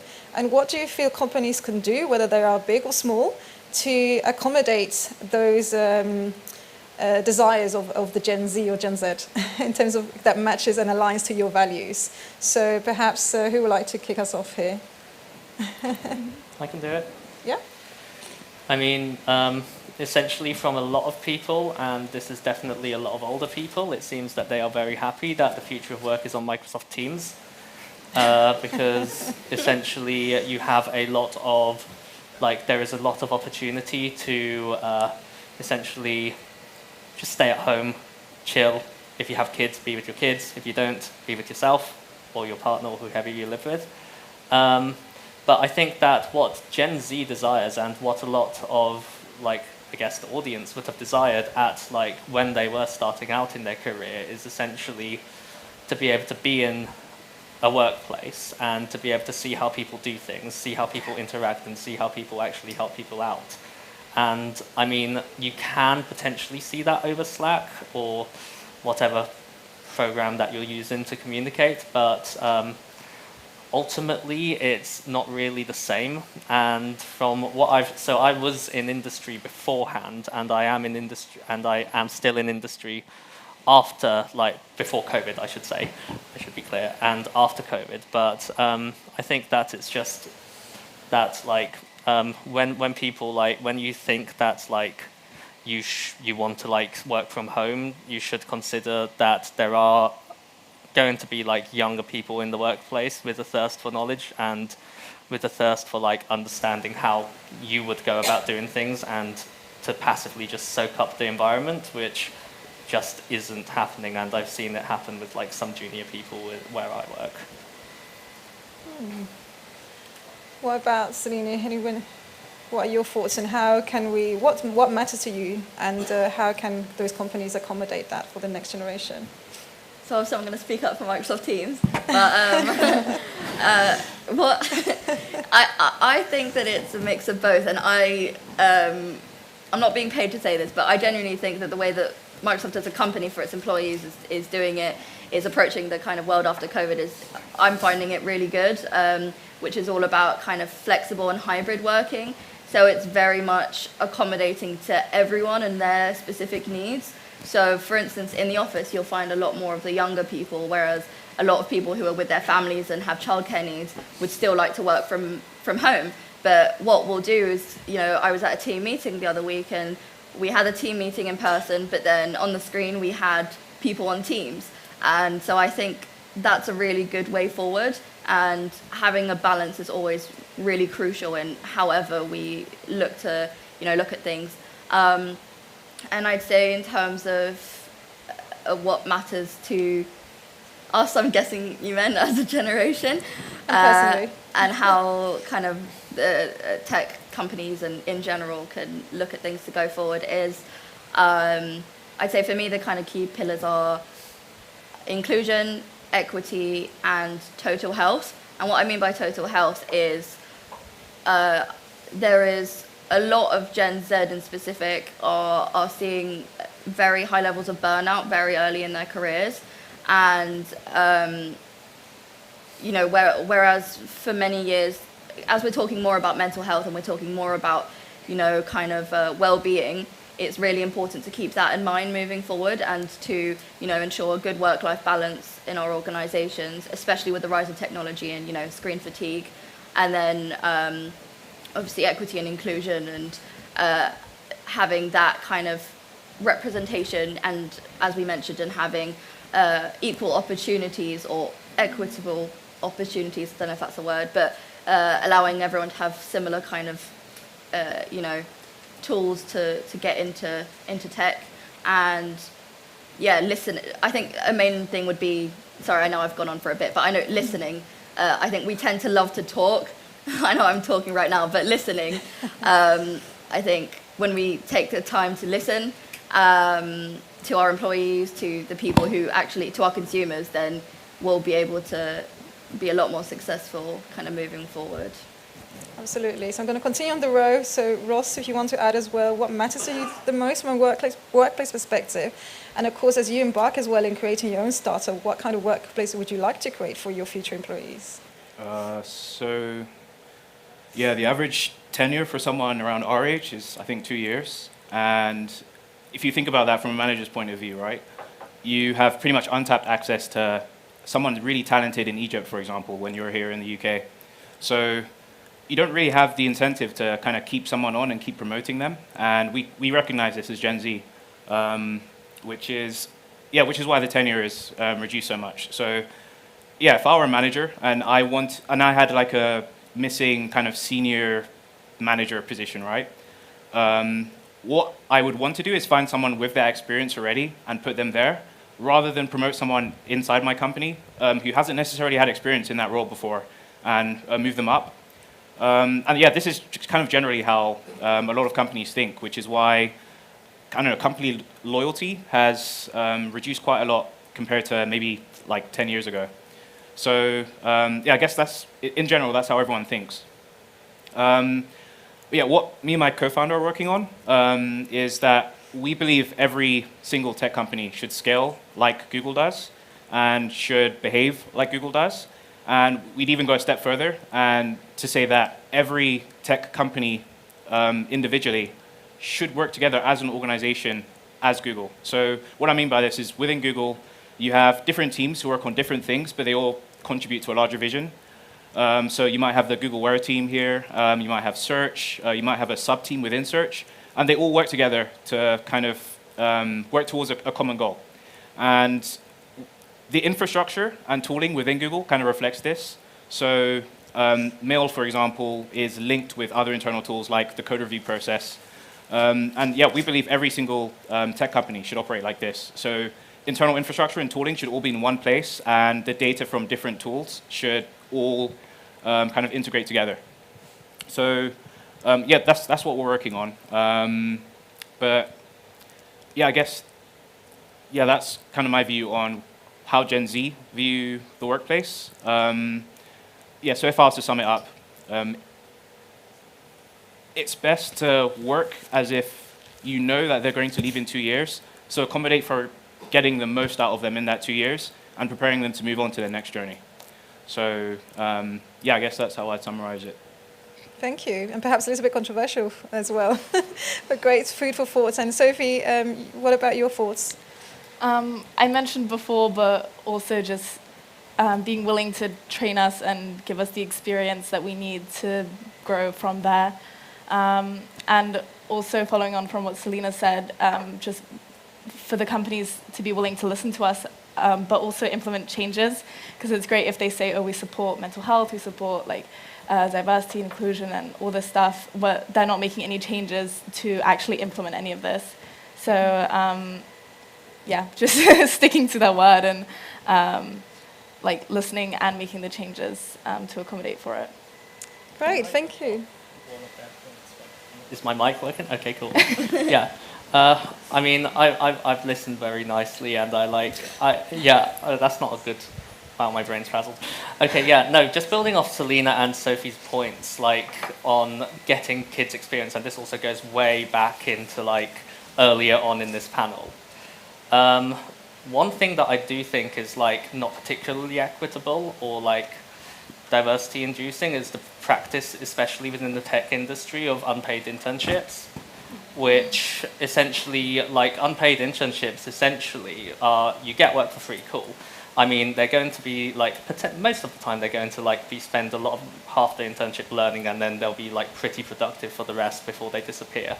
And it's not particularly good because like, obviously from business perspective, you've got churn, you've got like a lot of people putting in resources, and you're, or only for the person to leave afterwards. So on the one hand, you've got the progression opportunity after an unpaid internship, and the second bit being that it perpetuates inequality, because like the people who do unpaid internships, at least from what I've seen, are those from more privileged backgrounds who can avoid or who can forego receiving a salary in order to actually do said unpaid internship.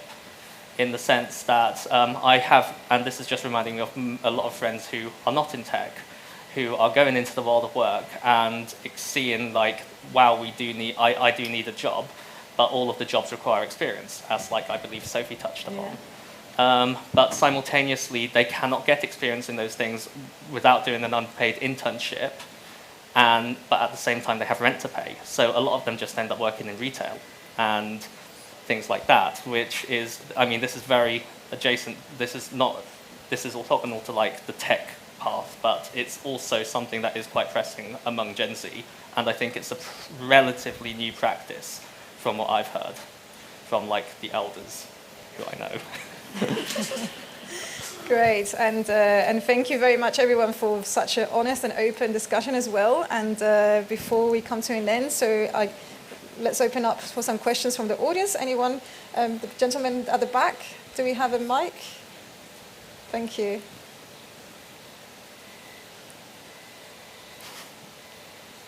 Thank you, guys, and congratulations for the impressive backgrounds of all of you. Just a slightly different aspect of the conversation. So if you think about products, physical products or experiences, I wanted to hear your thoughts on that and what's your decision-making process and thought process behind it. And if we delve into the experience more, what does an experience mean to you when it comes to not career or business, but when it comes to you just being as a person? How do you see it and what comes to mind? Thank you. Okay. Who would like to take that? What was the first part of the question? Product. Product versus experience. Product versus experience. What do you mean by product versus experience? So physical products or experiences? So when you're getting a present or you're getting something for yourself, which would you go for? Okay. So which one I prefer? I like to take the high ground and say experiences, but I like products. Well, it could be a mixture of both. I mean, yeah, you can get two birds with one stone if you get a product that brings you good experiences.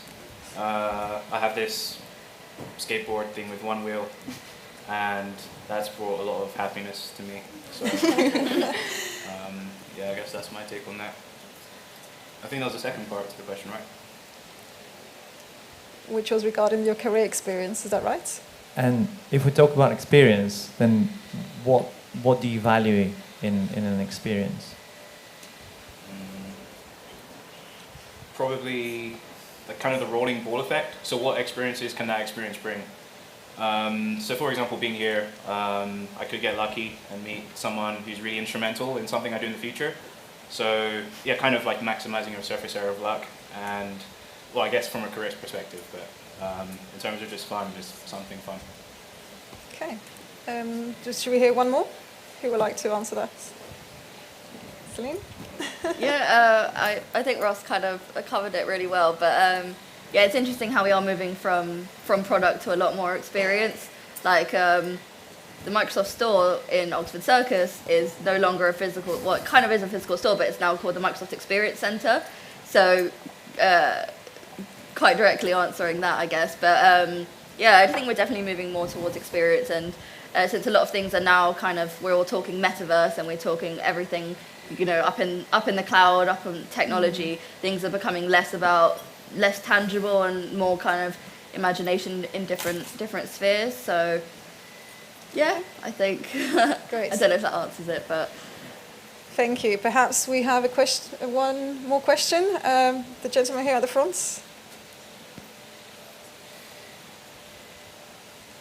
Thanks. I have a question. It's not necessarily to do with your generation, but as the generations get younger, they seem to be going through apps more and more quickly. So you guys have said you've been brought up on social apps. And my experience is these social apps, they last for 2-3 years, and everybody goes down to the next one, the next one. So my question is, if you have your top 3 apps on your phone right now, what are they? And what's the most exciting new app you just downloaded? Okay, who would like to take that one? Oh, free market research. Okay, cool. So the apps that I'm using right now are Slack, because I have to do work. Instagram, because I use that to talk to people, although I know a lot of the younger kiddies are now using Discord. And I can see you writing this down. What company do you work for? Yeah. And YouTube, because I'm not a TikToker. I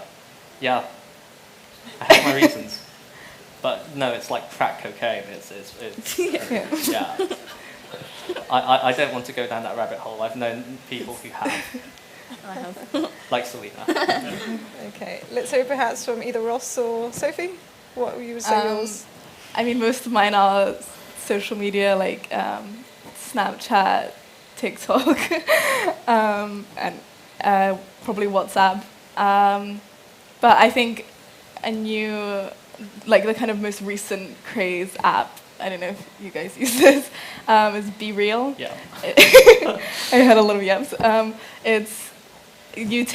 It sends you a notification during the day, and you have to take a picture within 2 minutes, and it goes from both angles of the phone, the back camera and the front camera. And you put it online, you see what your friends are doing, and it's like instant, like what your friends are doing, what you are doing, and you can like comment and send reactions to it. I've received It's so not many on the toilet. Hope you haven't posted them. No, I mean I've received pictures of people on the toilet. Right. Okay. Yeah, well, it's fun. Thank you. It seems like that's all we have time for, unfortunately. So thank you very much, everyone.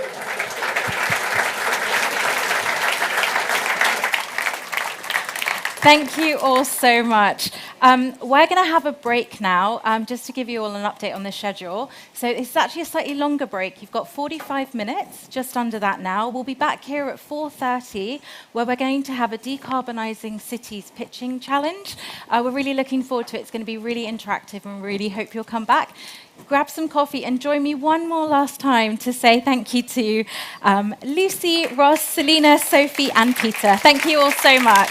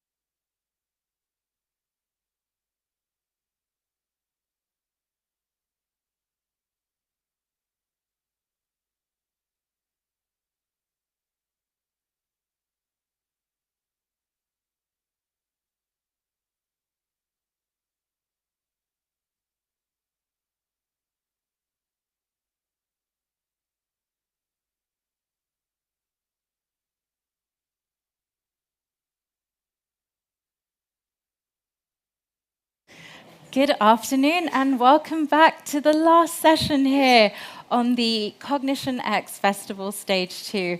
My name is Anushka. I've been chairing the stage today and it's delighted to welcome any new faces in the room, and it's lovely to see your beaming faces.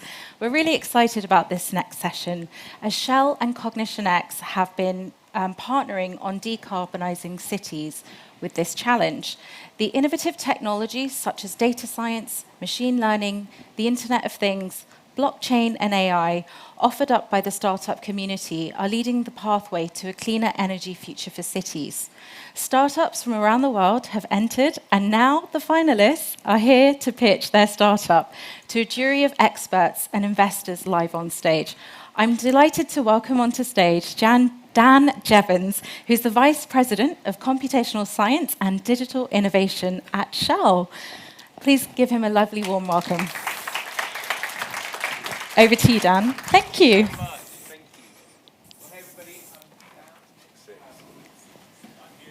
Mic's not working. Oh, there we go. Perfect. It's working now. Great. Hi, everybody. I'm Dan, and I would like to invite my fellow judges to come on stage to join me here. It's great to have you all with us. Thank you. Super. So I'll just introduce everybody to you. So with me, firstly, I've got Molly Webb, who's the founder of Energy Unlocked, and I've been learning a lot more about Energy Unlocked over the last little while, which has been great. We've got Andrea Course, Shell colleague, part of the Shell Ventures team. Eddie Lee here, who's the managing director at Startup Bootcamp. And of course, Akis Rastos, who's a principal investor at Lakestar. So great to have you all. Thank you so much for joining me. I think, firstly, to say this has been a real journey. We had 25 startups who are all focused in trying to decarbonize cities. Just to paint the picture for those that aren't aware, decarbonizing cities is arguably one of the most pressing issues that we have in addressing climate change. There's an estimate that around 2 billion people are going to be added to the global population, so taking the total population to about 9.7 billion by 2050. And of course, with all of those additional folks, it's likely, if we do nothing, that there will be a significant growth in CO2 emissions. And about 70% of global CO2 emissions are estimated to come from cities when you take all of the mobility, energy, cement, steel, etc., into account. And that's according to the Coalition for Urban Transition. And so actually addressing decarbonization of cities is a really crucial topic and something that I know all of my fellow panelists and fellow judges feel very passionately about. And so what we want to hear from is really innovative startups that are making a huge impact in addressing this global challenge. So we're going to have today 3 finalists from the 25 that started the journey. I'd like to say a huge congratulations to them. It's been a ruthless judging process to get it down to just 3 for today. And so they've done amazingly well just to be part of this event. And I'm sure you'll all give them a really warm welcome as they come up. Just to walk through the format and how this is going to work, we're going to have 3 pitches from each of the individual startups. They're going to have 4 minutes to talk about their company and introduce themselves to us and to the audience. The judges then are going to have 5 minutes of questions, and then we'll cycle on to the next startup. So there's going to be 3 sets like that. Just to say, final point to the startups in the room, I want to just apologize in advance if I'm rude. I know there's so much we could talk about of all of these solutions, but I may need to keep it to time in order to make sure we get through it. So again, thank you all for joining us, and thanks and congratulations to the startups for getting to this stage. With that, it's time to move to our first startup. So if I can invite ZipCharge to come to the stage and to present for us.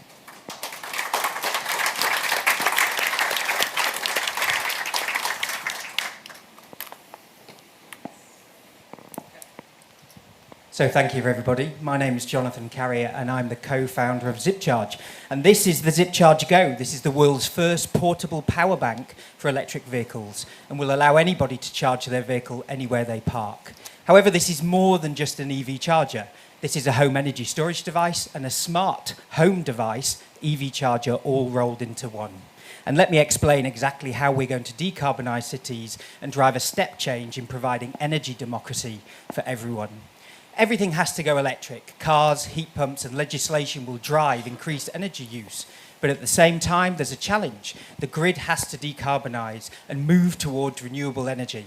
The wind only blows when it blows and the sun only shines when it shines. And that means we need more assets and intelligent ways to store energy so that we have resiliency, not just in urban areas, but also in rural areas.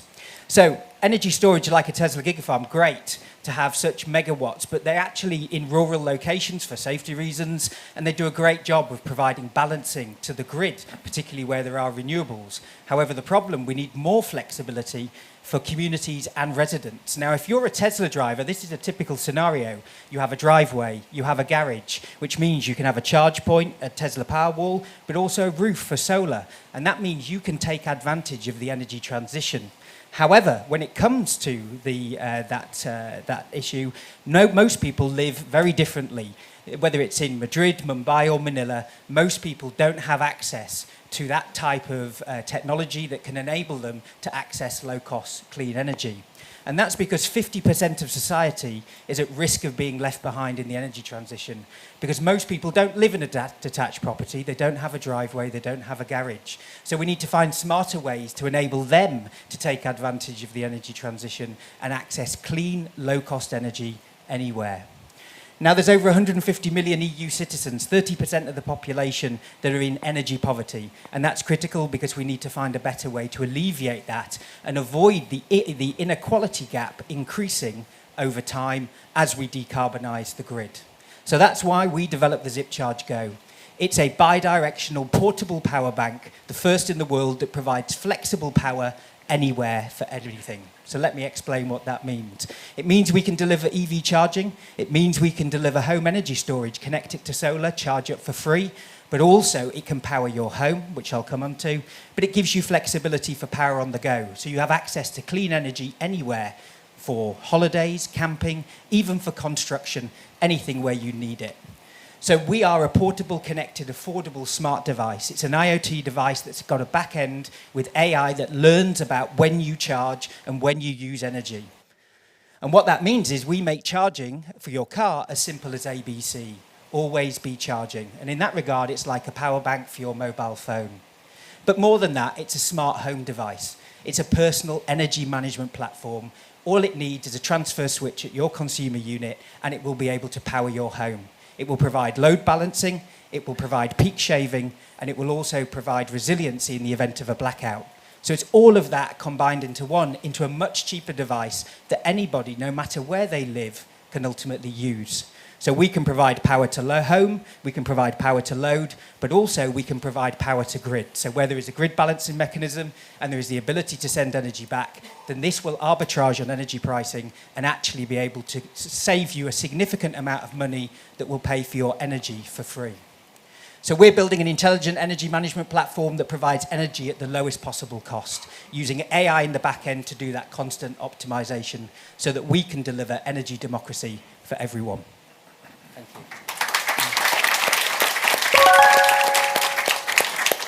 Right on time, well done. Very good. So I'd like to turn to my judges now, my judging panel, and ask for any questions. Do you want to go first, or do you want me to? So I have like 1,000 questions I could ask, but I know we only have 5 minutes, so I'll just start with how much energy can you actually store there? And if you could just put that in terms, if I were powering my house, how long would that last? Sure. So this unit is a 4 kilowatt hour unit. We'll also do a 6 and an 8. But this is super lightweight. So me and my co-founder have worked in the car industry all our lives. We used to work for McLaren. So we treat this like a sports car. It's got to look beautiful. It's got to have high performance, but also it's got to deliver that in a very small, compact, lightweight package. And ultimately, that's what this delivers. Now, for your home, most kind of power walls for your home will be anywhere between 6 to 11 kilowatts, but typically that's for a bigger home, and that will be for a detached home. So if you think about apartments, terraced houses, and so forth, 4 4 kilowatt hours up to 8 kilowatt hours will be more than enough to power emergency devices, refrigerators and so forth for at least several hours. And in fact, we've been approached by many of the DNOs in the UK as a result of Storm Arwen that they want to be able to take these and issue them out to people as an emergency device, you know, as much as something that can charge your vehicle. That was my next question. I think this is amazing. I'm curious about the route to market. Utilities are slow. It seems like you have many different potential markets for this, fleets and emerging economies. So what's your first Yeah, first is fleets, because they're longer time to market, bigger prices, but they've also got to decarbonise sooner. Many of them have set ESG targets of 2023, 2025, and those that are actually lagging behind out to 2030. So they need to switch to electric, but they also need to lower their total cost of ownership and demonstrate to their stakeholders and shareholders that they're taking the appropriate steps. So focus parallel on fleets, longer lead time, but we already have now over 10,000 customers around the world that want to buy one of these, and we've spent zero on marketing. And it shows you the level of opportunity that there is behind this to drive transformation, and critically to do that in cities where we need the decarbonisation and the resiliency, plus the flexibility the most. Thank you. Maybe I can ask a follow-up question. If your target market is fleet, then what is the use cases over here? Because from what we understand, most of the fleet have very well-scheduled charging. It could be depot charging. It could be midday charging. And in your case, being a portable charger, what are the use cases for a fleet? Yeah, so let me clarify first. It's not solely fleet, it's just fleet first, okay? Because of the lead time and the development. Now, there's a lot of different fleets. Actually, post-COVID, many of the fleets are moving away from depots. Many of the large fleets also are return-to-home fleets, where the engineers or the drivers don't have access to charging at home. So this is a solution. But the best way to charge an electric vehicle is when you don't have to. By that, what I mean is by doing something else. So take Centrica here in the UK. Their vans do 40 miles a day. They have 5 to 6 stops because they're fixing your boiler or your radiator. This inside your van allows them to charge anywhere they park, and that has 2 impacts. It actually increases the range of the vehicle because they don't waste range going to a charge point. 2, it's cheaper for them versus the cost of ownership, but they increase the utilisation of the asset. And that's all about total cost of ownership, and that asset is the van and the person driving the van, so they can deliver a better customer experience. We're also linking it to solar on the roof, so we've got one pilot with one major fleet where then this will trickle charge from solar for free, so you can constantly keep topping it up and recharging it on the go for fleets, and it provides a flexible tool. But let me just point one other thing out. So the Environment Agency in the UK, for example, they go to remote locations, they have to fix pumps. So not only do they need to go electric, but they need access to remote power for the tools to fix the pumps. This has a regular outlet that will power anything, anywhere. So this gives you access to clean energy for anything, and it's actually a very versatile and flexible business tool. Do you have a question? Can I ask one more? Go for it. I have like 3 more, but I'll be quick. Just, you know, the first thing that comes to mind when I saw the picture of that charging a car is, how do you prevent somebody from coming in and stealing it? Yeah. So it's the first question from all the customers and something we paid a great attention to. So it has both a mechanical tether and a digital tether. So the mechanical tether is the ability to plug it in and it's locked to the vehicle and also to this. But it's a smart device that's all app controlled and it has no buttons.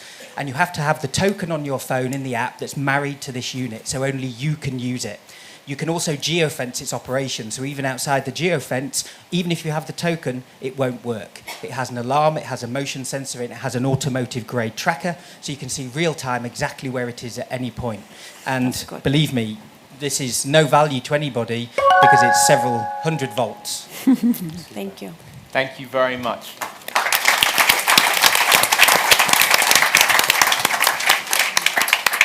What a fantastic start. Very cool. Awesome. So moving swiftly on, I'd like to now invite Leapcraft to the stage.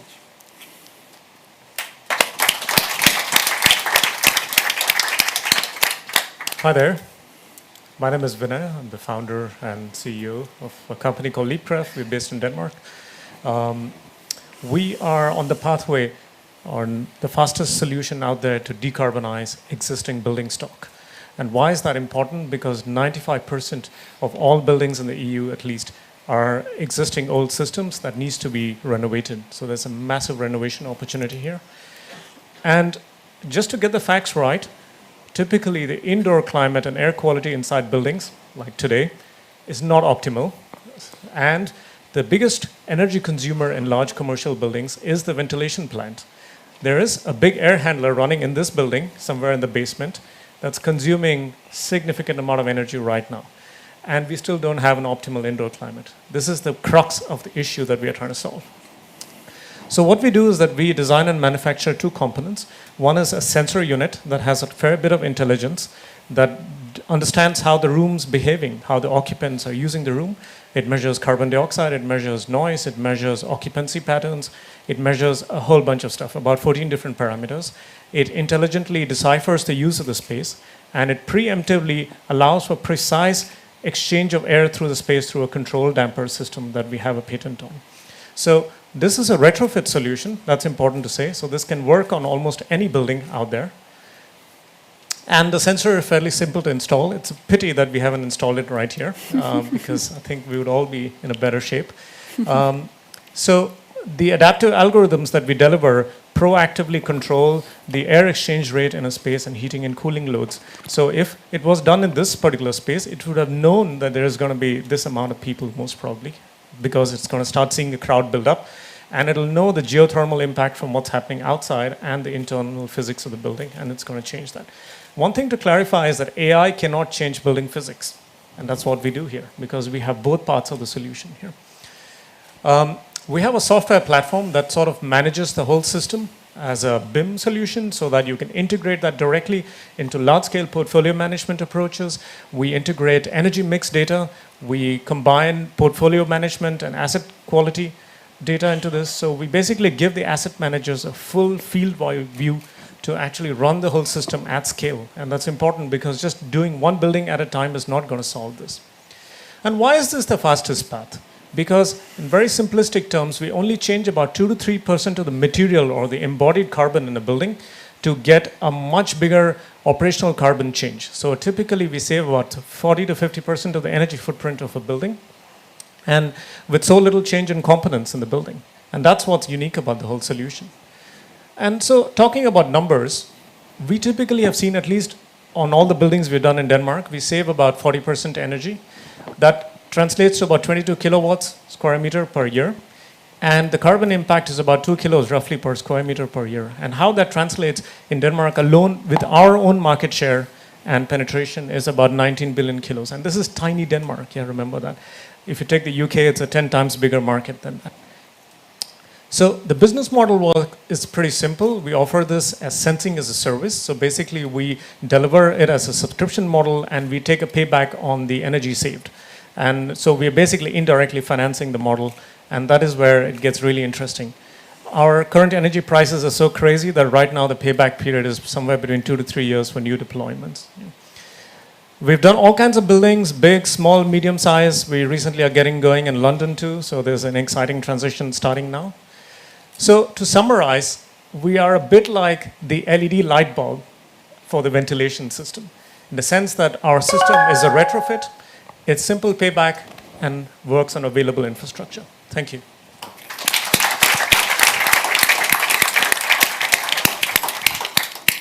Very good.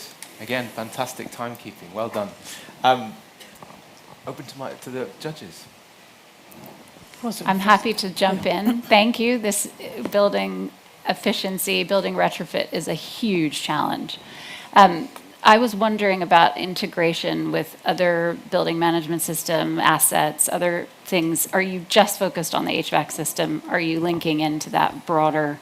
There are two stages to that. Okay. The system can work independent of the HVAC building management system. So it's room level retrofit. So you don't need to struggle with integrations. And that's the key to scalability here, because going back to the metaphor of the light bulb, you need a simple system that's easy to install. But saying that, we have a full-blown BMS integration available for those who want to integrate other kinds of sensors, other existing technologies in the building. We have connectors and libraries built up for a whole range of suppliers, including Schneider and Honeywell, and a full spectrum of those. So we meet both needs, but our entry point into the market is through a simple retrofit. Yeah. Brilliant, thanks. Can you talk about your strategy to scale this outside of Denmark? Yes, we're currently going after Netherlands, Germany, and the UK, and that's one of the reasons why it's so exciting to be here. Our existing customers are large asset owners, typically large commercial real estate, that's what we're going for. And also public buildings, both are equally interesting. Right now, we are at a stage where we are setting up pilots in new countries. Our home base, of course, is Scandinavia. We are also trying out slightly far-off markets, especially the cooling sector in Asia is very interesting because the carbon impact is even bigger over there. But it's a little bit too far for us right now, so we're predominantly focused on the Nordics, Germany, and the UK at this moment. So maybe a follow-up on the scalability side. How long is the sales cycle? Since you have that hardware component, you actually have to go into the buildings and retrofit this. How long does it usually take from when you start conversations until you actually see the savings and the money come in? Yeah, absolutely. When it's a totally brand new customer, a green customer, it takes about a year, roughly. Okay. But once we're in, the portfolio moves really fast. And that's the beauty of the whole solution because the energy savings payback is like a no-brainer here. And we are able to quantify the impact very directly for them within a quarter. So, and the first thing I forgot to mention is that we install an energy logger on the air handling unit. So we have the baseline, and then we show them the difference within 1 quarter. And before we can finish that 1 quarter, typically they already start talking about the next building. So I think the cycle is, the flywheel effect is beginning to kick in. I can feel that. And you don't charge for the hardware or the installation or the maintenance? It's a bit of a hybrid situation, to be fair. I think customers are not mature enough yet to go into a full subscription model because many of the budgets come from a CapEx budget. So we're struggling with that, to be fair, but our ambition is to go into a complete OpEx budget model. Makes sense. Teddy? Just a follow-up on that. I've seen a number of energy efficiency startups going via a shared savings method, where the client is baseline first, together with the help of the FM, and maybe involving the BMS provider. And once the baseline is established and agreed, then any savings is split half-half between the asset owner and the provider, like yourself. Mm-hmm. What do you think of that business model for you? We've investigated that business model at depth. The advantages of that process is the economy of the whole structure is a little bit more clear and transparent. But the disadvantage is that to bring all the stakeholders together and get an agreement, building by building, each building is different. The BMS is ancient sometimes, 20 years old. And to get that, each one becomes a massive renovation project. We want to avoid that. We want this to be truly a light bulb strategy. Like, go change the light bulb out, keep the sockets, don't change any wiring, get moving, start seeing the payback, and then you can talk about all of this stuff. So because the payback period is so short, most of our customers just rather prefer that we just get moving because we can start helping them decarbonize their portfolio even before they make a strategy of a shared economy around this thing. Yeah. It is pretty different than what others are trying to do in that respect, yes. We are also taking a bigger risk, no doubt. Just quick final one. Oh, go ahead. Final question. You mentioned health and other benefits, performance. So how big are those benefits compared to the cost savings, or what are you learning about what people really value in that first quarter? I think the pandemic has clarified that question like amply at this moment for us. There was a time when we had to convince our customer on the payback from the social and the governance perspective of the building. But today, no one asks that question. The demand is so strong, it's mind-blowing. Like, we have never experienced a situation where customers actually call back to us and say, when are we doing this? You know, it's like I have never experienced this, honestly. Thanks to this. Thank you so much. Thank you very much. Super. Amazing. What amazing startups. Just so cool to see them. So finally, I think last startup of our three, I'd like to invite Faraday to the stage.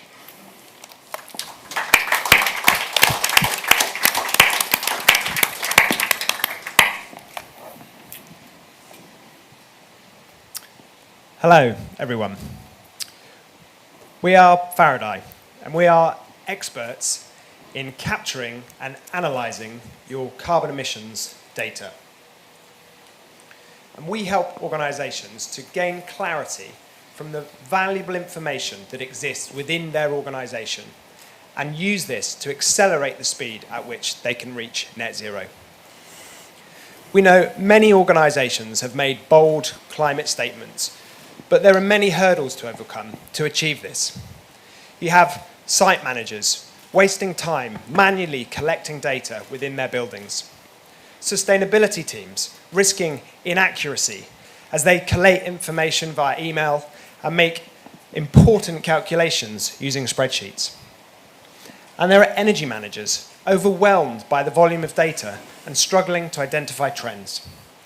And you have sea levels worried about their bottom line. But Faraday can help. We help to improve the efficiency of data capture, support our clients to visualize that information securely on our cloud platform, and then conduct detailed analysis so that you can truly understand that data and couple it with actionable insights so you know where to focus your efforts. We help you to lower your carbon emissions, to reduce energy usage and bills, and significantly increase operational efficiency. The Microsoft CEO Satya Nadella announced us as one of the most impactful AI and IoT startups in smart energy and sustainability. Today, we operate in 15 different countries, and we work with a broad range of sectors, from manufacturing to hospitality and retail. Today, I'm going to talk to you about just one of our products, so Faraday Energy, where we focus on savings and optimizing procurement. We collect data from any device, any system, anywhere. And take the example of Shell. We work with their fuel retail stores. We integrate with their air conditioning, with their smart meters, with their chillers and their fuel pumps. But we also integrate with their ERP systems, collecting information on store opening times and revenues from fuel sales. We then provide a highly customized experience. So gamify the content for the store managers coming on, but also provide highly technical and detailed information for energy and technical managers. We don't just normalize the data with information from within that organization, but we pull in external factors like weather data, for example. And by using our AI algorithms, we can truly understand the baseline, understand exactly how much energy is being used where and when. And with that information, we help our clients like Shell to identify excessive consumption within their business, which equals energy savings, to help them more accurately predict their spend and usage, and help them to decide which tariffs are best so they can save energy. So working with Shell in the first 12 months, we delivered 10% total financial savings. So our co-founders were working at Siemens, IBM, and Bosch when they were struck by how hard it was to extract this useful information from machines. They knew it could be used for positive change. And in 2017, we got $500,000 of seed funding. Last year, we turned over $1 million. We're looking to triple that in the next 12 months as we close our pre-Series A. So come and join us and the growing number of global brands significantly increasing their operational efficiency, saving energy, and reducing their energy bills. Thank you. Wow. Kudos to all of you for timekeeping. You can tell made they've my been, job very, very easy. They've been practicing. Over to the judges. Shall I go first? Question on the data types that you can take, right? So you said it can come from anywhere, right? So what types of data can you actually ingest? Can you take sensor data? Can you take satellite data? How much data can you actually ingest and analyze? And then follow up to that is what makes your AI better than any of your other AI companies that are out there? So what would be your secret sauce? Yeah, okay, thank you. So in terms of the data that we collect, a lot of it is granular energy data that we're collecting. So, 15-minute, half-an-hour interval energy data that we can collect from a wide range of sources that I've kind of described through there. But also look to extract other information that can be used to normalize that information. And that can be, a wide range of different sources. It can be, physical infrastructure, details around size of buildings. It can be around occupancy of spaces. Really, in terms of the maximum amount that we can take, there is no kind of real maximum. There's a certain amount that is sensible to us understand a kind of a true baseline.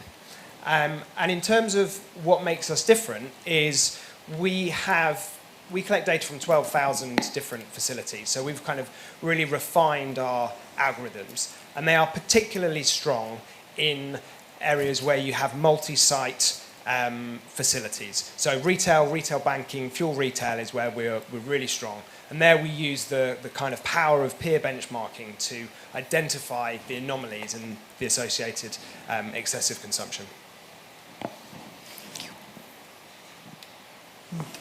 When it comes to the data collection process, a lot of the devices and other information that you're actually integrating with don't offer open APIs, right? So is there a human in the loop in that process? Or am I able to go in and manually change the information that gets uploaded? For example, if I find a mistake?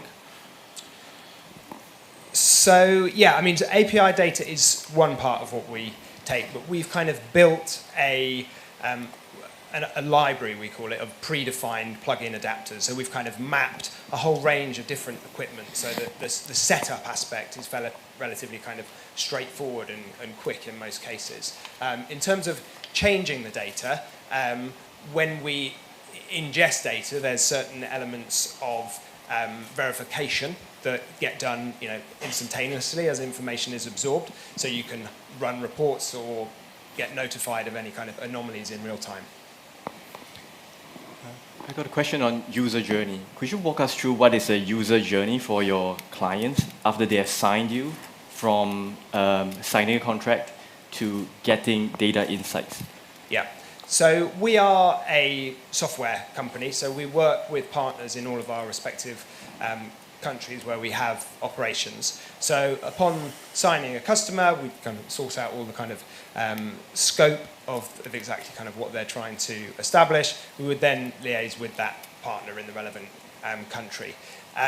In some cases, we can simply install our software and take data that's already created. In other cases, we install additional smart meters to capture additional granular data, sometimes additional occupancy sensors, depending on kind of exactly what they're trying to establish. In some cases, we will run a POC, proof of concept, where you have large portfolios. As I say, that's kind of where we can add the most value, so banking, retail, kind of 800, 900 stores. We might run a small POC over maybe, say, 10 stores to get an aspect, give them a flavour of what can happen. But the real value comes as you kind of ramp up those numbers. Just a quick follow-on from that. I think this is really, it seems like the killer app for these kinds of analytics is to really align with the business context. So I think you've demonstrated that you can really do that. But that customization can be really hard. So how do you strike that balance? Yeah, so we are a product company. So we have a number of products. I'm talking to you about kind of one, our energy product. It's highly customizable by the user. So you can drag and drop different widgets and modules around to create yourself the experience that you require. So there's a lot of it that can be done by the user. Of course, there are certain elements that we tweak, but looking to more and more make it a self-serve. Super. Thank you so much.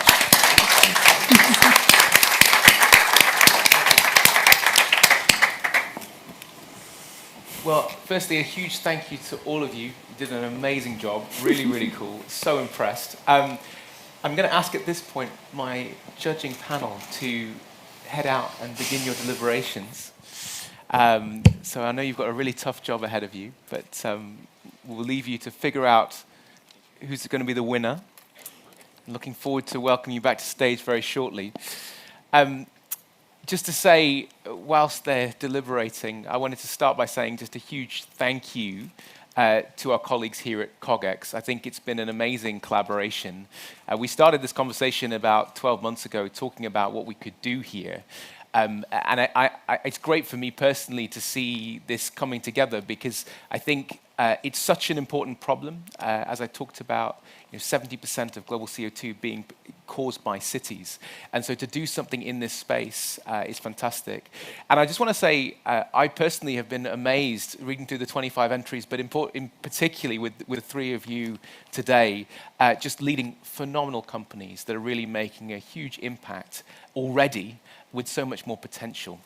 So it gets me really excited and really optimistic and positive about what we can do together because, as I said earlier, I believe digital technology, of which all of these guys represent, can have a huge impact on global CO2. Recent World Economic Forum and Accenture report estimates that it could be as much as 20% in terms of the sort of impact that we can have on global CO2 emissions using digital technology. And so it's really cool to see you guys pulling that lever really hard, leveraging AI at scale, really showing what that can do with very tangible examples. So really exciting stuff. And again, congratulations to you all, regardless of the result.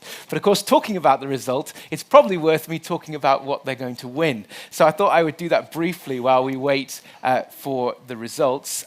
So the award is firstly £4,000 to the winning company.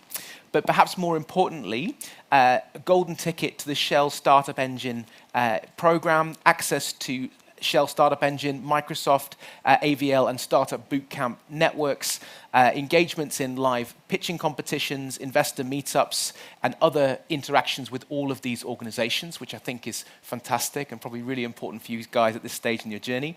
And importantly, also, a direct entry into the final selection of the Startup Bootcamp decarbonization program. So a phenomenal set of prizes to win for the winning entrant, and wishing you all the very best of luck. And hopefully it won't be too long until we hear back from them. But I think, maybe just to sort of close out, I hope that for many of you, and I know many of you represent organizations and startups all over the world and also academic institutions. I hope that what we also do is try and inspire you to get involved in this space.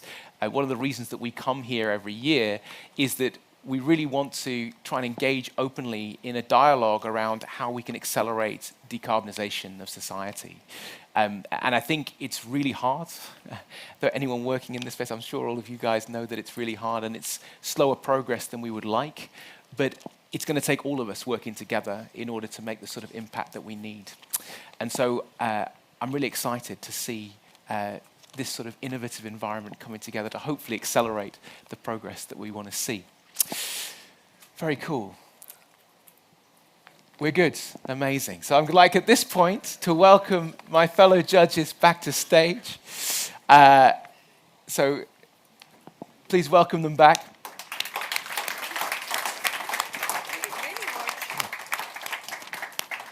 So I know that was not an easy challenge, and particularly not easy to do rapid-fire judging. Spraying in the back. Split have Split decision? It was a split decision. Judges, have you reached your decision?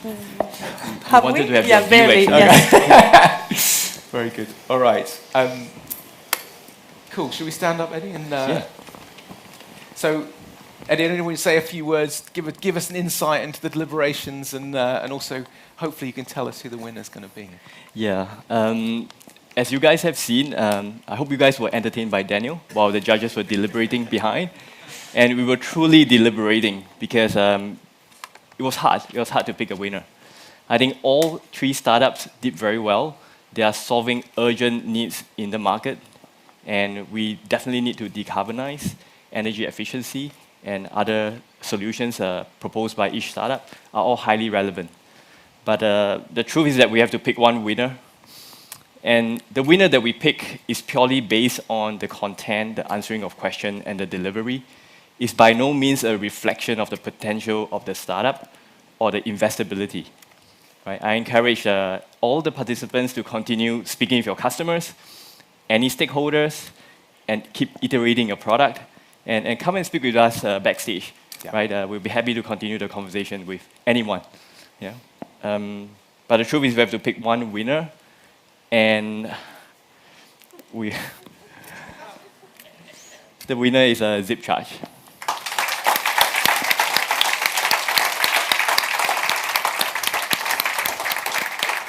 Congratulations to Zip Charge. What a fantastic result. Well done. Very well done. Thank you very much. Do you want to say a few words? I think actually this is a milestone for us in our journey because I think this is the first award we've won from a pitch competition. Oh, amazing. There we go. Well done. To all of you. Very, very good. But of course, when you come up here, you have to say well done as well to my colleagues because we're all in this journey together. The one thing I've learnt throughout my career in the automotive industry, but also working with multiple startups, is it's all about collaboration. It doesn't matter whether you're large or small, that the future that we have, the ability to change tomorrow, is within all of us, and how we can work together to realise that better future for everybody. So thank you very much. Thank you so much. Well said. Could I also say a few words about your product? I think it's great that you have started with a small capacity battery, but the real opportunity is when you step up to the larger sizes that you talked about. There could be home battery users, for example, plugged into the California industry right now, where there's planned outages, or it can be plugged into a virtual power plant and get a revenue for the users. So there's huge opportunity if you can scale up to 6, 7, or 8 kilowatts. There wasn't a chance to cover everything in the pitch, but virtual power plants are absolutely part of our plan. The ability to pool dynamic pools of assets and distributed energy resources into the cloud that can provide demand-side response services to the grid. And that's everything from frequency containment reserves all the way through to participation in the capacity market. And once you unlock that, actually then you create a whole new paradigm of how we treat energy. Peer-to-peer energy trading is possible. So you can now allow people to monetize the energy they store and they generate and share it with other people. And that can work both on-grid and off-grid. So the future of energy is going to transform around us, and we need the technology and the intelligence behind it in order to understand in real time pricing, availability, generation, usage, and ultimately when is the best way to store energy, manage that energy and distribute it in the smartest way possible that helps the energy transition, but also lowers the cost of energy for everyone. I love it. What a great note to finish on. Thank you so much. Huge congratulations to Zip Charge. Very, very well done. Yep. Congratulations to all of the startups and also all of those who entered, because it was a fantastic field. Hope you've enjoyed it. Thank you for joining us. Do stick around, chat to the startups afterwards, and hopefully see you all around the festival tomorrow as well. Thank you so much. Congratulations. That's it for the festival stage 2. We're delighted that there's still content happening over at P2. And if you're here for the Leadership Summit, you can also access an event that's also kicking off at 5:30. It's been incredible to have you all. Andrea, Molly, Akis, Eddie, Dan, congratulations. And thank you so much for you and this wonderful partnership with CogX and Cheryl. Can we give them all a wonderful round of applause? And to all of our presenters, congratulations. Brilliant. We're back here tomorrow at 9 a.m. If you want to arrive and gather, and you can be here from 8:45, and we'll be kicking off sharp at 9 a.m. Thank you very much. See you tomorrow.